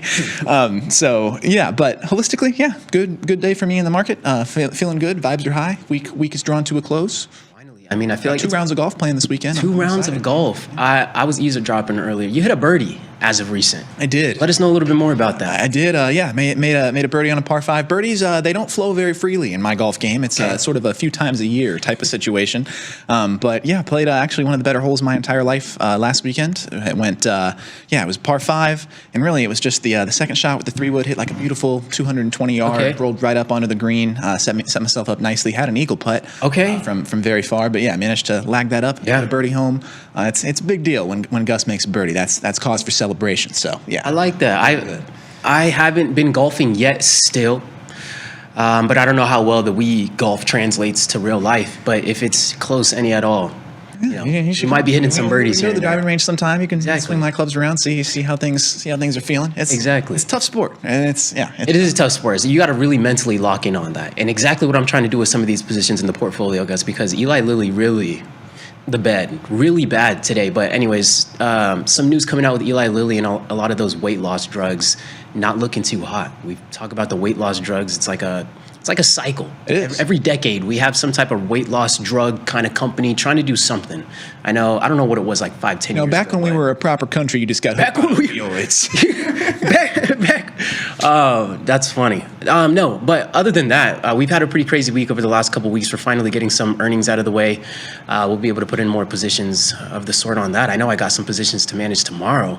Before we get into the segment, anything else on your end? Yeah, no, I don't really have anything else on my end. We're kind of drawn to the end of earnings season here, and I think we're thank goodness pretty much all the Mag 7 names. But yes, thank goodness. It feels like it'll feel like 1 month until we're just right back here again. A couple of chats here. Edward, I've never had an eagle either. The day may never come. We'll see. Not with that attitude. Drinks all around when Gus gets a birdie. Yeah, I'll buy everybody around. Let's do it. Everybody, let's link. There's no eagle or birdie with that attitude. Come on, we're locking it in. Let's go. The birdies come sometimes. Okay, eagle, that's sort of a different level. I don't know if I'm ever going to get there. We'll see. Also worth noting, I shot 120. Shot 120 with a birdie and 3 pars, and I shot 120. So I'll let everybody draw their own conclusions about how that can happen. But yeah, let's jump into these slides here. We're going to talk OpenAI. GPT-5 dropped out today. Not dropped out, dropped to the world today. OpenAI released GPT-5. They're making it available to everybody for a short time, and then it will shift to only paid users. It's supposed to be night and day from GPT-4, according to Altman and all of the reports that I've read. And we're going to get into the specifics here a little bit. But we're also going to talk about some broader societal implications of AI and where this trajectory may be taking us, which is a very interesting conversation. So we can jump right in. So first of all, GPT-5. You want to take this one? No. What is GPT? What is GPT-5? What are we getting into? About it. Yeah. So this is the successor to ChatGPT-4. OpenAI is ChatGPT. I know these all get very difficult to keep up with the GPTs and the Claudes and the DeepSeeks of the world. They get mixed up. It's multimodal by default: text, images, possibly video, audio. OpenAI also has the VO suite, which is their video generation suite. Longer memory, rumored to support over 1 million tokens. Really? Is that right? Damn, that's that's a lot of tokens. Right. Stronger. What is that? Oh, stronger agentic capabilities, multi-step tasks with less guidance. And the agent features are kind of what I'm most excited about with this update, actually, and we'll get into that in a little bit. Okay. But I think that's sort of the next level that chatbots can take on a retail individual sort of basis. It's also more personalized, better memory for user preferences and context. That's another factor that I'm excited about because I cannot stand how often I have to remind ChatGPT things about myself. And honestly, that's kind of a crazy statement I just made that I want this thing to collect more data absolutely. on me. That's on. But man, it would really ease my experience if it does collect some more data. Yeah. Everybody has my data anyway, so who cares? And then lastly, more energy efficient. This is obviously something that they were trying to address. There's lots of conjecture online about how much energy these things take. And also, let me just say in no uncertain terms, I don't know where this 5 gallons number came from. It does not take 5 gallons of water to do one search query on ChatGPT, you guys. It's nowhere close. Furthermore, the water does not just go away when they use it. They reuse cooling water over and over. If it does evaporate, then it just enters back into the water cycle. So lots of water usage, yes, but I think it's become a bit exaggerated. Yeah. I got to say, I think I'm really excited for the improved reasoning, speed, and the consistency. ChatGPT is great, don't get me wrong, but sometimes you have to remind it with certain reasoning capabilities, and then sometimes it'll hit you back with you're absolutely right. Yes. Great catch. Yes. So those type of capabilities I've always been intrigued with. I know sometimes he'll play around with asking it questions and try to break it. Now respond to me, and trying to work around it, and it always has some smart function. It gave us the thumbs up when we said for it not to speak with us. So that's funny. The reasoning capabilities is always going to be exciting. I'm definitely excited about that as well. And also, I know that something that was expressed by Altman in his press conference today is that it's going to do a better job of telling you when it cannot do something. Okay. Which I think that is also going to be a big time saver, because I recall in my senior year of college, I was trying to do some super high level thing on Excel. It was econometrics. We had a bunch of data from a study and we were trying to apply it. It's not really relevant, but I was trying to have ChatGPT aid me in developing this Excel, and I came to find after more than an hour of trying that it simply could not. The capabilities just weren't there, and I could have been saved all that time if it just said, I don't know how to do this, and that would be good. And then beyond that, also it seems like it's going to be much more careful. I feel like, especially when you have it do something in a web search capacity, it will often really get dates mixed up or give you very 100%. Old information that's not relevant anymore. For instance, earlier this year, I was writing an article for the magazine, and I asked it when Brian Niccol took over as CEO of Starbucks from Chipotle. And it straight up told me, you are mistaken. Brian Niccol is the CEO of Chipotle. The CEO of Starbucks is the old one. I don't remember the guy's name. And then I had to say, no, Brian Niccol is the CEO of Starbucks. Then it hits me with you're absolutely right. Right, you're absolutely right. I appreciate your attention to detail. So, but you see how it hypes you up, validates you first, you know what I mean, and then lets you know. It does, and I honestly feel like that's a big problem that it's had this entire time as well. Is that it leans too much on the side of validation when sometimes asking clarifying questions could be very valuable. Yeah, it just really wants to do exactly what you want it to do. And even sometimes I will say, please ask me some questions before you dive into this process, and it does not listen. Yeah. It just starts going. I know. I think I'd seen a tip online and it was talking about how to communicate with your ChatGPT. One of those tips was telling you, please be very objective about this. Give me different angles of reasoning, thought processes, and all the things of this sort, because it does have a little bit of bias built into it. And as it learns us, It has our own biases. Which is what scares me when I hear people talk about, oh, ChatGPT is a great therapist. Right. It's like, oh my god, bro, this thing is just going to validate whatever you say. Well, this is why I thought TikTok was an extreme echo chamber. It's because no matter how we're feeling, no matter our opinion or viewpoint, it's going to put you in that box where you hear the same opinion. You know what I mean? An extreme echo chamber, for the better or worse. I think it could work on both sides of the spectrum, but we'll get into the second slide here. Yeah, we can jump over. The rise of AI. 1956, AI coined at Dartmouth conference. And as we go through these bullet points, or as we go through these dates, let us know when you first heard about AI. I think you said 2011. Yes. I can barely recall mine, but let us know when you first heard about AI. 1956, AI coined the Dartmouth conference. 1997, IBM Deep Blue beats chess champ Garry Kasparov. I don't know anything about the chess champ with AI. 2011, IBM Watson wins Jeopardy, showcasing NLP reasoning. You had mentioned that earlier. Then we got 2012, deep learning breakthrough through ImageNet. 2012 was more so when I started hearing about cryptocurrency, Bitcoins, things like that, but nothing too much around AI. And then 2016, AlphaGo defeats Go World Champion, strategic AI milestone, which is huge. I mean, whenever you start seeing AI defeating very sophisticated, intellectually smart people, that's when you're like, yo, AI, this stuff probably has some pull here. And then 2023 to 2025, generative AI, ChatGPT, Midjourney, Claude goes mainstream. You know what I haven't heard about in a while, though? Was it DeepSea or Deep Blue? DeepSeek. Was it DeepSeek? It's the China one. The China one. I haven't heard about that one too much. Maybe because we're not in China. Yeah, they are still churning out new models of DeepSeek all the time. Yeah, they come and go. Is Gemini better or ChatGPT? I think ChatGPT is better. I would say ChatGPT at this time, especially in terms of market share. But I believe in general, and especially with GPT-5 and Grok. And I think it can optimize your fantasy baseball team, Edward. I think if you feed it your lineup, there's probably ways that you could do that. It might need more stats from you, but I have certainly used ChatGPT in, shall we say, similar predictive sports contexts. But yeah, Kasparov is a fellow American. But anyway, yeah, my first encounter with AI in my entire life was 2011 when Watson was on that run on Jeopardy. I just told you the story outside, but for the viewers, I had a technology teacher, computers, whatever, when I was in elementary school, who was a gigantic buyer of AI in the very early stages. Mr. Bailey, if you're out there, I hope you are so rich right now because you were so right about this in 2010. But we had a stretch when I was in elementary school where my technology teacher was super into it, and so every week when we had that class, the day after Jeopardy, he would make us watch the full Jeopardy. That's fire, though. It was like weeks and weeks and weeks. It was a crazy run that it went on. But yeah, then they started bringing in like the all-time Jeopardy MVPs to try to beat it, and just nobody could beat it. And at the time, I couldn't quite grasp the concept of artificial intelligence. Like my thought, I simply could not separate my brain from this thing is Googling stuff. That was just always what I thought. But let me ask you this: how have your behaviors changed? How often do you use Google?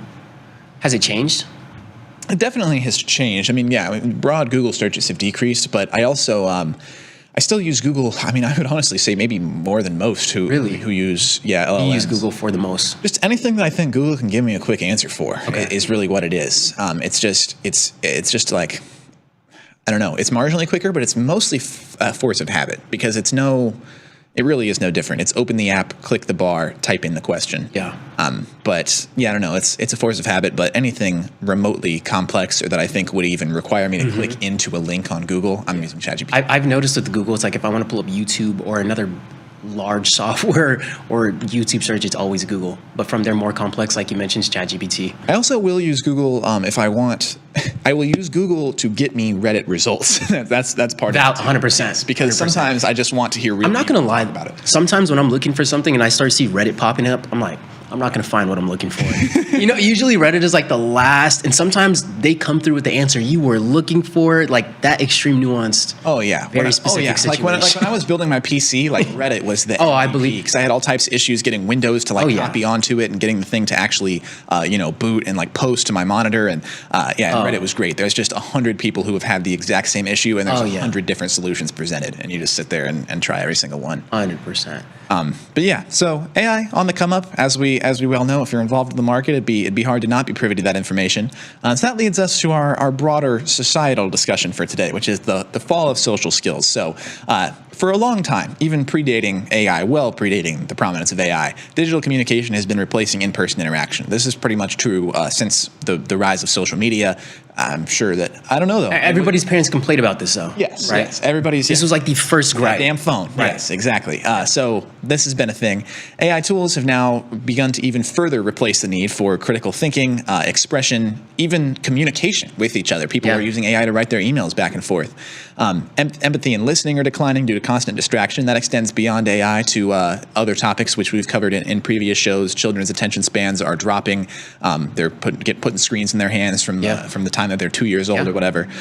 People avoid discomfort online, making real life conversations harder. This is certainly true. And I can remember being in like 5th grade, and it was like you had to text your crush. Like you could never actually work up the courage to like go talk to them. And I can remember being in 5th grade and I couldn't work up the courage to talk to my crush in person. I did it over text. Went well, by the way. You know, there you know what's going on. But on Kick. What? Remember Kick? With Snapchat. But yes, I do remember Kick. Yeah. Definitely was involved with Kick.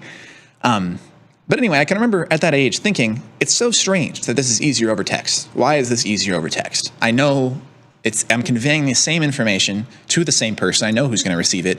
Why is this easier? And it was something I could never really wrap my head around, and honestly still can't to a certain extent. I mean, it's just, psychology and everything, but it's very interesting, and we're seeing an incredibly pronounced version of that now with the rise of AI. Social media rewards curated personas over authentic connection. That one is definitely true, and we'll get into some stories there in a second. And then beyond that, yes, fewer shared spaces, more screen time, isolation is becoming increasingly normal. Yeah. So yes, all of these things are definitely true. And yeah, I think, and honestly, sometimes I even will like have to stop myself as I'm opening ChatGPT and say, "Oh, I'm a person. Like I can do this. I can think about this. Like I don't need ChatGPT for this." But it's becoming more and more instinctive to just turn to that and let it be my brain as opposed to actually using my brain. Right. And that's a scary thing because I'm an adult who's aware of this happening. I can't imagine being a 4th grader in school right now and having access to all these things. I mean, you learning just basically becomes a choice. Like it's very it 100% does. And I mean, the other day I caught myself doing something. I was like, no, let me actually put in the brain power to do that, because I started seeing those little behaviors, those little habits, instead of using the brain power to do that.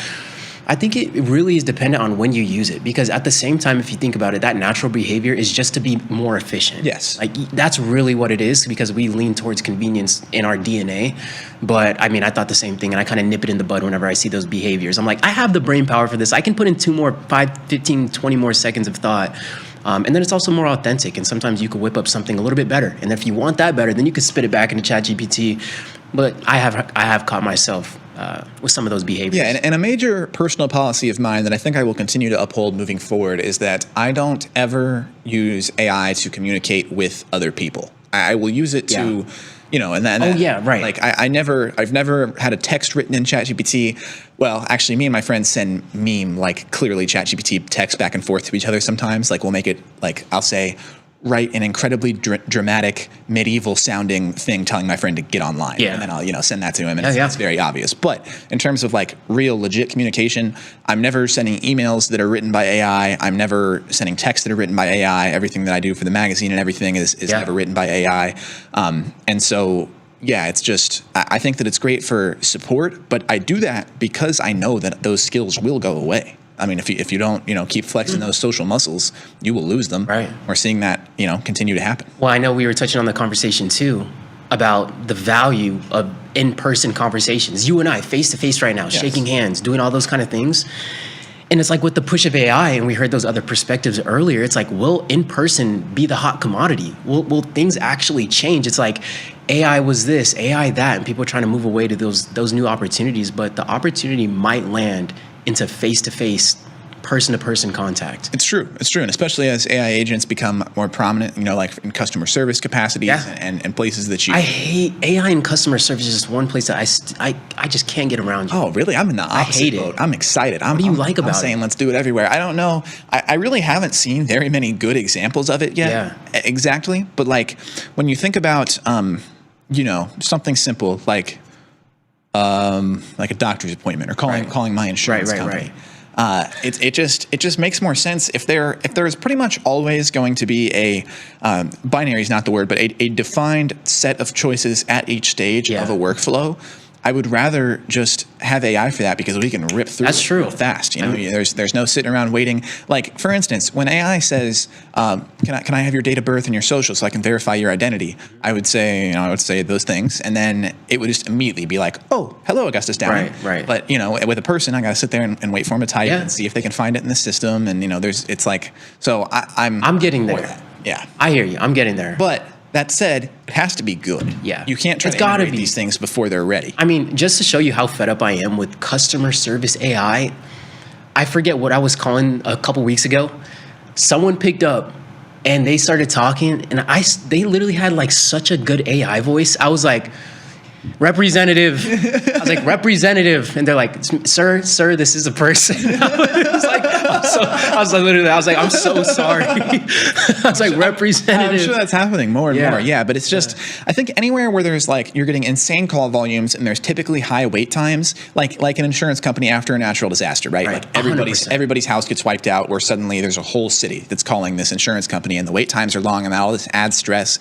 It seems like a lot of those things probably could just be resolved and ironed out with AI in 5 minutes, no wait time. You would think so. Yeah, and so I do think that there's interesting use cases for that. I will say, to supplement this though, every AI chatbot, like help chatbot, like customer service that I have used sucks, and they suck so bad, and I don't understand why. It's just a front. I know it's just a placeholder. It's like they try to be too restrictive, but they wind up just doing the same functionality of all of these virtual assistants we've had forever and ever. Also, let me throw this out there: Bank of America, lock in. Bank of America's virtual assistant Erica in the app is terrible. She is so bad. The machine is so bad.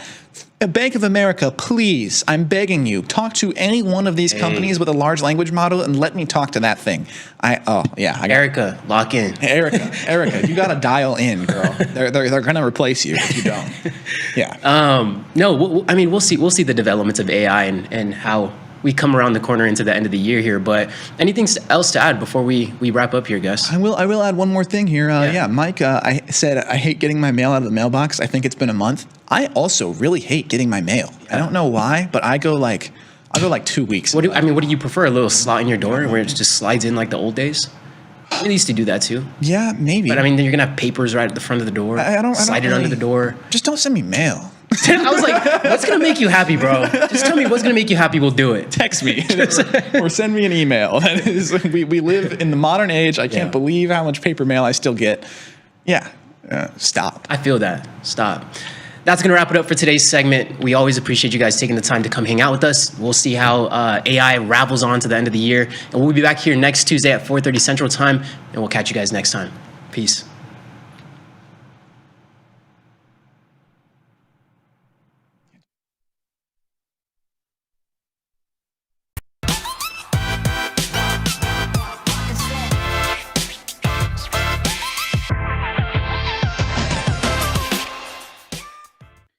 Stocks recover late in the day. What does it mean? It's Thursday, August 7th, 2025. This is Overtime. I'm your host, Chris Vecchio in New York, Ilya Spivak in San Francisco, Thomas Westwater joining us in studio in Chicago today. Radigan's currently on a plane somewhere over the pond. We'll see him this weekend in New York.